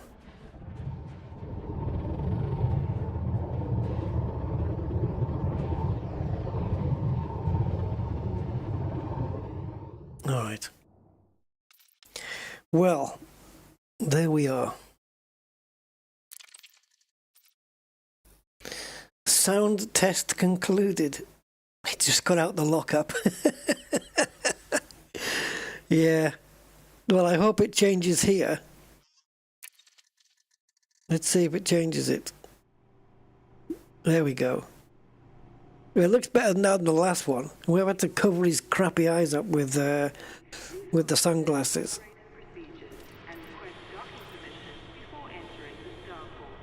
Guys, while we're on the stream, I would probably normally reserve a separate stream for this. But without actually maybe playing or whatever, should we just take a look at Star Rupture? Because I haven't actually run it yet. Let's take a look. 1 second.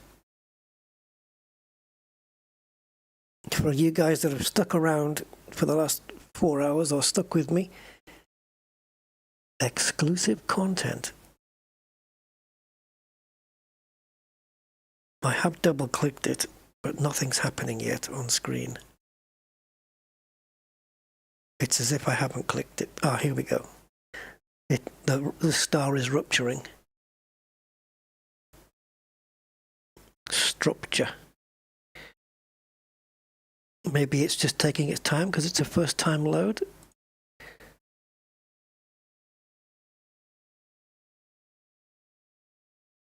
Let's see.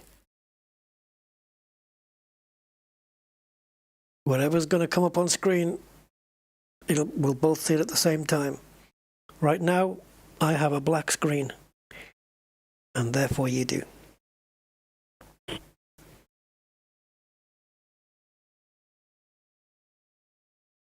I hope this is just a first time thing. Is it building shaders in the background or something and it's not saying anything? Mark and Beck, hey, I'm on TV. Yes, I am a TV star. All right, all right. I made it. Wow, this has taken a while. I just got a black screen.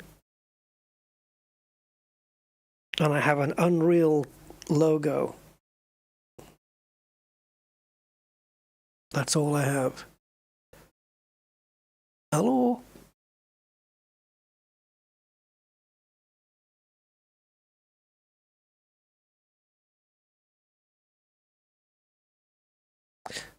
If it is calculating shaders or whatever for the first time run, you'd think it at least could tell me, right? Ooh, we have an icon. Creepy jar. Unreal Engine. Which one though? 4, 5. Press space to start. Well, that's an appropriate key, isn't it? Space.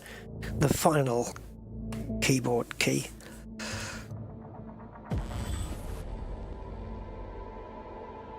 You can see the screen now though, right?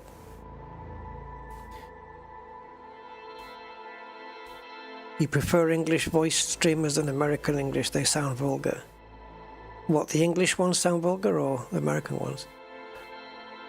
Well, I promise I won't say, well, I actually might say, but phrases I'll try and avoid is you're gonna need to. I'll try and avoid you're gonna wanna. I'll try and avoid that one. And I'll try and avoid, what's that one? What's the famous one?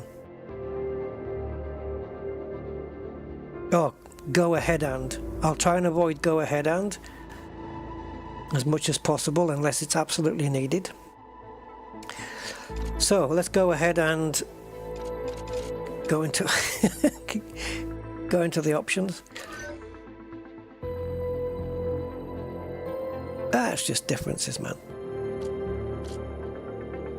Right, first thing, audio, which I'm sure is pretty nice, but let's get it off. Background audio. No, so let's, all right, user interface is a bit loud already, so let's turn that down. You hear that? Oh. Oh, I need to apply it. Gotcha. Now, why am I still hearing it? Never mind. All right. So, right, I'm going to test you. If you have a borderless mode, well, it's the same thing. Windowed full screen is the same as borderless. Okay, I'm going to put you to the test. Here it goes. Oh, yes. So not only does the mouse disappear onto my other monitor, but I can move windows around on my other monitor without minimizing the game. Nice. Right, what do we got here? Frame rate limit, 60. Okay, nice. Upscaling method DLSS. What's the other options? FSR is nice if it's 3, but let's go DLSS. Quality. We may have to tune it down for balance or something like that. We'll see what the frame rates are. Frame generation method. DLSS. Low latency. Well, anti-lag. And this is Nvidia Reflex, right? Yeah, okay. Quality presets. Let's leave it to what it is. Leave it on high. Landscape tessellation. Okay, so that's basically turning, as far as I'm aware, tessellation in 3D, as far as I know, is that any polygons that are not triangles will become triangles. So they're all, everything's broken into little triangles rather than squares or whatever, quads. So let's just leave all that on. Motion blur, no, take that off. Frame rate on battery. No, it's always going to be 60. I don't want to push it any more than that. Because my monitor hertz doesn't make any sense to do it that way. Mouse and keyboard, I'm going to leave it all as is for now. Just leave it all default.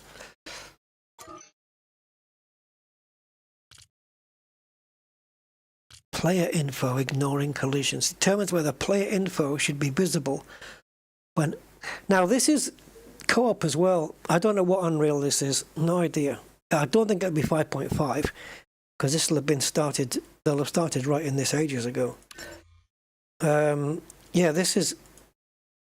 It's early access, but it's also single player or co-op. And they say it's probably better done in co-op. So if any you guys want to play along, let me know if you get the game. Right, let's just run a new game and see what happens at the beginning. This is like base building. You have to build a base. I hope there's a tutorial. I really hope there's a tutorial, otherwise I'm going to get very lost. And there's even 2 people on the frickin' screenshot here. The idea is to get to here, I think. And every time a star ruptures, you get a load of creatures coming out, and there's hordes of them, and you blah, blah, blah. But you don't start with any weapons. I think you have to build one. So you have to build a building to put a machine in there that creates blueprints for weapons. And yeah, there's a lot going on. But I bought this on the off chance that it would be, you know, okay. It wasn't an expensive game, like 13 something. Oh. You're calling me an invalid character. So we have single player, friends only, and then invite only. Skip tutorial. Absolutely frickin' not. No, you will not skip the tutorial.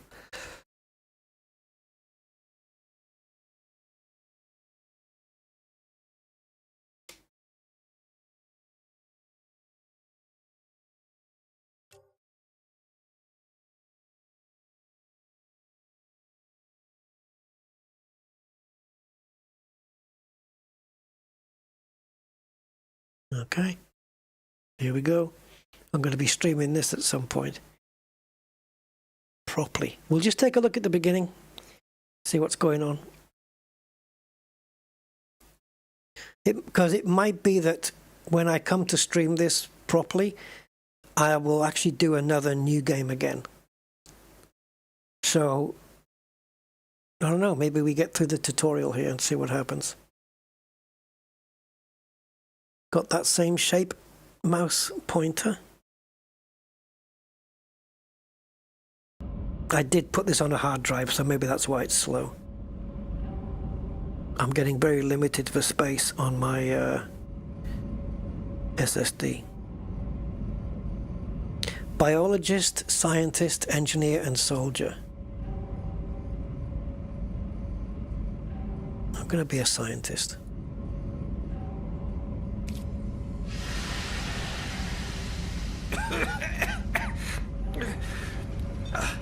What the? Why does everybody Please don't incomplete that sentence? It's always what the. holistic scan. Finish the sentence. Commencing holistic scan.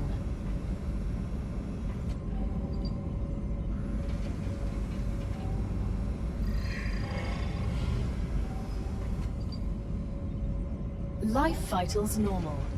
Prisoner P0212. Welcome to the Argos program. Argos. The Claywood Corporation begins right now.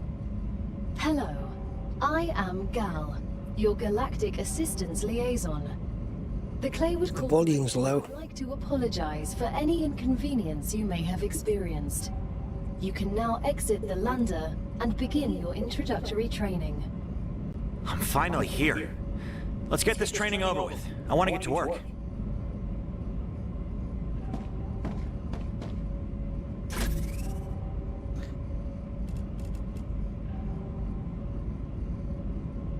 Okay. Now, I know when you base build, you can actually create your own personal storage as well. You can put whatever you want in there from your bag.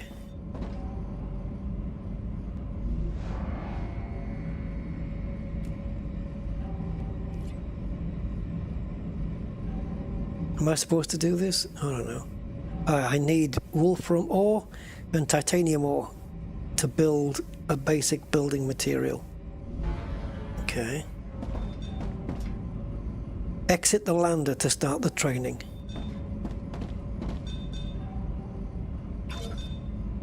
Dear convicts. Dear. Right, first thing I want to do is just customize my mouse speed so it's okay.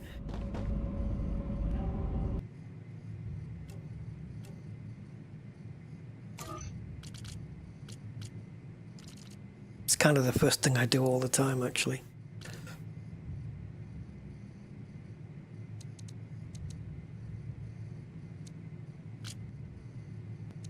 Just need it a little bit slower. Oh, God. Okay, whatever.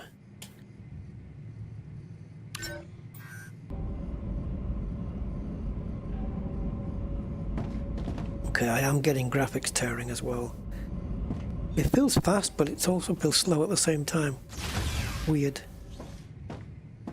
Welcome to Arcadia 7 in the Rupture system. The goal of this training is to teach you to effectively acquire and produce goods for our clients. However, we'll begin with... Oops. Arcadia is often bombarded by meteorites, which are rich in resources. You have been angry. Acquire them. Use it to extract what... Buy this game and co-op with me, man. Star Rupture. Explore the planet to find the meteor. 1 second. 1 second.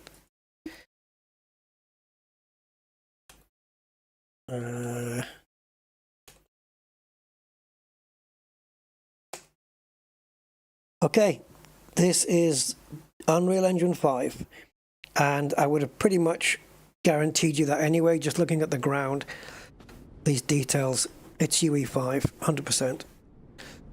And I am easily pushing 60 frames per second here. Like, it's not even breaking a sweat, I can just tell. So,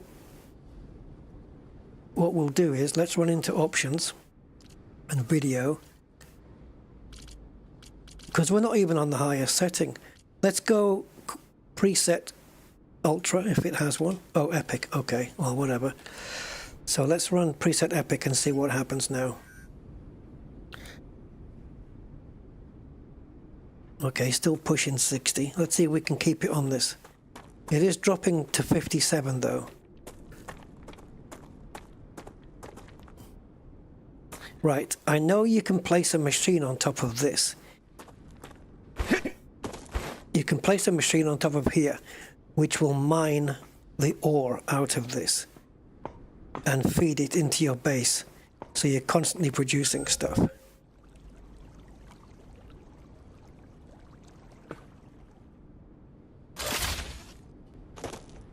Right, so I think I'm just pointing at these.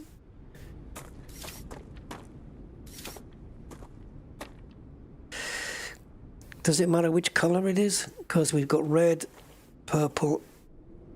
Does it matter?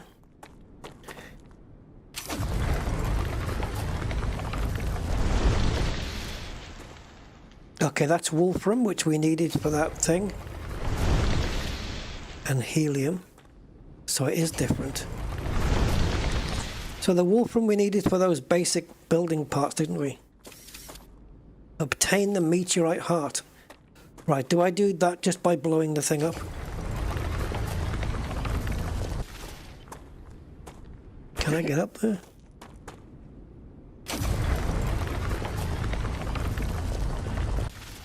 Okay, let's just blow the thing up then. I guess I can just focus on it, right?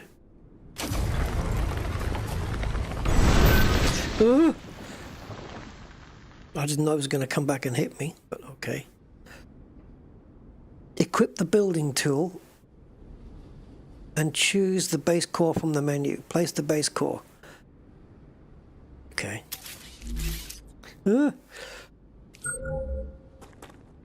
We will be running this over again. I don't know if I get this the tutorial done, then we'll just do the proper game. Siggy, yeah. Steam, yes. Angry, Steam, yes. The base core is the center of your base. Every building must be placed within the radius of the build core. So I want to put this out on some good... I want to leave space. What's those markings over there?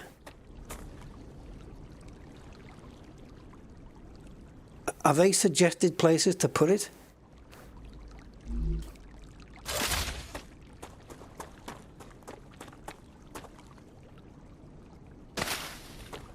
Just gather some stuff.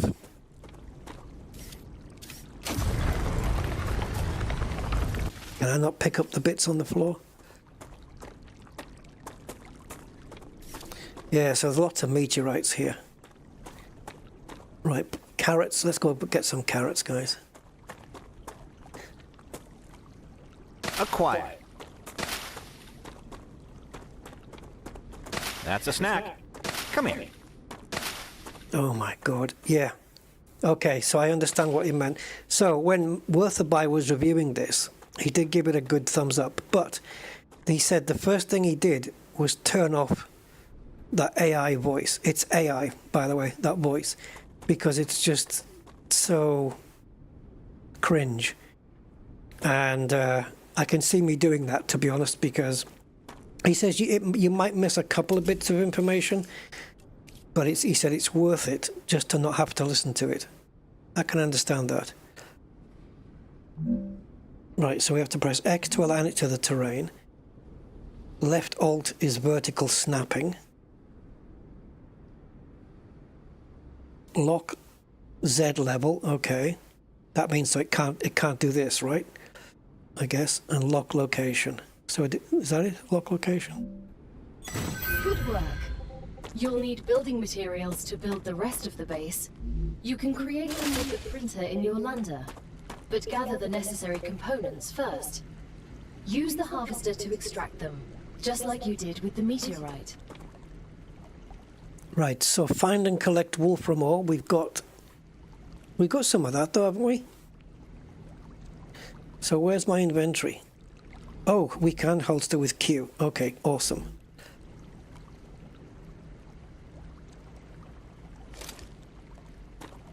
Right, so we need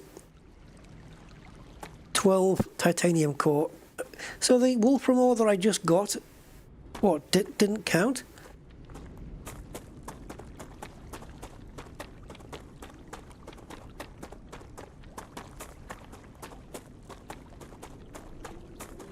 Yes, satisfactory meets No Man's Sky. I guess so, in a way. I mean, it is partly satisfactory, yes, and yeah. So that's helium. So wolfram is kind of a reddish colour, isn't it? We do not want to be going over there. That's bad news. We do not want to be doing that. Absolutely not. I know that from seeing Mac from WarBRD play it.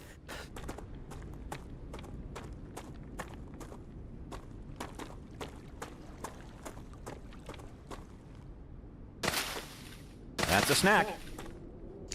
Yeah, that's coming off. Moment the tutorial's done for. Come here. I mean, I don't know about No Man's Sky because you can't leave the planet. The whole game takes place on this planet.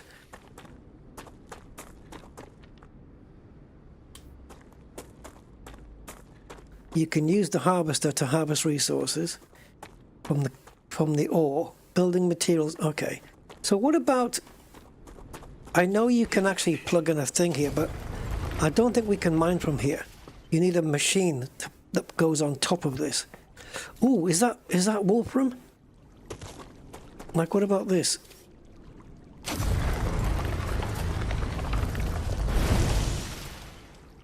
Okay, that's wolfram. And it is counting. That counted 4.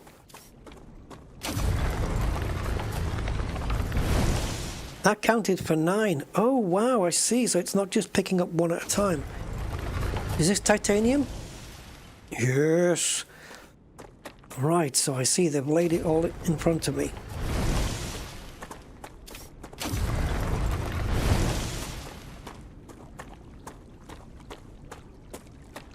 That's nothing but horrible meteorite. No good.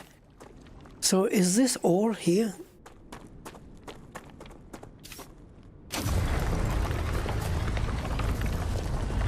Yep, it's picking up wolfram ore. Look, there we go. Okay, I think we have to wait for this to reload.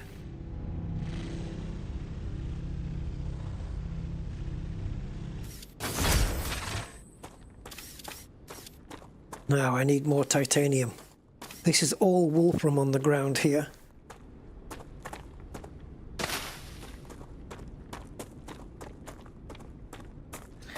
We only need to find one more titanium ore, I think. Let's have a look here.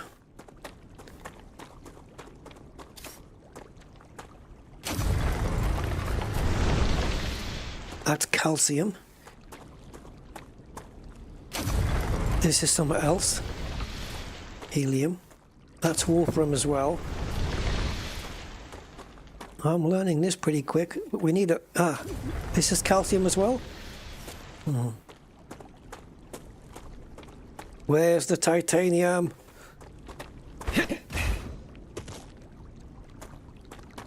Yeah, so you can engineer weapons from blueprints. So I think what it is you've got corporations on a bulletin board, and if you supply them with stuff, they'll give you blueprints for like 3D printers and weapons and things like that.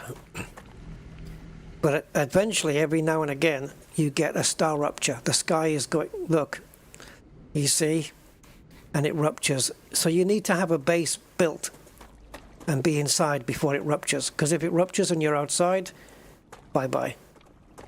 Bye-bye, you're not surviving. And also aliens will come as well. And don't think that because you're inside you're protected by the rupture, because it doesn't really work. Or rupture, not rapture. I don't think my weapon gets through that.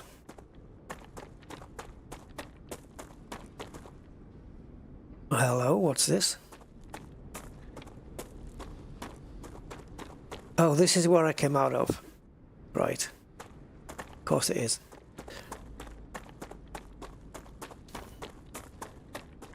How come they haven't left me enough titanium ore? They must have. They must have left me enough.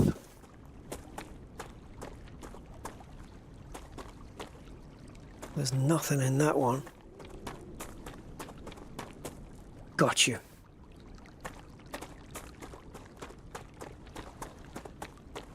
Can I run quicker without the gun?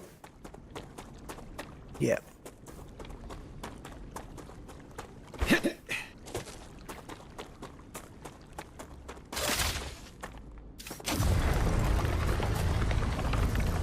can't believe I'm here. Everything here is fascinating. The Claimed Corporation is very glad to see your enthusiasm. Most convicts do not share it. Most of them are usually idiots who are unable to see the potential in being a pioneer on a new world. Yeah. Technically, you are not a pioneer. A lot of people have been to Arcadia. Now this is not a AAA game, this is indie. It's an indie game. The quality of their research and observations... But yeah, we will be muting this. You need someone who'll notice the important things, like Darwin on the Galapagos Islands. But... Galapagos. I'm glad, but I will also remind you of your resource gathering duties. Fuck off. Fuck off. They spoiled the game with this though. They really have, because that's awful.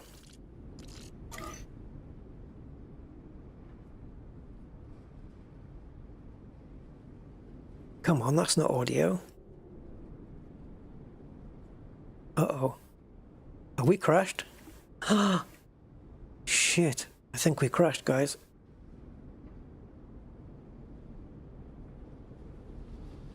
No!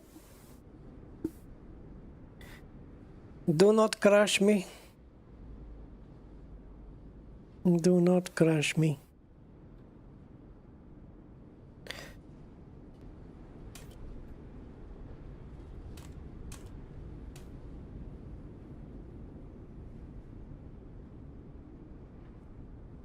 Yeah.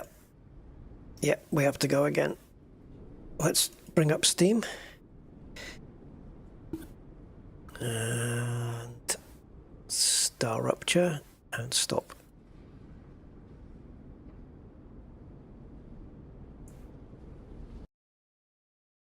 Well, that wasn't fantastic. Let's go again. Early access, guys. Early access.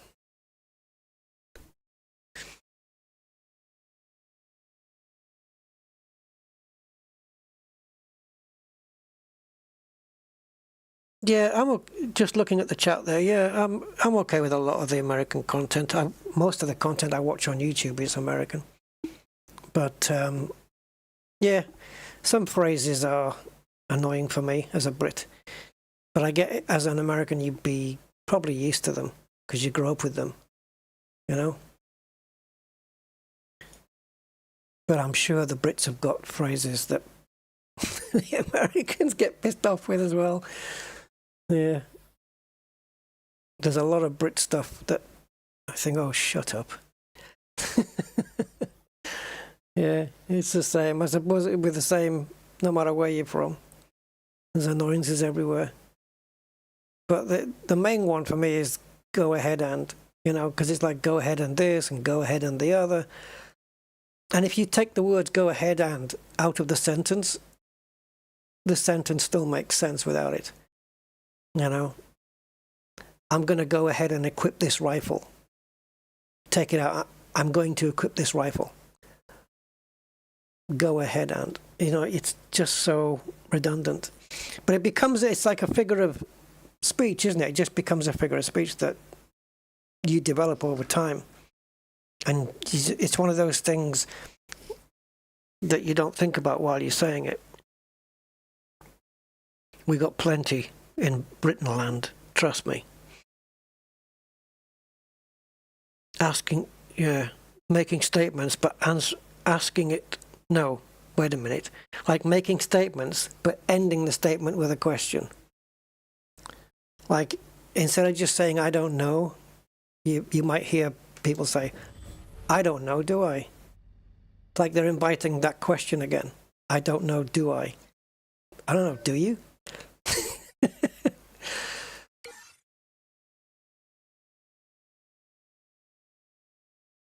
1 minute, 15 minutes. Is this the last save then?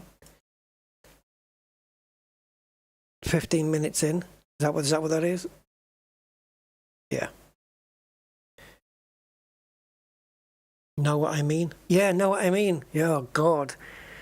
Anything like that. You know what I mean? You feel me? In it. Oh God, the Brit one. The in it at the end of sentences. In it. And it's not even, like, if it's being used as a derivative of isn't it? Like, you know, like, well, that's the one, in it. At least that makes sense. That's the one, isn't it? But you can't just say, you know, like, I've been standing here for half an hour, innit? That doesn't make sense. Stop it. And besides, the quality of their research and observations was Ooh, texture's not loaded. You need someone who'll notice the important things, like Darwin on the Galapagos Islands, but better. Okay, keep loading those textures, boy. Remind you of your resource gathering duties. Keep loading those textures, baby. Come on. More. Is this because it's on a hard drive? I can't believe that. Thank you. Okay, we didn't lose anything. We just had to listen to that twat again. Oh, that's another difference, by the way. We say twat properly. It's not twat. It's not, don't pronounce it like an O. It's an A, and it's an A. It's twat. It's like bastard. It's not bastard. It's bastard.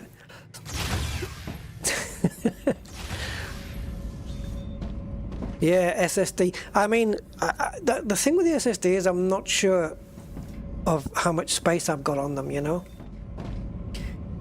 Because this is quite a hefty thing.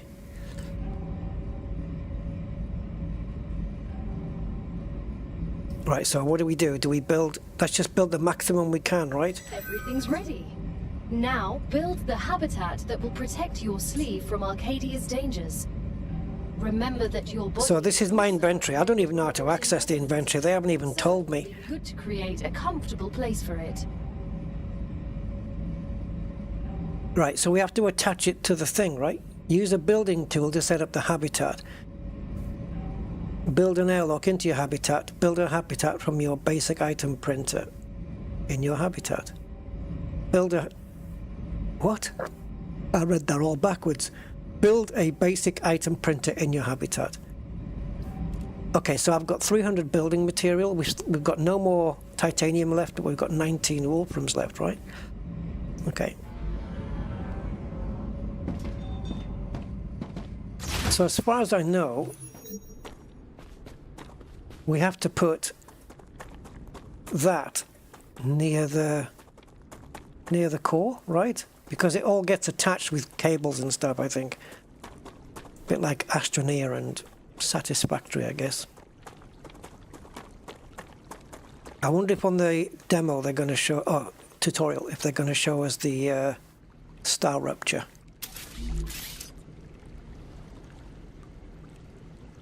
Oh, right. What's this then?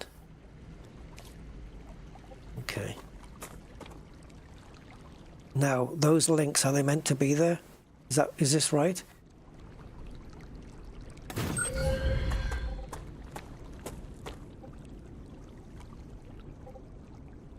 Okay. Right, we need an airlock somewhere. Is that right that I've plugged it in like that, just there? Oh yeah, that's interlocked there. So we need an airlock. So I want to put windows as well on these as well. You can put windows where you want, I think. So let's build an airlock. Wait, go back. Oh, it takes 20 of those. Right, so we've got 280 building materials left. It takes 20 to build a habitat. So I can actually build another one.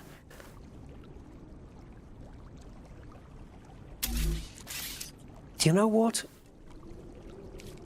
Let's do that. Let's build another one next to it so that we're too deep.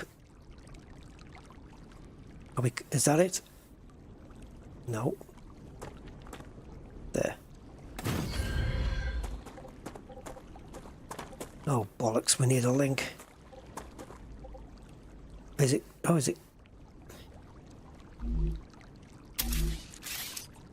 Airlock.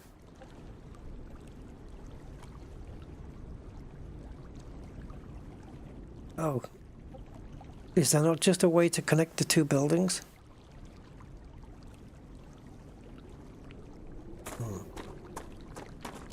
We'll figure that out. Now that you have your shelter, build a printer inside it. That way, you will always have it nearby. I will. Optimizing your work. But is there no way to connect the two buildings up?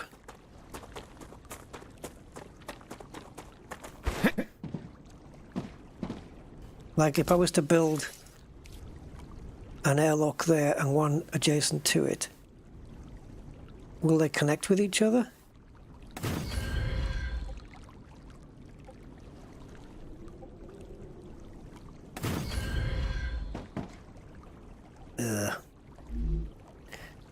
I guess not.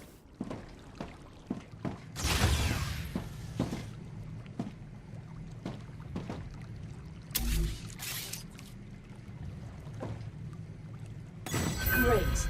Now build a corporate terminal. That will allow you to complete assignments for different companies, which will, in turn, give you access to new buildings. Okay. So can I do that here? Corporate terminal.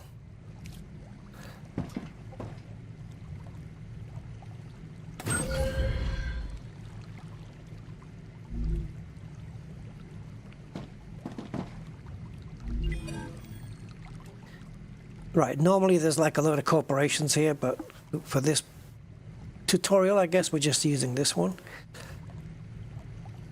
And these are the blueprints we can get. I think we need a few of these, if I'm not mistaken. A solar generator.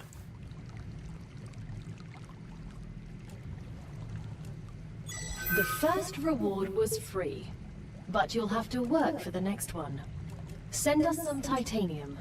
How am I supposed to send what I've gathered back to Earth? The same way you got here, but in reverse. Look up at the sky. Once you build an orbital cargo launcher, it will send supplies right through that rift. It will cover light years in seconds. How freaking convenient.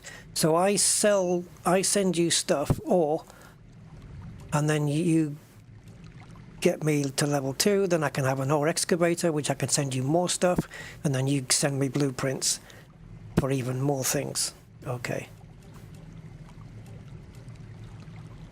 So does this mean if we access the builder tool now, we've got access to build these as well? Let's go outside. Oh, I wanted to connect these two together with a corridor thing, but it's okay. Right, where's the thing? There. So, if I plant it...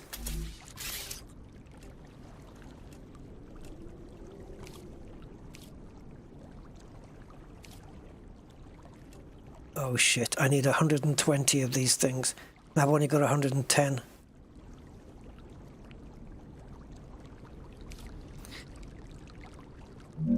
That's my fault. So I need more titanium ore in order to get some more building materials. Let's see. Let's see if this is titanium. I'm not sure. It might be. Calcium.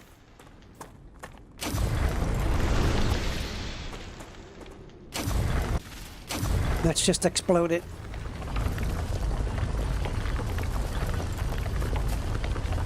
No? Oh, God. Right, I got calcium and helium from it. I need titanium. I need to find some. Location barrier activated. What? Letting you out onto the dangerous planet without completing introductory training would be too risky for this investment. Investment? I meant our investment into your safety. Ignore the voices. They're going to be going away. Cares about you. If I don't have enough to build a thingy,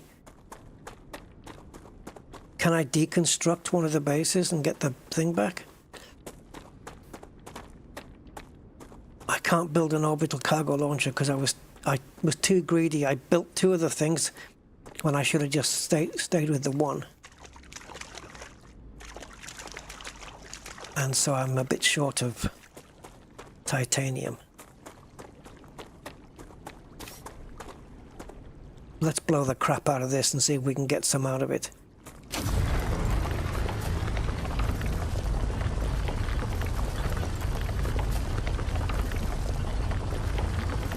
Oh, come on. Please blow up.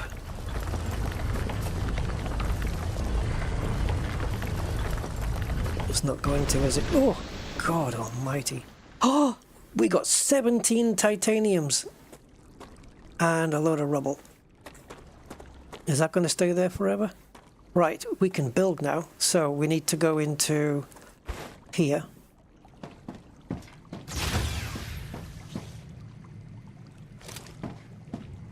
Go to here, and we need some building material. Yeah, give me maximum 17.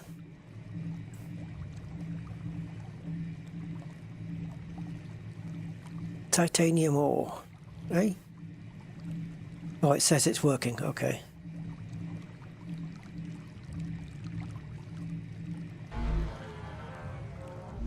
Did it do it? Yeah, 280 were good. Then why does it still say working?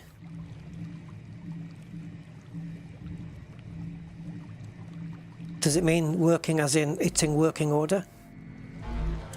Right, anyway, I think we got enough now. We got lucky there, Jesus. Right, so we'll build it. We'll build it here, I think.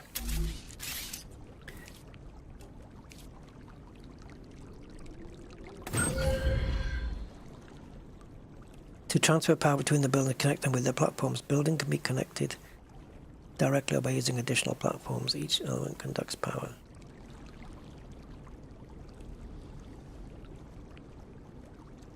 Shit. Why didn't you tell me that before? I thought we had to use cable things.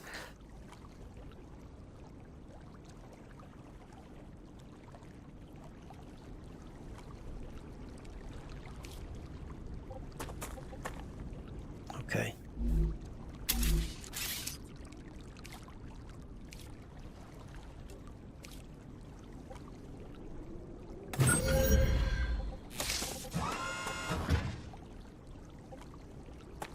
Is that functioning now?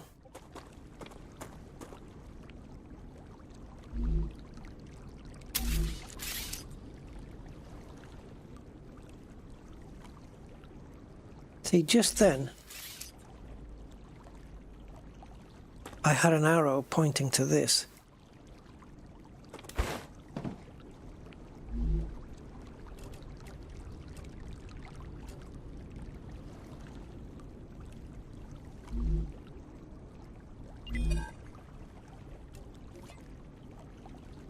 I am completely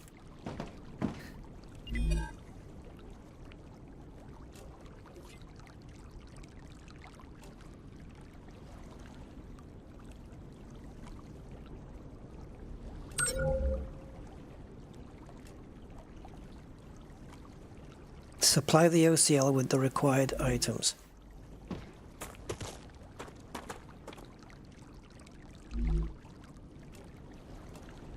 I don't know what to do.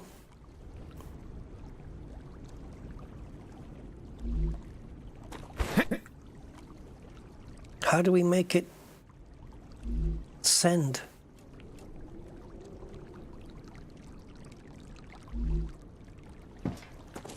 I'm sure I've given it to them. Supply the OCL with the required items. You can always deconstruct it using F. All building materials will be refunded, baby.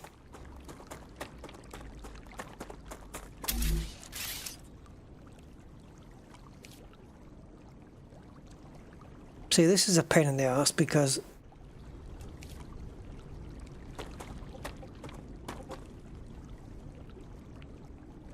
surely you can deconstruct with the building tool.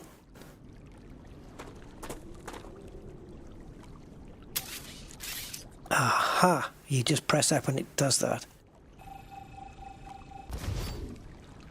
Nice, nice. Okay, understood. Well, it's not my fault, right? If they do a bad tutorial, I can't be held responsible for that. Supply the OCL with the required items. So we've got a solar panel which is powering this now. But this is flashing, and I had an arrow on here last time.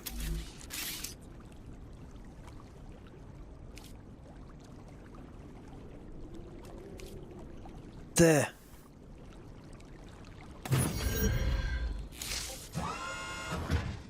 Oh, you bastard.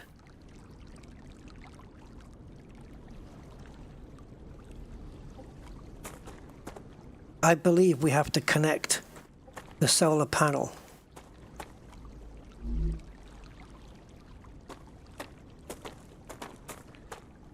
with that thing. But it must already be connected, otherwise there'd be no power to it, surely.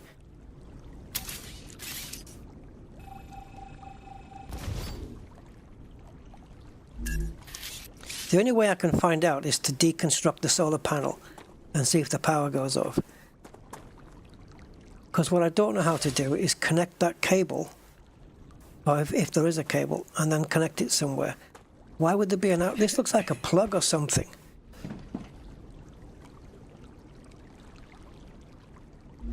It's saying press E to use, but how? What do? You press this?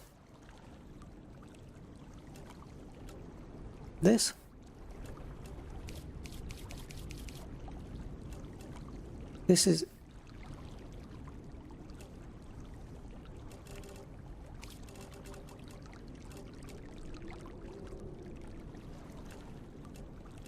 So they want titanium ore, right?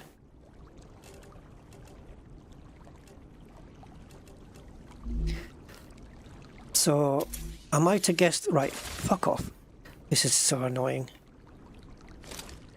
Because to holster the gun, you have to press Q, but you have to press and hold it. And you have to press and hold it for about 4 seconds before it'll do it. Okay, so, first thing I need to know is, what is the inventory? Tab. Thank you.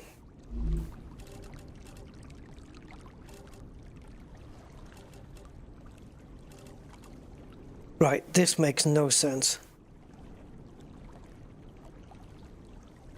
How come I've deconstructed a habitat and I haven't been given the ore back? They said all materials will be refunded. But it took titanium ore to build one of these things. Oh no, it didn't, did it? It didn't. What it refunded me back was these building materials. Ah, yes, of course. So, what do you need? Does it tell me here?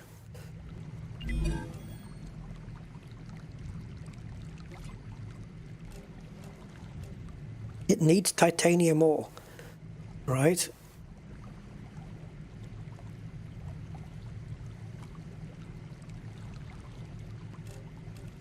But how much? And where the hell am I going to go to find some? It's not letting me out anywhere. I can't roam the planet. So where the hell am I going to find some?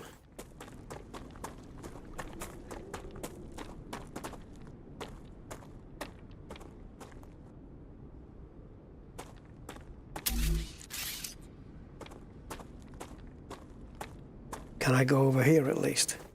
Barrier activated. Fuck. Well, ain't that just magic?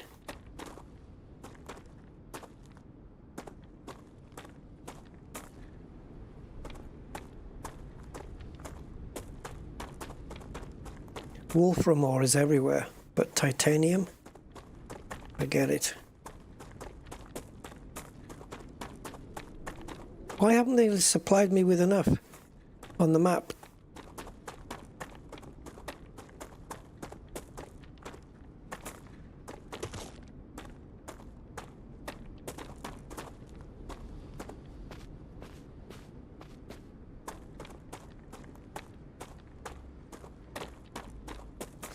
As far as I'm aware, I cannot zap those things, these, even if they are maybe titanium. I don't think you can zap them.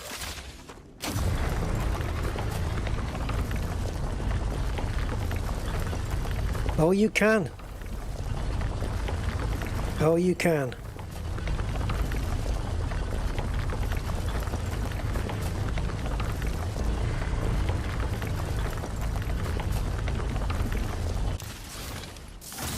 But how much do they want? Did it say?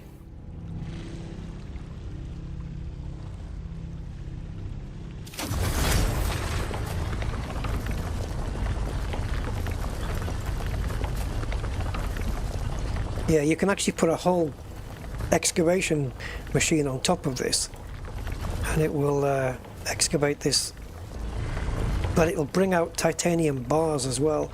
You can process the bars of it. Alright, let's see if that's enough. It may just be that because it's a tutorial we really just need the one.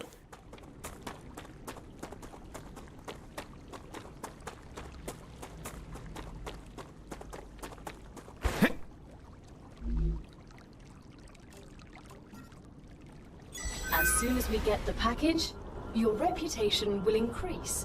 which will unlock new schematics for you. So in other words, the more I give them, the better.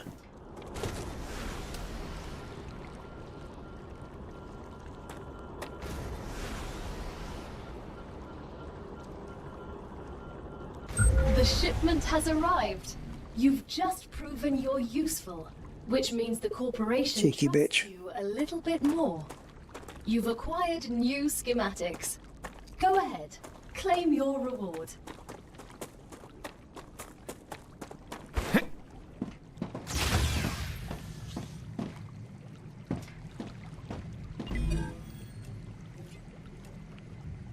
That's what we need. This baby. We need, it outputs wolfram, calcium and titanium. And we need these rails. Yes, it's these rails which, oh, we definitely need that. So you build a rail,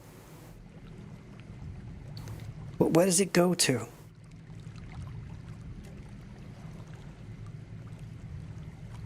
So we have the excavator, then you've got rails that come out which transport the ore to another building, which it's this, right? The smelter. But we can't have that until level 4, and that refines the ore into the bars. So why don't we just go and excavate some stuff, the titanium, and keep sending it up to Training Corporation and see if we can get unlocked all the way to level 4 at least. Alright, I don't know what this is going to require, but let's see. Right, so where's the thing? There.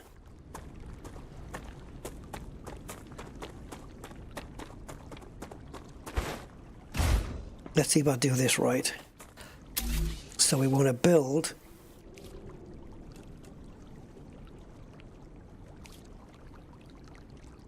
Can we do it from here? Oh, there you are.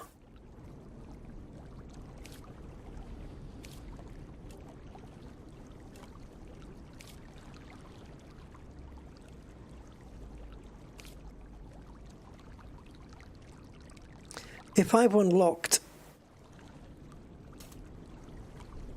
that, it's not making sense. I need water. Claim rewards in corporate terminal. Oh, okay.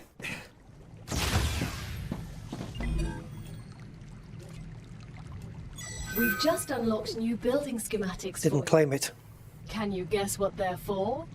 A trivial question. Of course I know what they're for. We'll automate production by Connect the excavator with the OCL using drone rails. Impressive. You've used Oh, shit. equipment like this before? Hardly. It just doesn't make logical sense to extract everything by hand and run around from building to building. Select a commit. Waste my Okay. potential. Well, if I had to do that. We've got quite a distance between them. Let's take advantage of those 3 doctorates. From there to there. How many drone rails is that going to be? Fuck. Let's see. As long as it doesn't cost too much.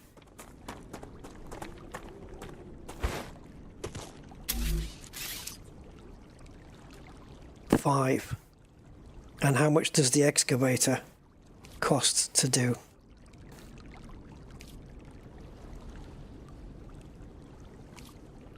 $80.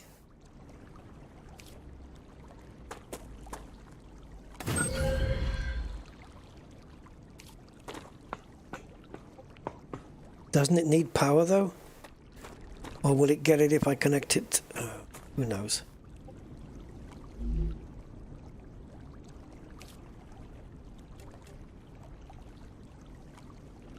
Now, how often do you need to put a rail support in? Used to support long rails. Oh, yeah. Oh, yeah. This is just wonderful.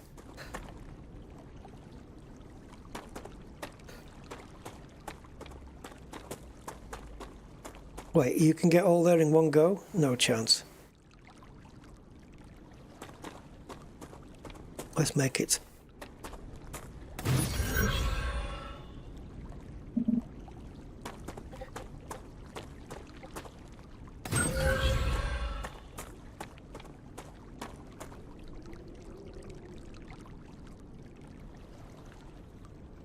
Line requires a connection point. What?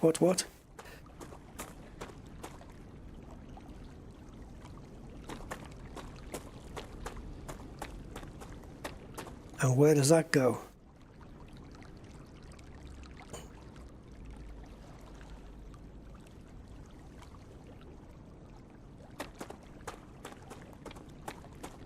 I just have to keep farting around until this turns green.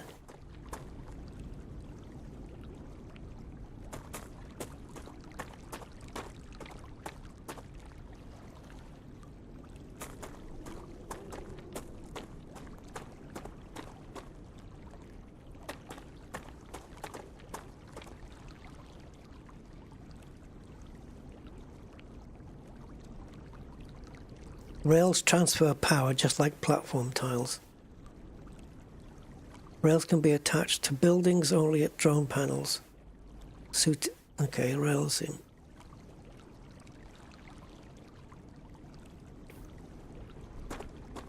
Provide enough power.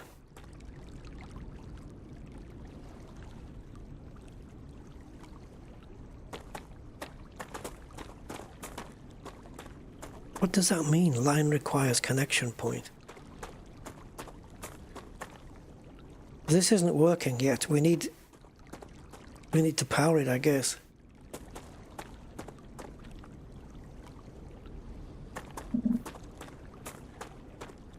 The line requires a connection point. Is this something we have to place?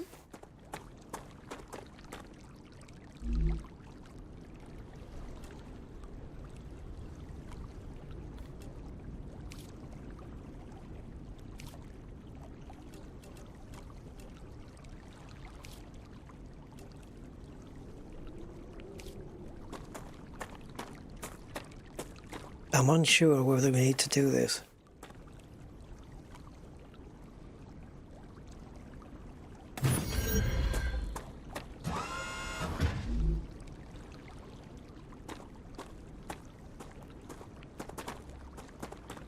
Is there no way of connecting?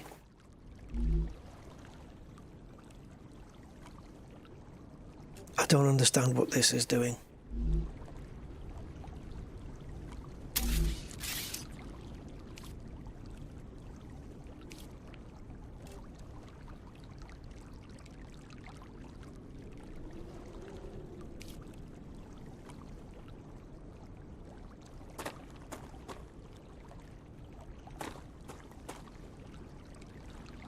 Nope.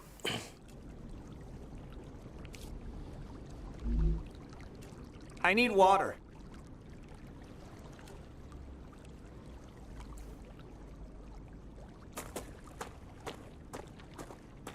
How do I connect the power? What? Okay.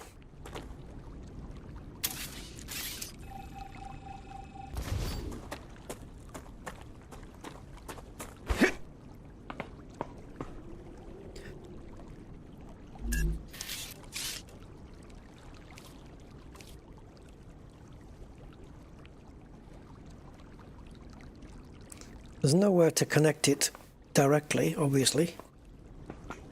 There's no way of doing that.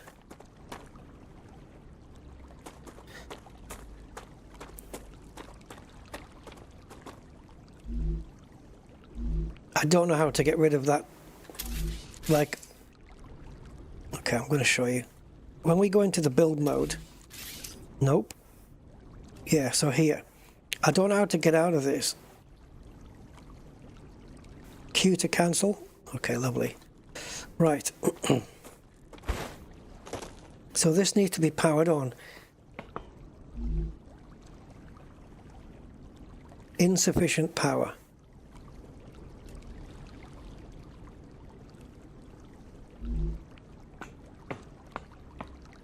So, how do we power it? I can place a solar panel right next to it, not a problem.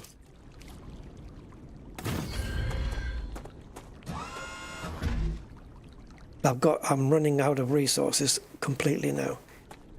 What I don't know how to do is connect this power, because the only way to make this work with this is to physically connect them together, but there's no room on this ore to do that. You can't connect the two together.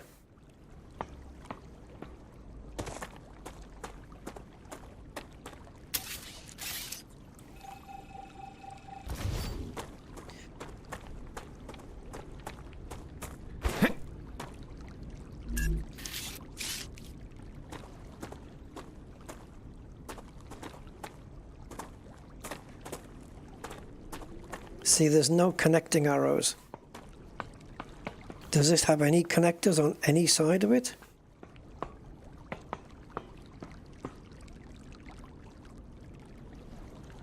I can make it touch.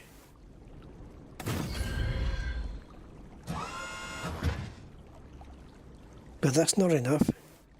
I'm going to have to go back and watch Worth a Buy's video, try and figure out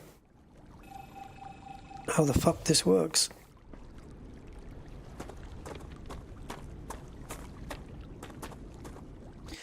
Let me see if I can Google it.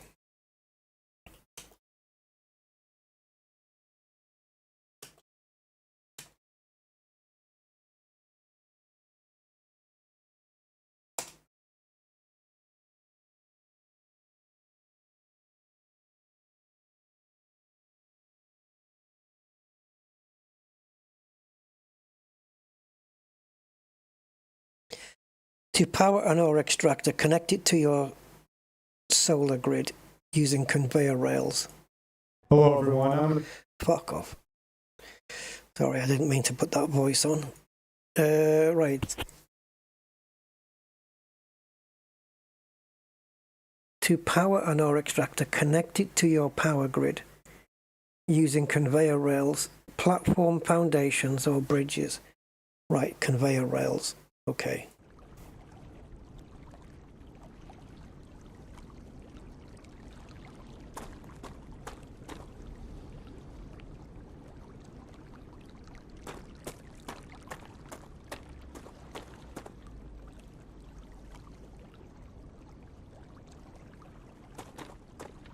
Yes, but how do I connect the solar power generator thing to the rail? How do I do that?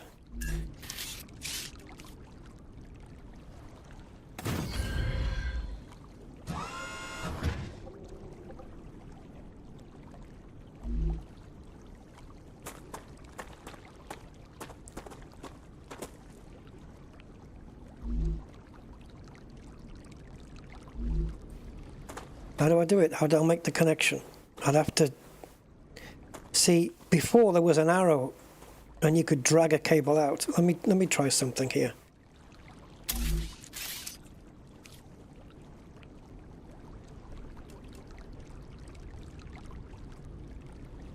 Conveyor rails. I guess that's what they mean by this.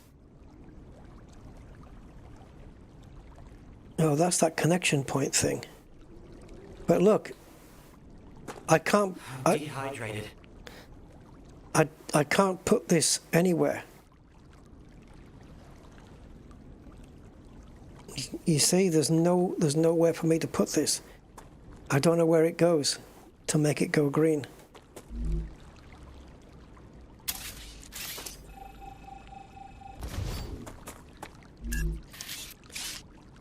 Fucking twat! I hit that tool.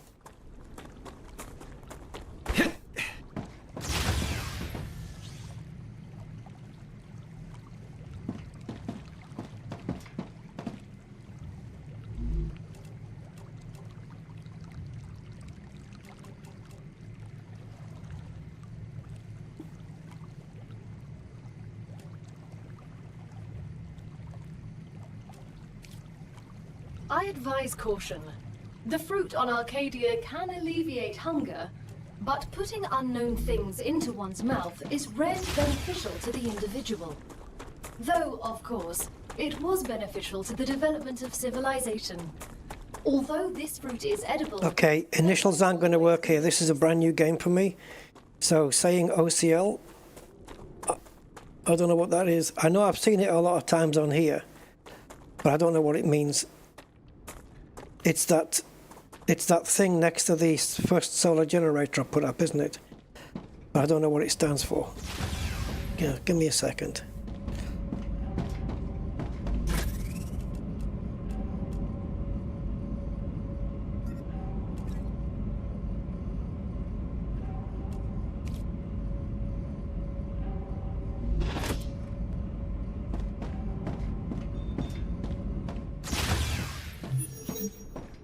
Orbital launcher.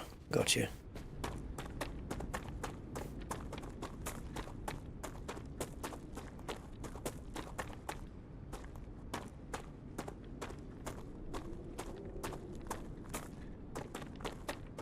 Yeah, to generate more power. Thing is, these lines are not connected. They're connected to the thing, but they're not connected to the solar thing. Unless just connecting them with a platform is enough, right? Does that make sense? Now that the raw materials are being extracted automatically, you'll have more time to build out your base. Well, fucking I have finally. a question. Why didn't you install all available building schematics for me from the start? That would speed up my work even more. Right, so now it's going straight into this, and that's just going to get launched up there. Extremely expensive. They are also bound by NDAs and patents. None of the companies working with the Claywood Corporation have granted permission to give you everything right away. You need to prove you are worthy of using the more advanced equipment. But I already signed the NDA. This will be best explained by the words of Annika Fisher, the CEO of Future Health Solutions, one of our partners. Playing recording. There's no way I'm giving those degenerates my patents. They don't care about the law or intellectual property. But if it becomes necessary and they So shouldn't this be going up? so be it.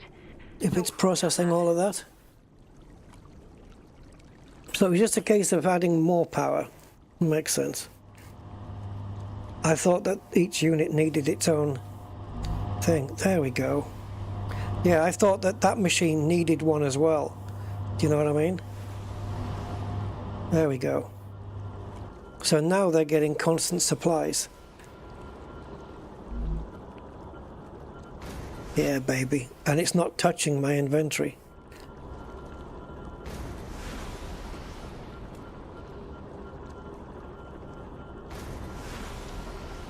At least it doesn't look like it. This is going down. And once that reaches 0, then what? Is it going to mine some more?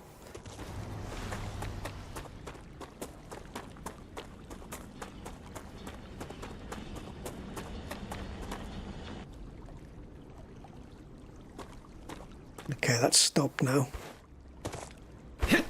Which is a bitch, because I wanted to come up here just to... It's full. That's why it stopped.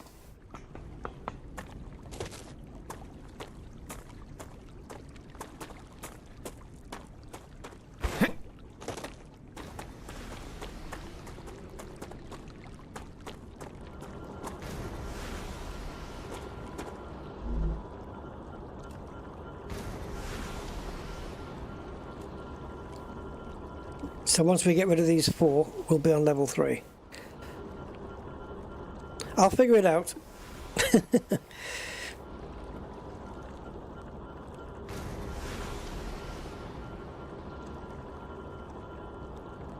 Great work as usual. Now build the analyzer and research some local flora with it. See, on some windows you have to press escape to get out, on some you have to press Q. So, I'm struggling with all the Windows stuff here. Right, okay, here we go.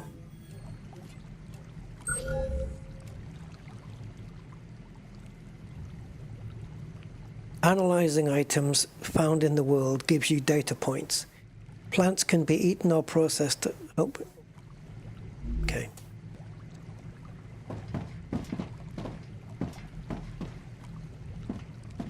You know, if we can fit it there, we will.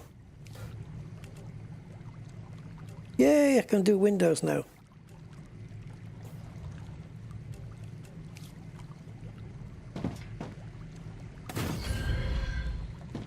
Cool.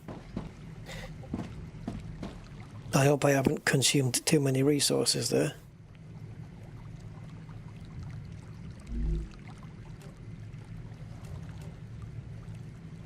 I did.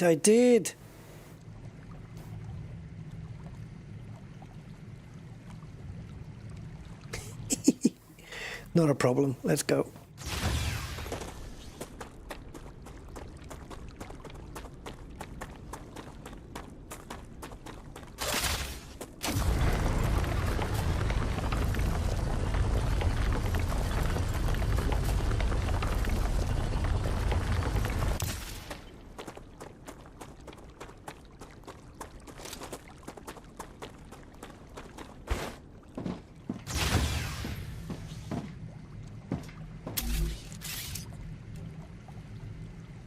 No. Oh, okay. I understand. I understand.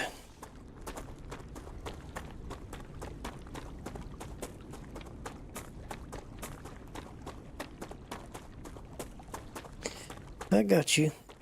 Let's have a bit more then while we're here.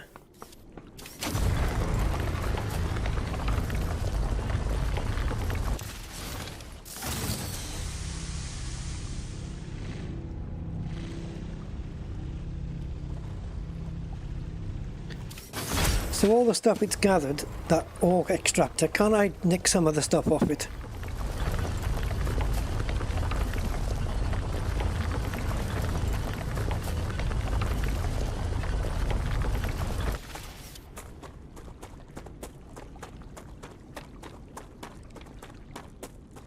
You know, if it's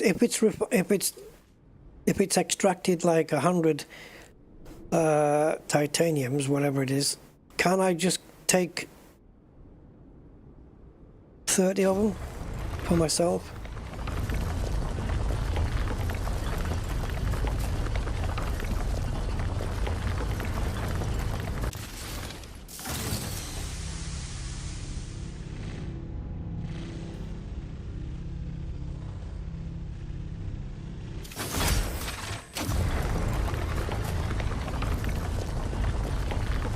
I've never played Satisfactory, so I don't know. I've seen it being played for a little while,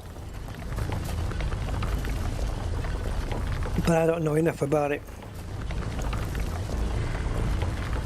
But don't forget, we have the Star Rupture still to come, and the aliens,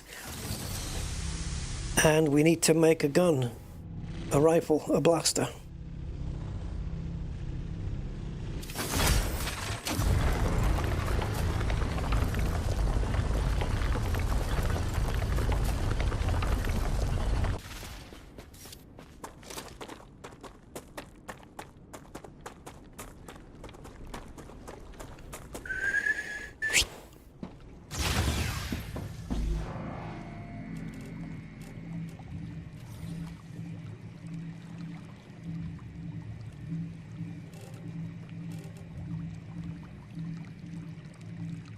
$323.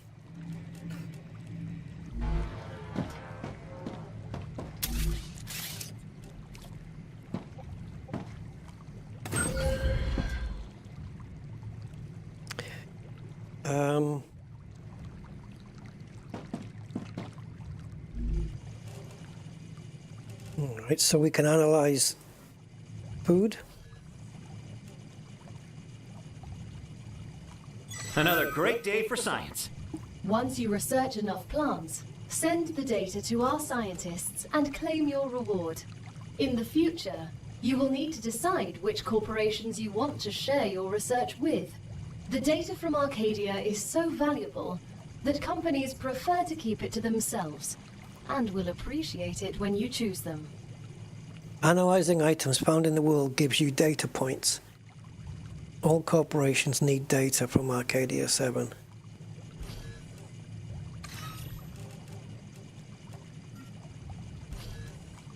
This data will be useful. Okay.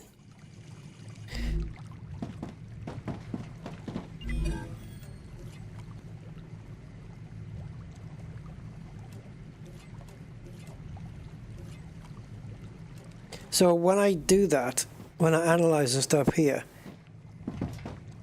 right, and I click claim, that goes straight to them, right?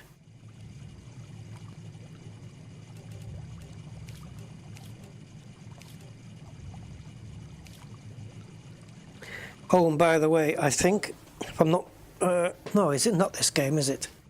No, I'm thinking of a different one. I was going to say that it might give you the option of permadeath, but I don't think it does, actually. Does it? Story items are not lost on death. So I guess we need to go and pick up some more plants and stuff, and then analyze them here. Let's try that.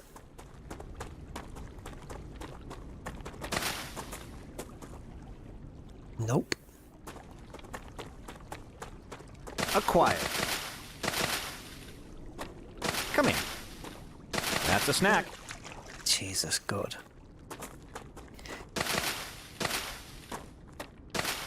Okay.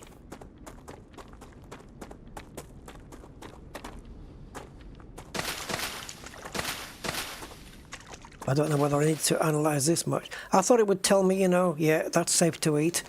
No, don't eat that, it's poisonous, that kind of thing.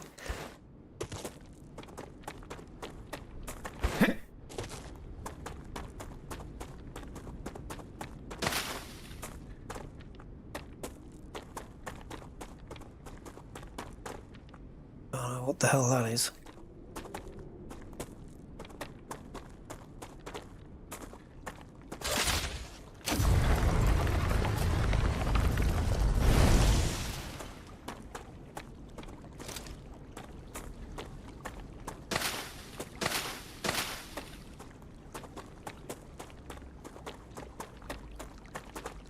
Oh, what now?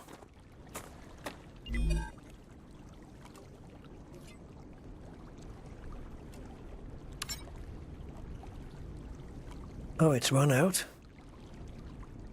Is that because we don't need to mine anymore? So it's just stopped it, you know, for the purpose of the tutorial.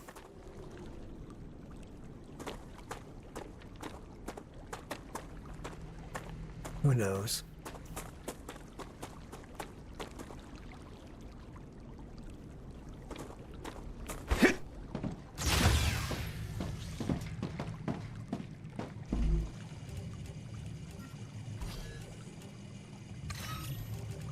I don't know how many data points I need to get to level Another great day 4. for science. Use data points to gain reputation. See, it's got this, and then it's got an arrow going to the thing. An arrow going to here.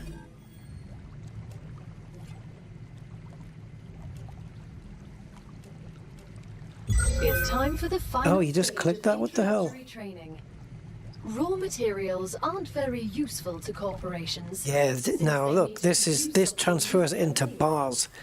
Use the buildings you have available and automate the production of the more valuable. Deconstruct the rail between the excavator and the smelter. They have factories across the entire solar system. Oh, shut up. This will be best explained by a private conversation. I need it on for the tutorial, I think. Executives at the Griffiths Military Corporation. Right, deconstruct the rail between the excavator and the OCL, okay. Orbital cargo launcher. Bro, the mining tax, the cosmic fees, deductions from extraterrestrial income, the cost of insuring sensitive cargo, legally none of that applies to us. They can't even hit us with tariffs. It's free money, man. I don't know why I asked. Build a smelter. Connect the excavator to the smelter and the OCL. Okay, I guess we build it here then. Right, that's what this is. Building stuff. I never know which one to go into. Oh, did we claim it? I thought we did.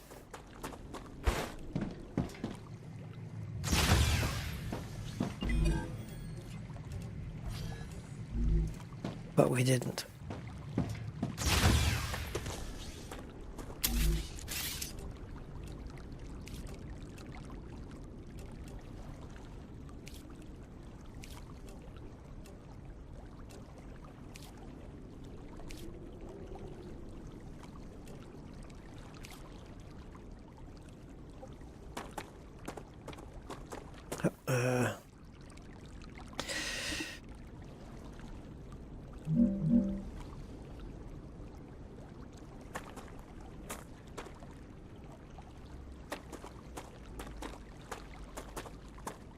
Why?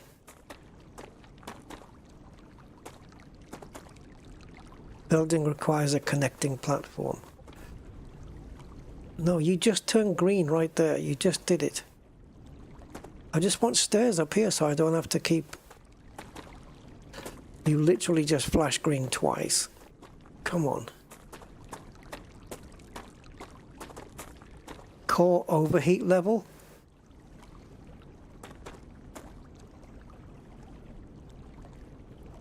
Oh, is that because I'm still in rotation mode?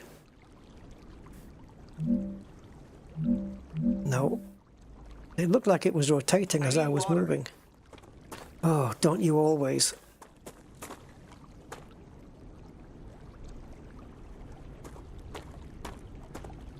Oh, wait, there was another feature there for height.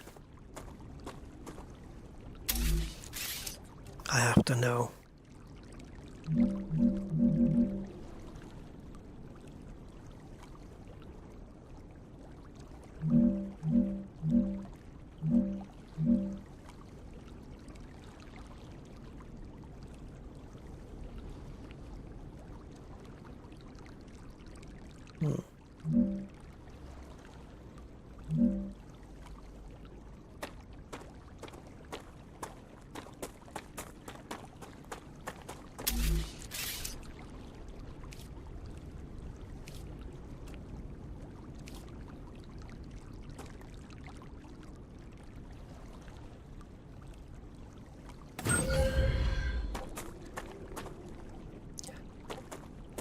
That's not good, is it? Yeah, it is. Connect the excavator to the smelter.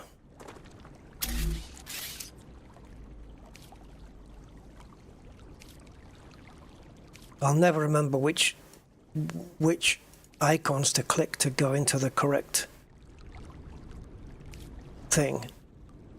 That's never going to happen.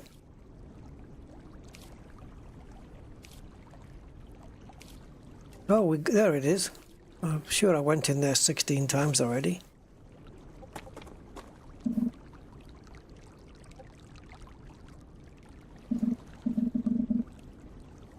Oh.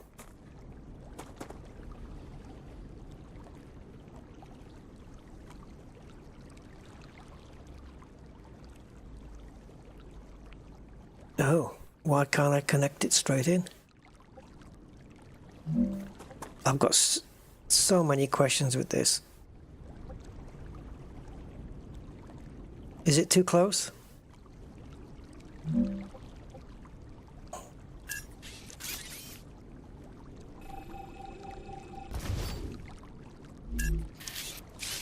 I swear to God.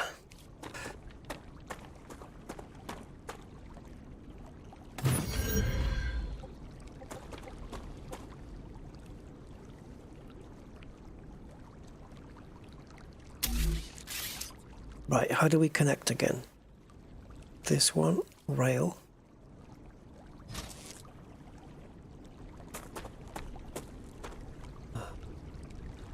It's not a building, it's a rail.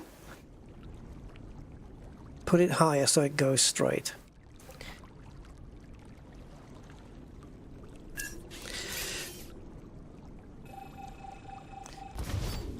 Well, we either figure this out really bloody quickly or I'm going to give up on it.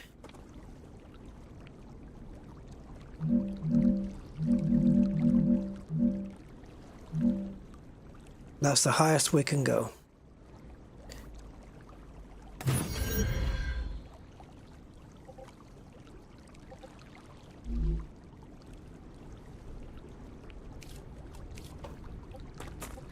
Such unnecessary complications.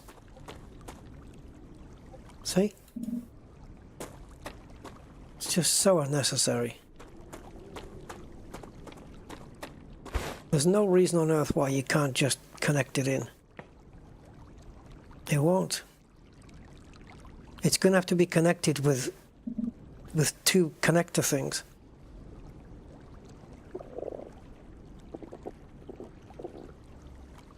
Okay.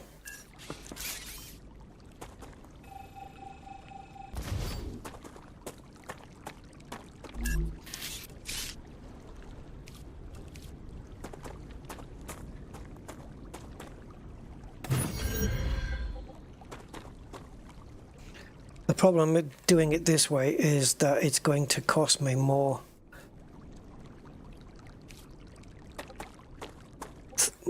More stuff.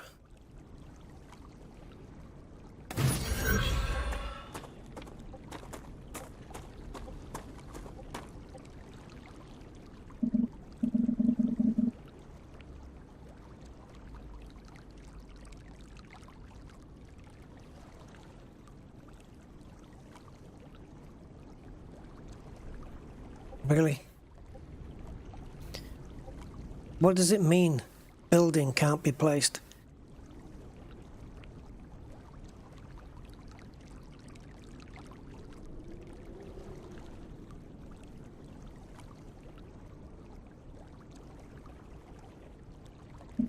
I need water.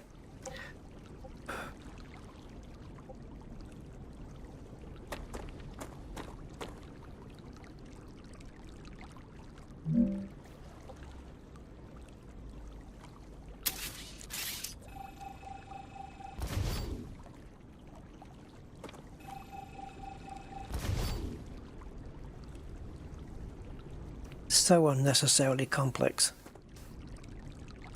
Like the rules are just so out there.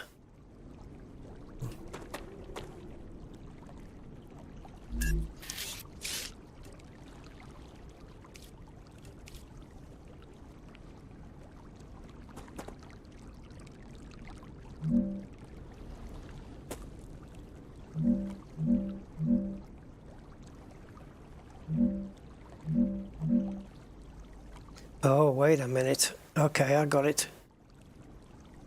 I got it. I got it. I think I got it now. I think I got it now. Cheeky little bastards that they are. Okay, I think this is going to connect now. And when it does, I'll tell you why.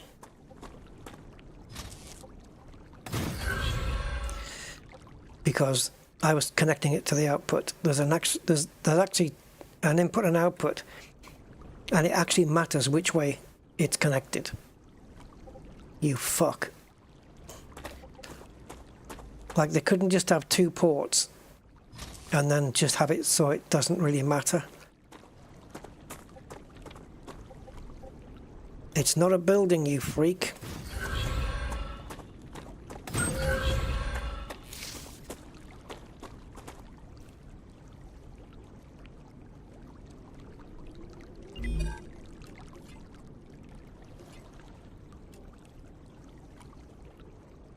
Oh, you choose it from here. I was actually going to go back to the smelter.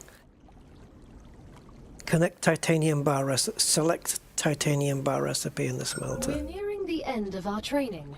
Please answer the following questions. On a scale of 1 to 10, how anxious does being incinerated alive make you feel? Since this is the first question, to establish a good baseline, I will answer 5. Understood. Why hasn't this come up? On a scale of 1 to 10, how afraid are you of arachnids about 1 meter in diameter? It's unnerving how specific that question is. There's no need. Questions never killed anyone.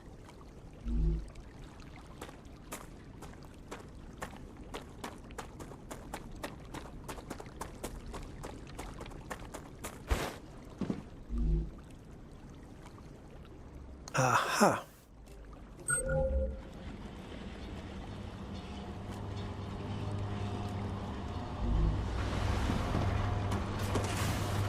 Yes, and now it's taking that crap and it's making them into bars. And there they go.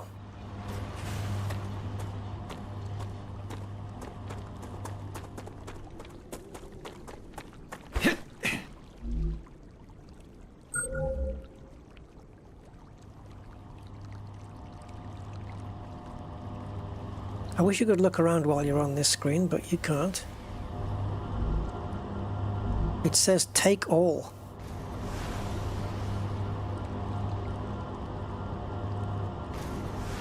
Does that mean I can take...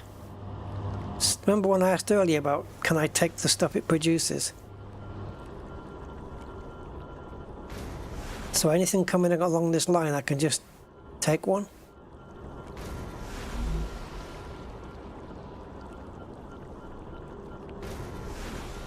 You get 5 for each of those now instead of 1.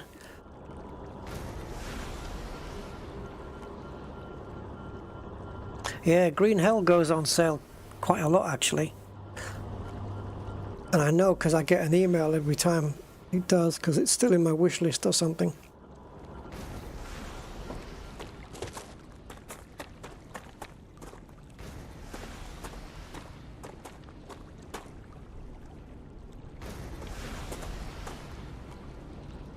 Okay, so there's actually an input and an output. And you see, when you're placing the frickin' thing, you know what gave it away? If it lets me do one. I wonder what I could put down.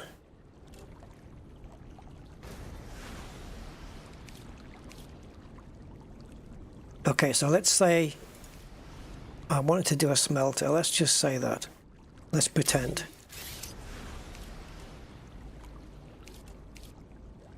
You can see there's a yellow square and a green one. Input and output. And I had it the other way around. And that's why it wasn't connecting. The little shit. Right. I'm dehydrated. Yes, yes, I know you are. Well, go and drink from the pond then. Yum, yum, yum, yum, yum.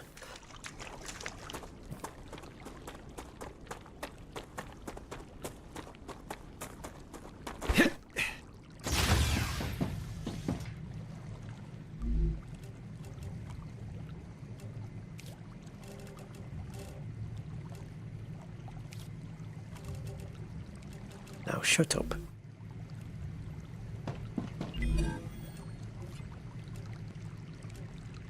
Platform modules, advanced habitat modules. Oh, that's the connector for the two things to connect multiple habitats. And you can do one upstairs as well. And advanced platforms. Great job. This is the end of your introductory training. And there's all the other corporations. Remember that Arcadia 7 is a dangerous place, and a person will spend their entire life, or lives rather, learning from it. Stay alert, gather information, and don't worry. I'm always by your Right, side, military. watching your every move. Is that a threat? It's for your own safety. Right, how do we get the I will pistol? now remove the introductory What do they training want? Titanium bars. Location barrier disabled. Sedative injector disconnected. Communications channel active. Awakening other crew members. Ah, I forgot what it was. The Claywood Corporation hopes you will have a wonderful adventure and quickly pay off your debt. Griffiths Blue. Thank you. Checking the connection. Over. What was that? Oh, don't worry. It's only S8466. So Griffiths Blue. Choose. Audio, even So as soon as we give them 200 of these, they'll give us the recipe with a pistol, right? The human brain can't go on for too long without stimulation. When sleeves are sleeping in the regeneration chamber, they get a constant audio and video feed it's away. of everything you do. They can also communicate with you. You'll also Right, so that 200 is me putting an order in, Everything I do? and then the excavator is meeting that order. be ashamed of. It's delivering the 200 that I asked for.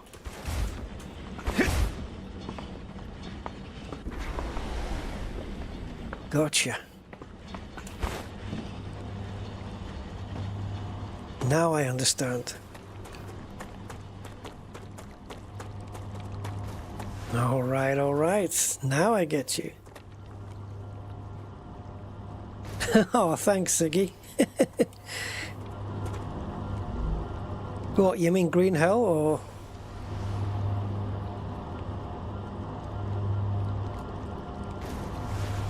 So we have to do... Yeah, look, it's piling in more, look. This is going to take a while to drop 200. So, in the meantime, if I take one from here, though, if I steal one, will it make up the shortfall?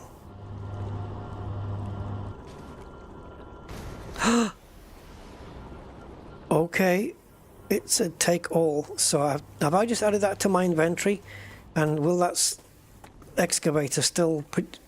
Oh, will there be a shortfall now? What's in my inventory? I just took 6 titanium bars.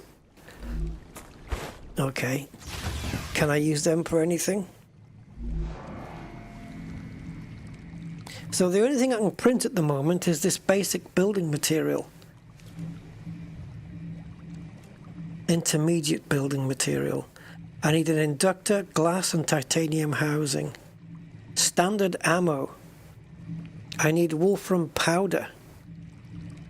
Right, how do I make wolfram powder?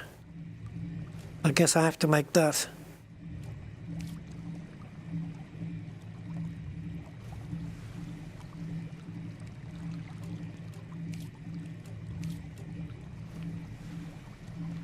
And I guess to find those recipes, maybe one of these.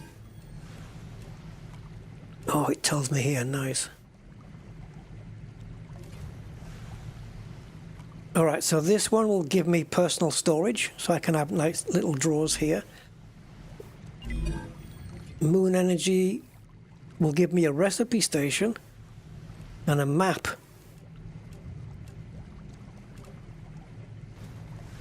And a lesser infiltrator and a wind turbine. A base core amplifier. Oh, there's a lot of people. A lot of levels, sorry, from these different people. Solar generator, 2, wind turbine 2, and an inventory upgrade. Yeah. This one, fabricator. What can you fabricate? Oh, look at all that stuff it fabricates.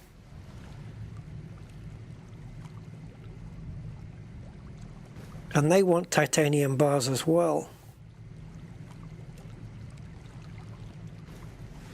Can you fabricate wolfram powder? Because what happens if I run out of ammo?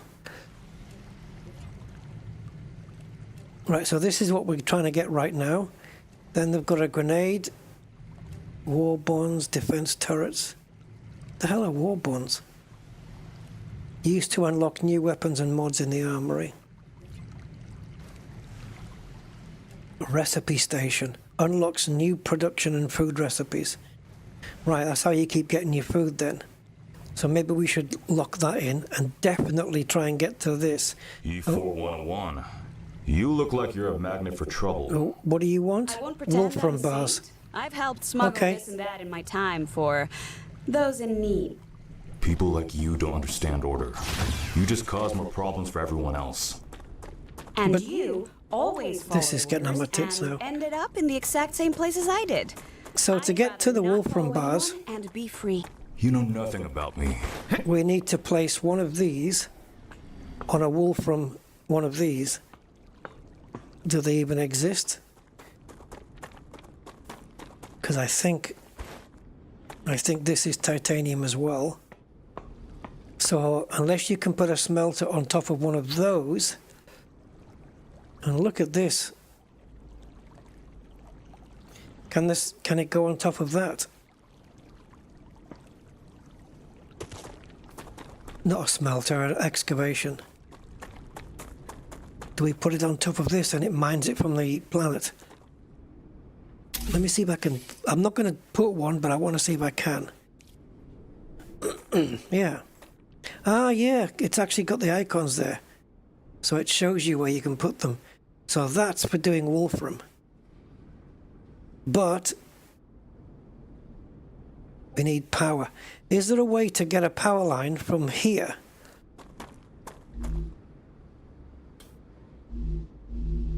Let me figure the menus out. From here and just connect it to this line.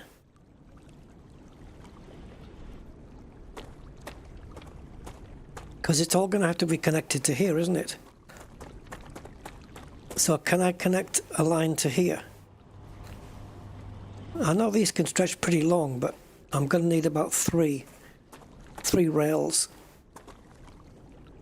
Maybe I can connect it at the connector here. So I'll have a rail to here, another one to here, and then another one to there. And we can mine that. So I can actually put an excavator there, plus another smeltery thing. So what's that going to cost me? So it's 80 for the excavator. I'm going to need more solar panels. And 100 for that. So 180. I've got 197 at the moment.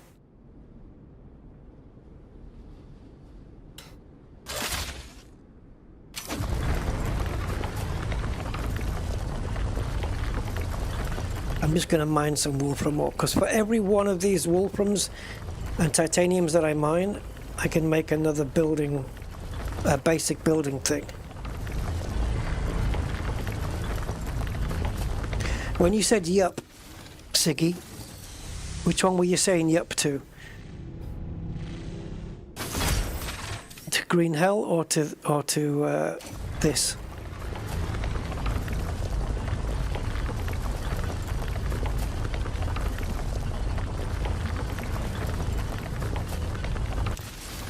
Ah, 24. I want to get to 25. Oh, Green Hell. Okay. Let's go to 30.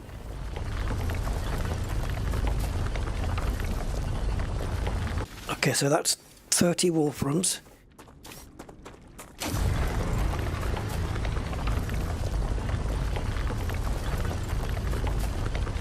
Now titanium, I've already got bars. I don't know if I can use bars to make the building materials. Yeah, so this is an indie game. It's not like a big developer thing. So it's pretty good for that. And for £13.50, I think it was, £13.49 or something pounds. I think it's not too shabby at all. It's a pretty good deal.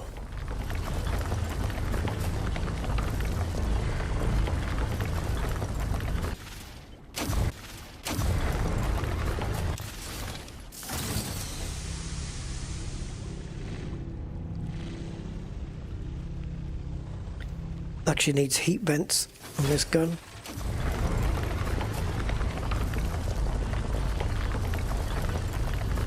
I don't get it, Sam. What's so interesting in beetles or flowers? They're part of the world we live in and are inextricably connected to it. We wouldn't exist without beetles or flowers. We wouldn't exist without fundamental forces. Beetles and oh my god, what's happened here? Why 497? You can't replace electromagnetism. Huh? You'd really want to live in a world without plants? I wouldn't mind it. Oh, I see. So one wolfram ore and one titanium ore makes 10 building materials. Understood. Oh, we got plenty. Let's go do some building, baby. Now, the way we've got this, I think we need another solar panel connected to this. So let's do that first. So we've got more power. Right, so let's do that. Let's build a solar panel. Solar panel, where do we go for that?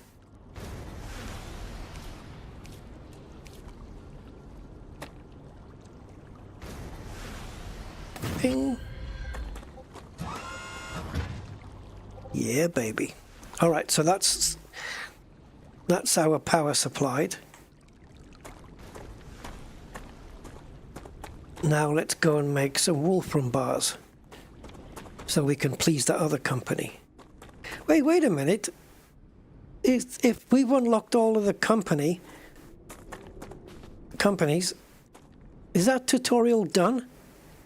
Which means I am no longer within the borders of the map. Okay. Oh, you know it makes sense, baby. Right. Now we're going to build a smelter. And we're going to make sure that the frickin' thing is rotated the right way around. I'm going to point it this way.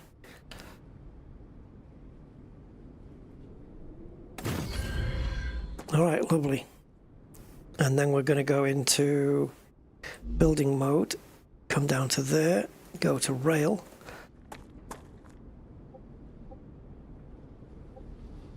Oh.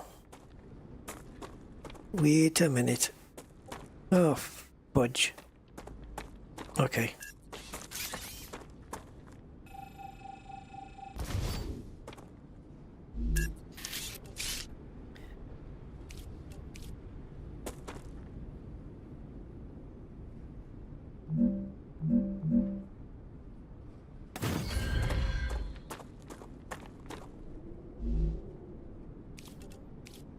All right. So now we go from here to there. But now we need to make a connection to the rail, I guess, to the other rail.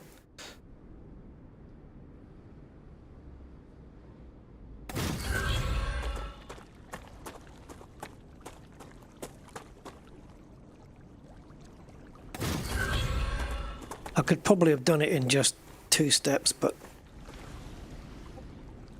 can I just interconnect these?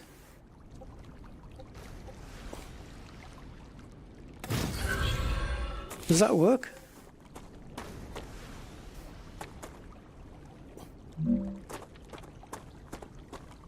It's rolling. It's rolling. Now we know it's going to, it's on a bed of wolfram ore, so we know it's going to make wolfram bars. So it's going to produce as much as it can, right? It's going to produce as much as it can until it gets full, and it's just going to sit there until I request them from the corporation. Right, how's this getting along? Well, something's happened. 133. So the wolfram bar, we have to wait till this is finished, and then we go and change the recipe for the thing to the wolfram bars, and then the other one will kick in. And on here we'll get personal storage. Who else requires wolfram bars, by the way? This one. This one. This is the one I want. Moon. I want the recipe station for sure, and I definitely want the map. So you were a soldier?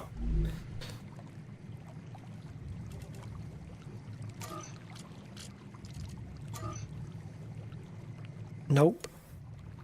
Nope, guys, it won't let me. It won't let me go to the audio. It keeps crashing the game.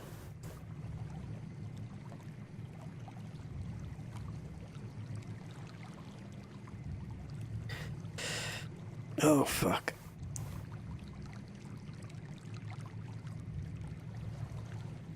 I'll give this one more go. To engineer a crate phantom up, yeah. Engineering's just... it's a bit of a grind, isn't it, really?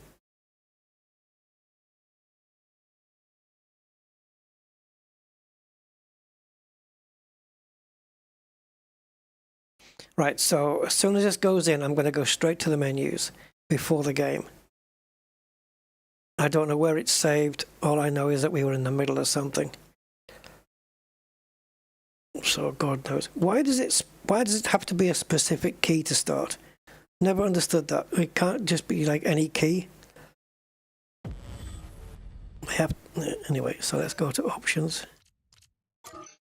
Okay. Dialogue. Good night.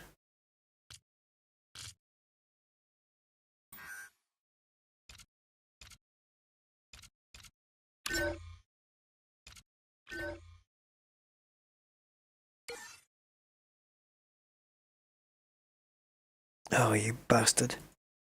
This save was from 7 minutes ago. That is not good. Look at all this.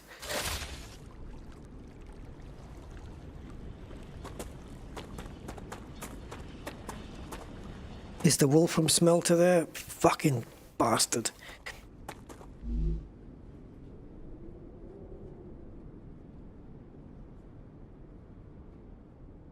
Oh my god, alright, I see what you've done. You little shit.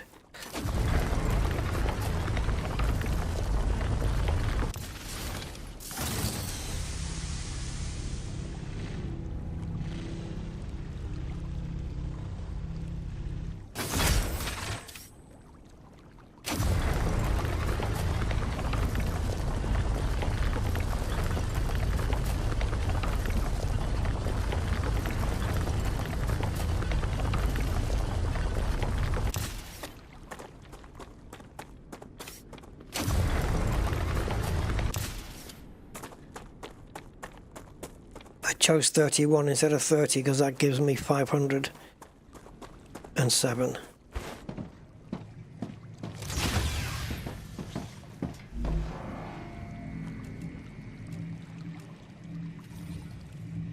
There you go.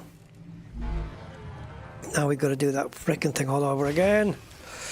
Yeah, bastard!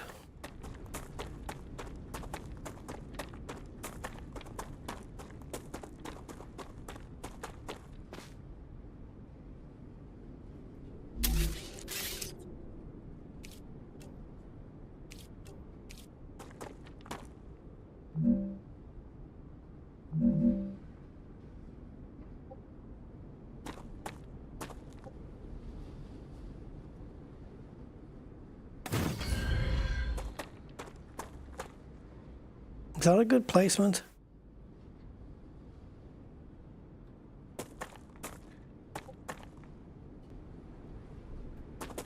Well, it was green, so it's gonna have to be. No!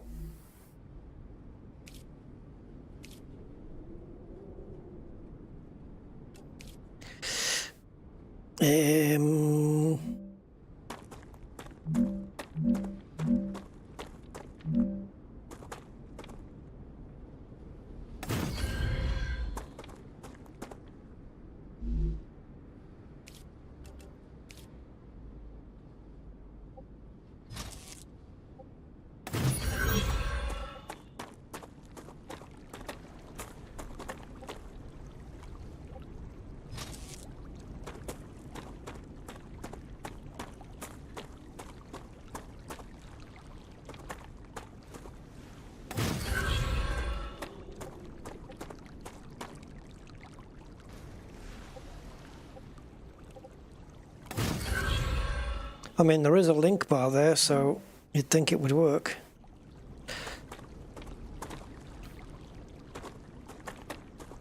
All right.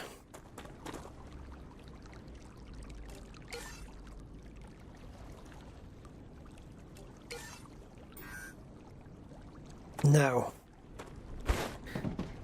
how are you getting on?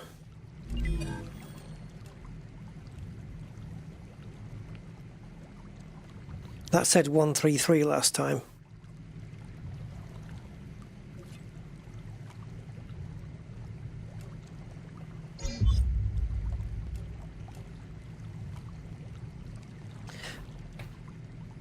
So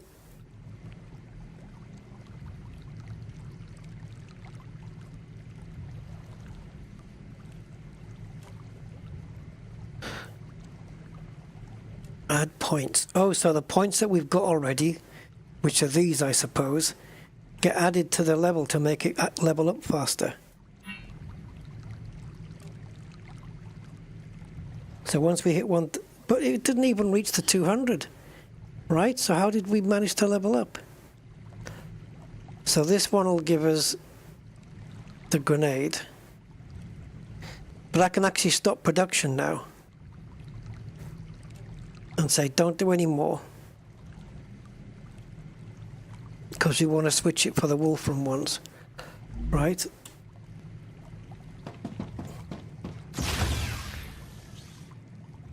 Yeah, need ammo.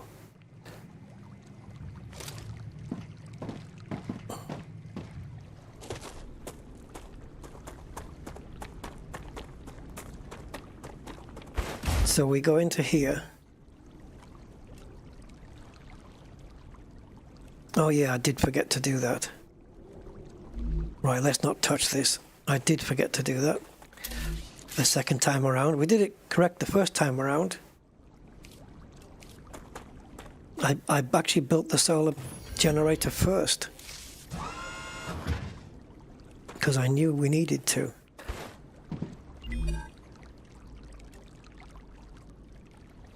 What unsent items?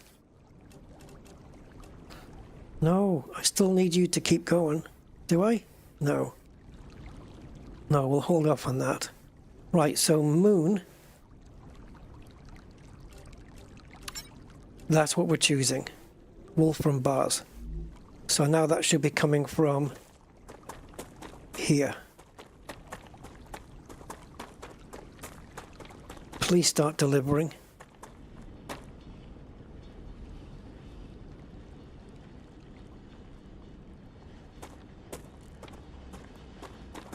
Come on. Why is it flashing yellow?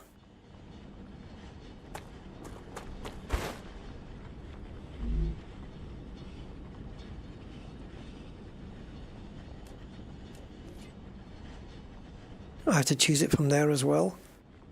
Awaiting items. Drone request priority. There it goes. Now it's making Wolfram bars for moon.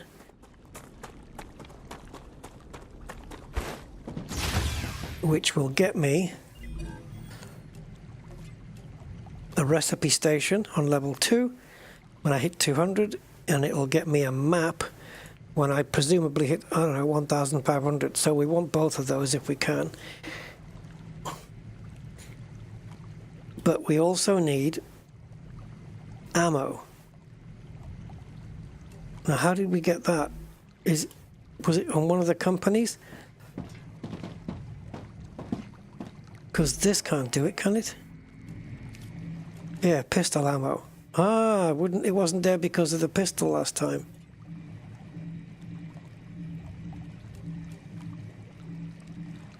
So what's this? 274/7. What's that? Right, that's 100 pistol ammo.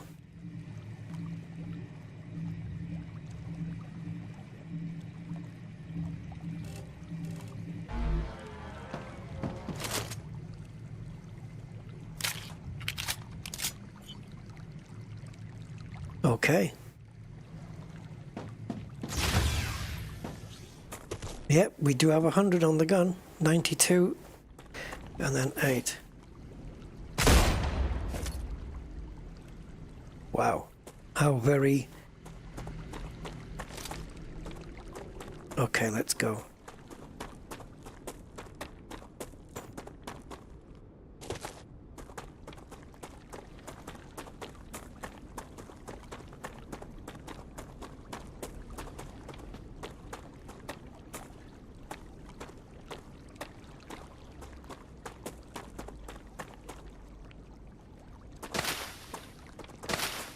We can put these in the analyzing station.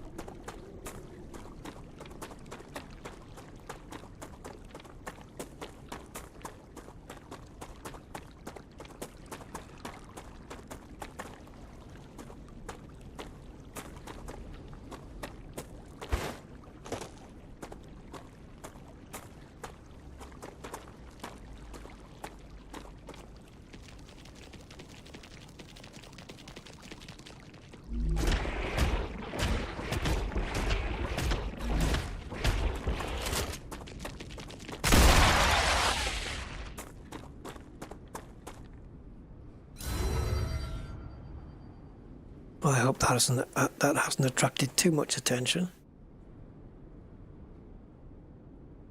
Geoscanner. Map required. Okay, we have to wait to get the frickin' map. I love the sound of the gun. It's epic. Right, this is a geoscanner. So yeah, I guess if we have the map and we do this, maybe it'll map out a bigger region, I guess. because I'm guessing some of the map's going to be in the dark. You know, the black areas. Creatures over there for sure. Absolutely.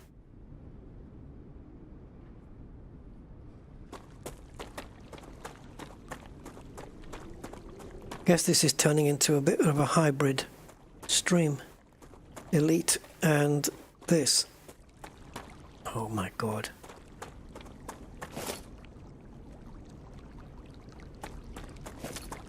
Have I been spotted?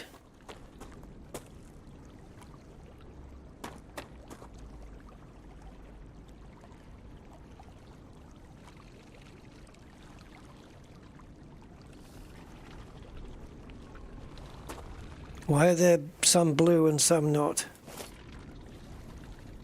How good is this gun?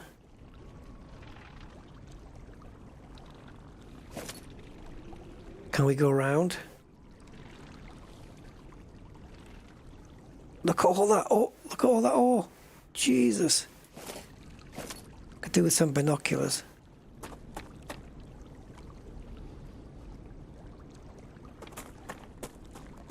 Gonna see if I can go around them. I was trying to get somewhere. I can't. Oh, what? Yeah, creatures up there. I don't know whether I actually want to go up there at the moment. I might wait until I get a rifle. Which I know you can, I think you can get. Yeah, I'm pretty sure. I've seen people using it.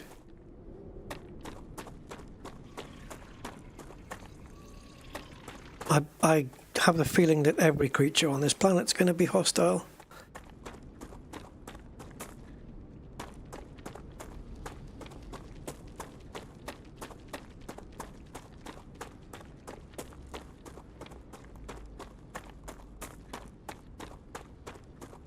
And I also have a feeling I'm not going to get to where I want to go and back without running into trouble.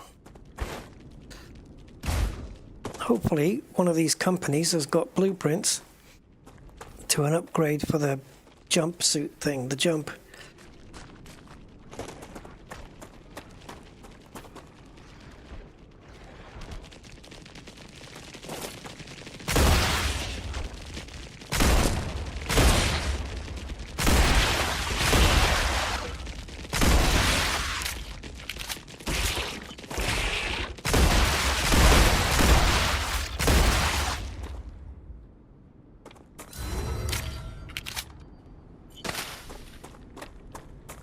Is that another one of those geo things? So it looks like if you activate those, they'll unlock another portion of the map, I guess.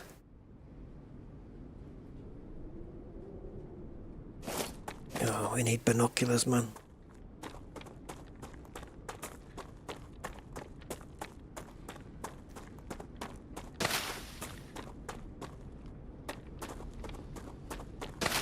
Hopefully when I get back, all that level 2 stuff's unlocked.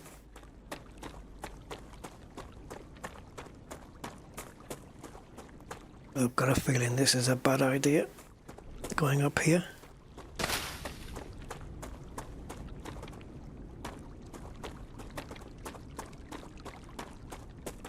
And I don't know how much notice we get before the first rupture, or when that's coming.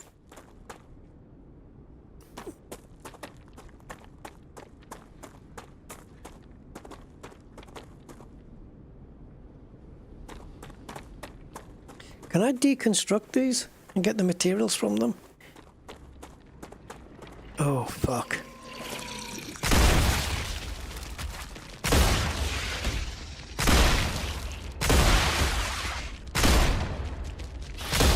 Well, they don't die on the first go.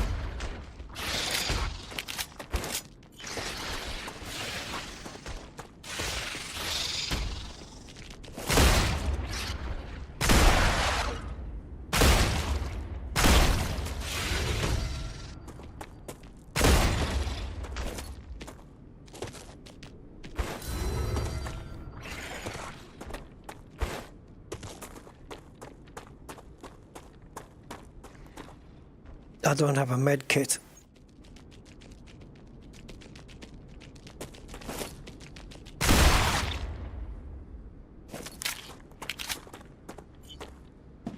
I know you can recipe them, but I don't have any at the moment.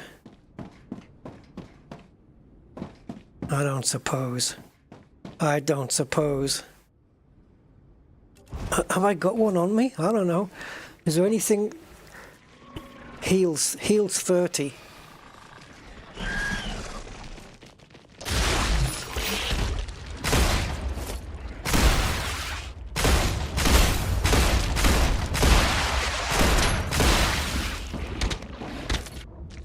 They don't die, man. Point blank range and they're fine. My Artemis? No, not for this. I'm not, no.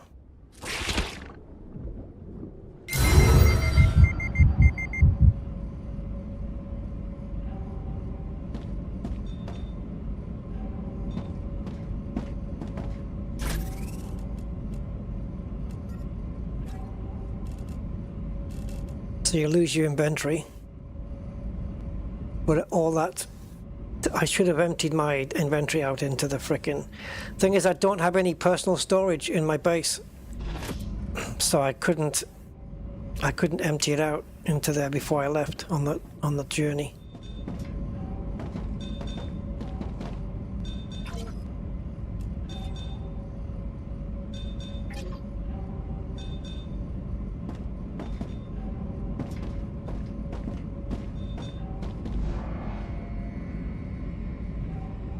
Oh, you are fucking kidding. I've lost a pistol as well? No. Okay. So why isn't the... Oh, it's there. Okay. Jesus. See, I'm just getting used to this game.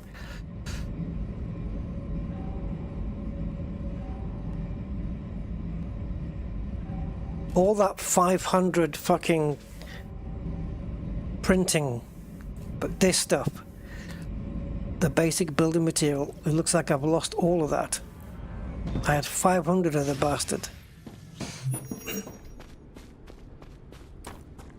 We can still get it back, but this time I'm going to need 50.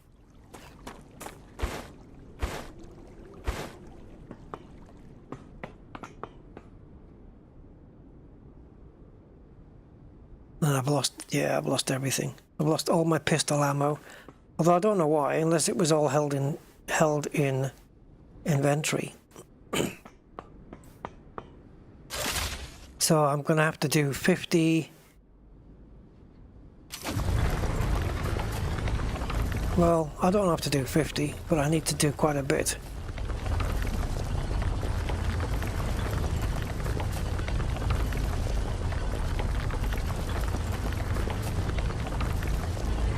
Let's do 20 of each.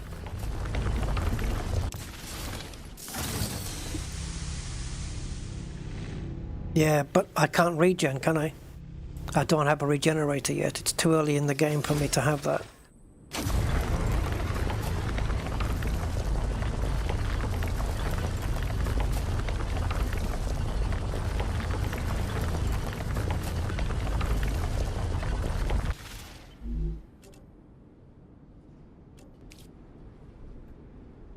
So what does this split do? Oh, I see.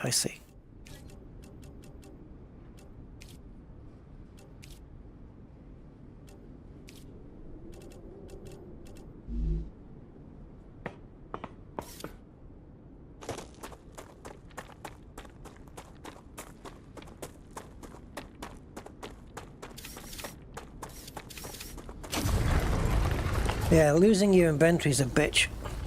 Unless you can go back there and pick it up. I don't know.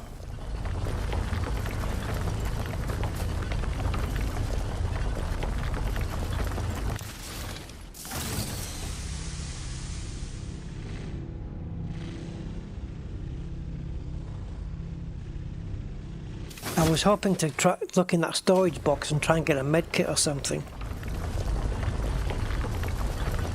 But definitely need a better weapon.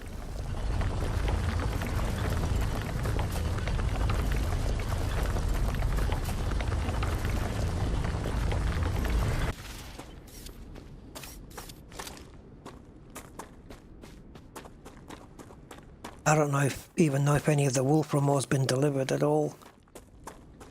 And if it hasn't, it's because of the way the rails are.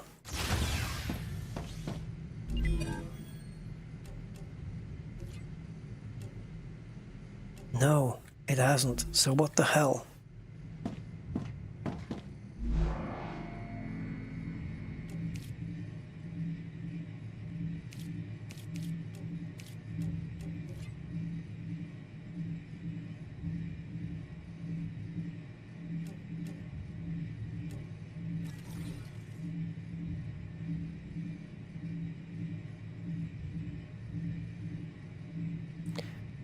What?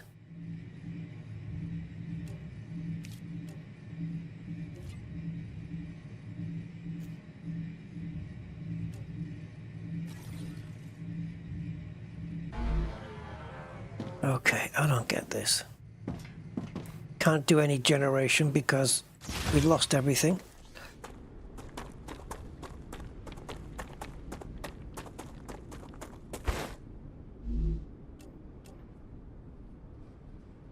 Wolfram bar, yeah. I don't keep getting why... I don't get why the exclamation marks keep appearing on stuff. Completely dumbfounded by that one. So we've got Wolfram bar in the recipe thing, right? We've got 3 solar power generators, which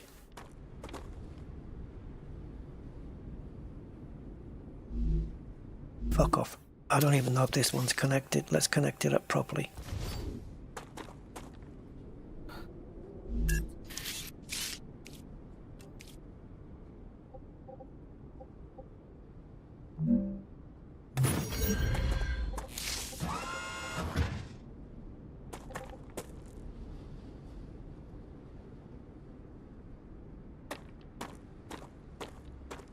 Now, is it the rails that are in a bad place that's making this not deliver?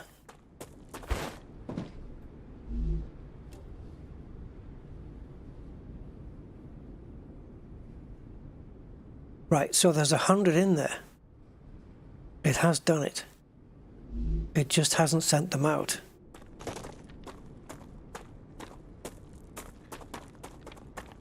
So do I need another one of these? Do I need another OCL or whatever the hell it's called?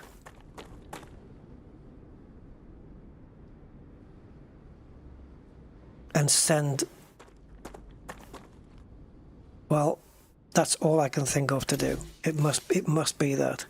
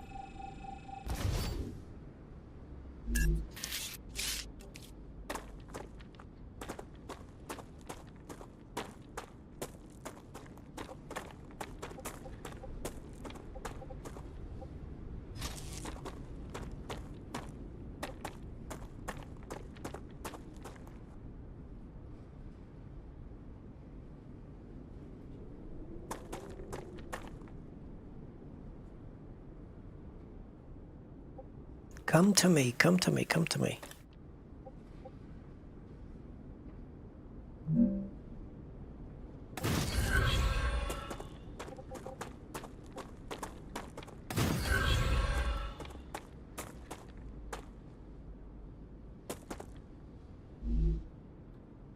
These menus are a pain in the ass.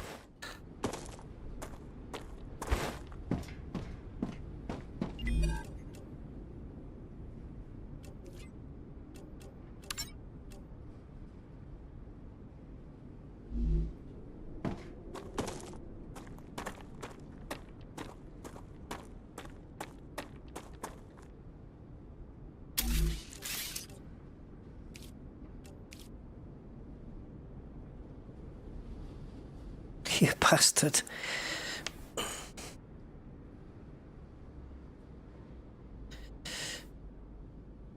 Do you know what? I'm not buying this. I don't think this is correct, what it's saying to me here about not enough power.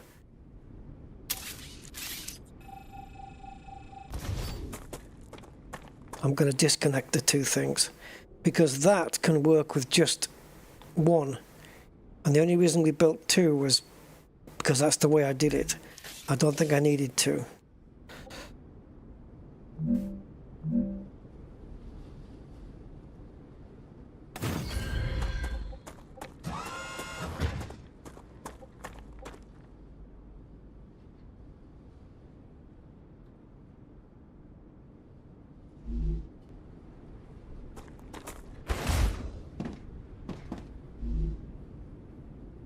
Insufficient power. If I took this solar panel away, this would work.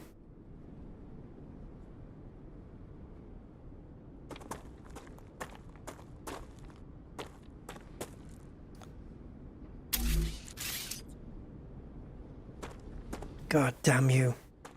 Right, this is the last thing I'm doing in this game today.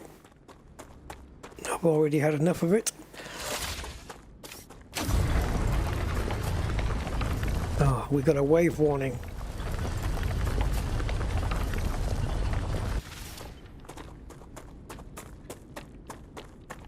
Well, we have to be bloody quick then.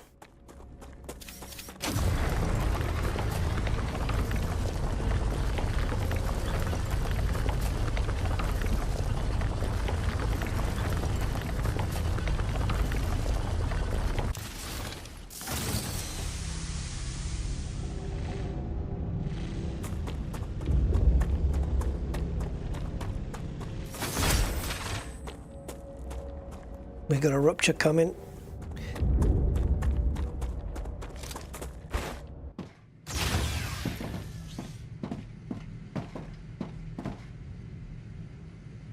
This is not gonna go good.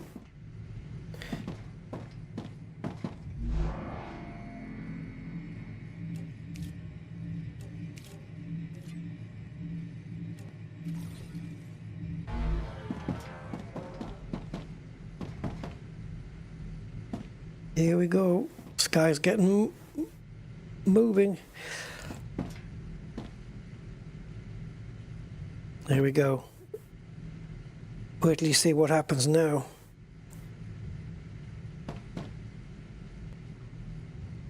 You do not want to be outside for this.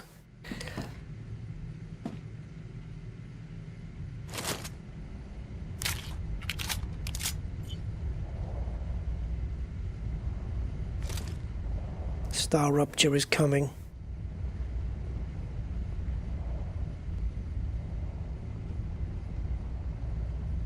Please let this building contain me. Yeah.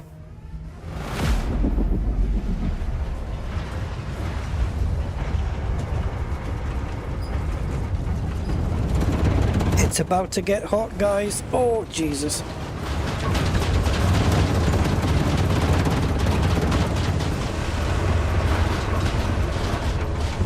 Everything is reset.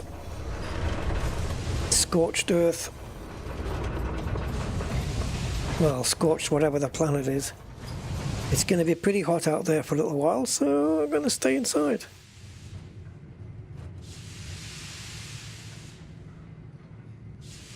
Do you think those need power as well?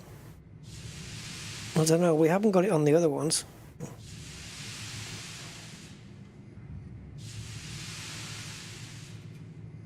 So when it says wave, does it mean wave of enemies, wave of creatures? Because I know when it ruptures, it's letting enemies in. When can we go outside?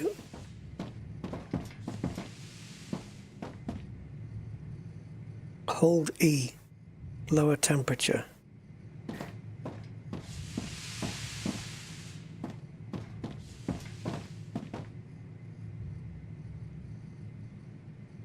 Yeah, it's not. Oh dear. I can't move, guys. I think the game's crashed again. Bastard. I didn't know whether I had to hold, but I don't know what that means. Hold E, lower temperature. Is that for the airlock to lower the temperature, or wasn't it going to let me out until it's crashed again? So that's its last chance for now.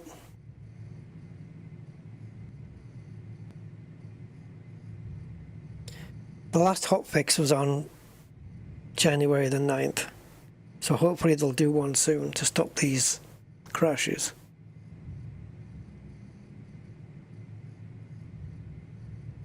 See, I don't know where it's going to put me back to. When was the last save? Did it save just before the rupture?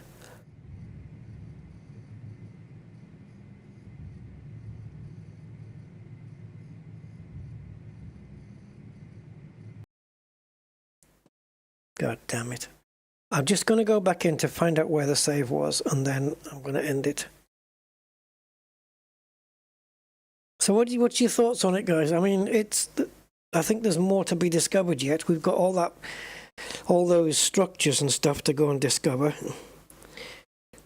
Creatures to kill. And yeah, killing all of those spidery things, if there was two of us, I think it would be easier. Oh, that's not too bad. The last save game was 1840. That's not too bad. Load that in. Yeah, look at this.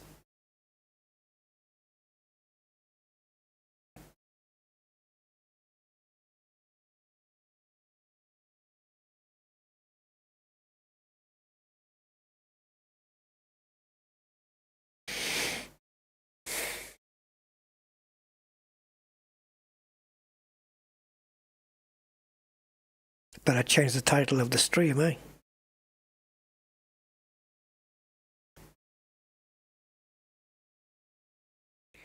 Where's Inara now, anyway? I wonder. I don't mean where's Inara, I mean, like, where is the community goal on Inara? What's the 75% limit? Oh, it's okay. It's only gone up by 88. It was 4,800 before, now it's 4,888. So we're okay. Come on! Yeah, it's not 0.11 early access at the moment. Yeah.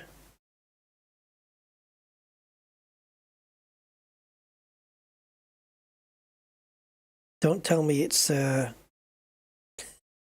crashed loading in the thing. I think we're having to wait a little bit too long here. Has it crashed trying to load the game in?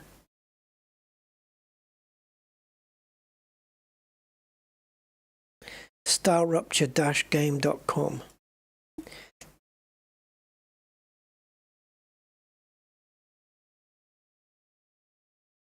Yeah, so there's that, and then my YouTube browser thing isn't refreshing. Normally I don't know what it is with Firefox, it has a weird way of telling you, hey, there's an update available. It just stops things from working. I know, it's working now, okay. Yeah, Firefox tends to stop pages from loading all of a sudden for no apparent reason, and every time you quit Firefox and go back in, there's an update. Every time. Yeah, it looks like it's crashed just loading the game back up, guys. So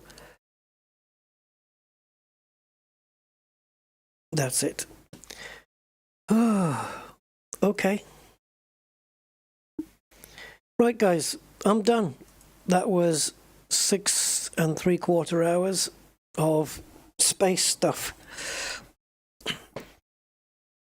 Yeah, let's see what happens with Star Rupture. I think I'll probably wait for an update or two, hotfix or two, and then we'll give it another go. But it looks like it's okay. Oh, and Angry did buy it. Angry bought it. So yeah, maybe next time I'll arrange with Angry and we'll do some co-op in this. But Angry, yeah, you'll have to get through the tutorial and get to the pistol.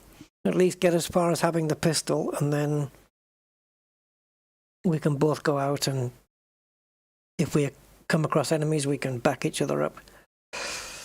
Cool stuff. For an indie game, though, right, and the price point that it's at, I think it's pretty nice. They've got some nice graphics on there and stuff. Let me just go into the Steam store here, just confirm with you guys. So Star Rup. Yeah, £13.59. Currently at 20% off. £13.59 because it's on early access. Otherwise, it would normally be 17. Yeah.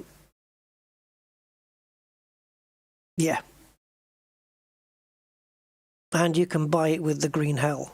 Is that the same people then? Is it the same developer? Developer Creepy Jar.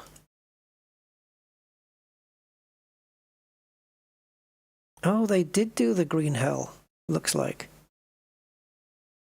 Yeah, Creepy Jar did green hell. Oh, that's why it was mentioned. And it's £2.24 for the anniversary edition. Suppose you can't turn your nose up at that, right?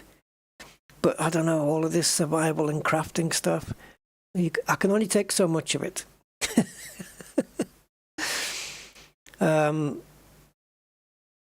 Let's have a look. Steam updates, Automobilista. Oh, yeah. Is that the big update they were talking about? Let me just have a look, guys. I fancy some sim racing. I've been starved of it for too long. Automobilista, what's coming out? Tell me. Hotfix 1692. Yep. This is the one they were talking about.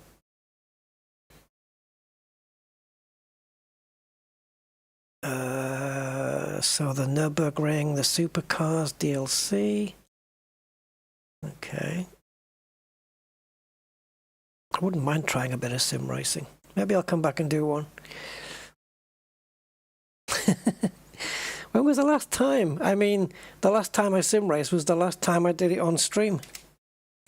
And that was with AC Rally, which was 10 days ago. Yeah. But I don't know. Is that wise after just doing 7 hours of streaming? Probably not. Okay, guys. Have a good one.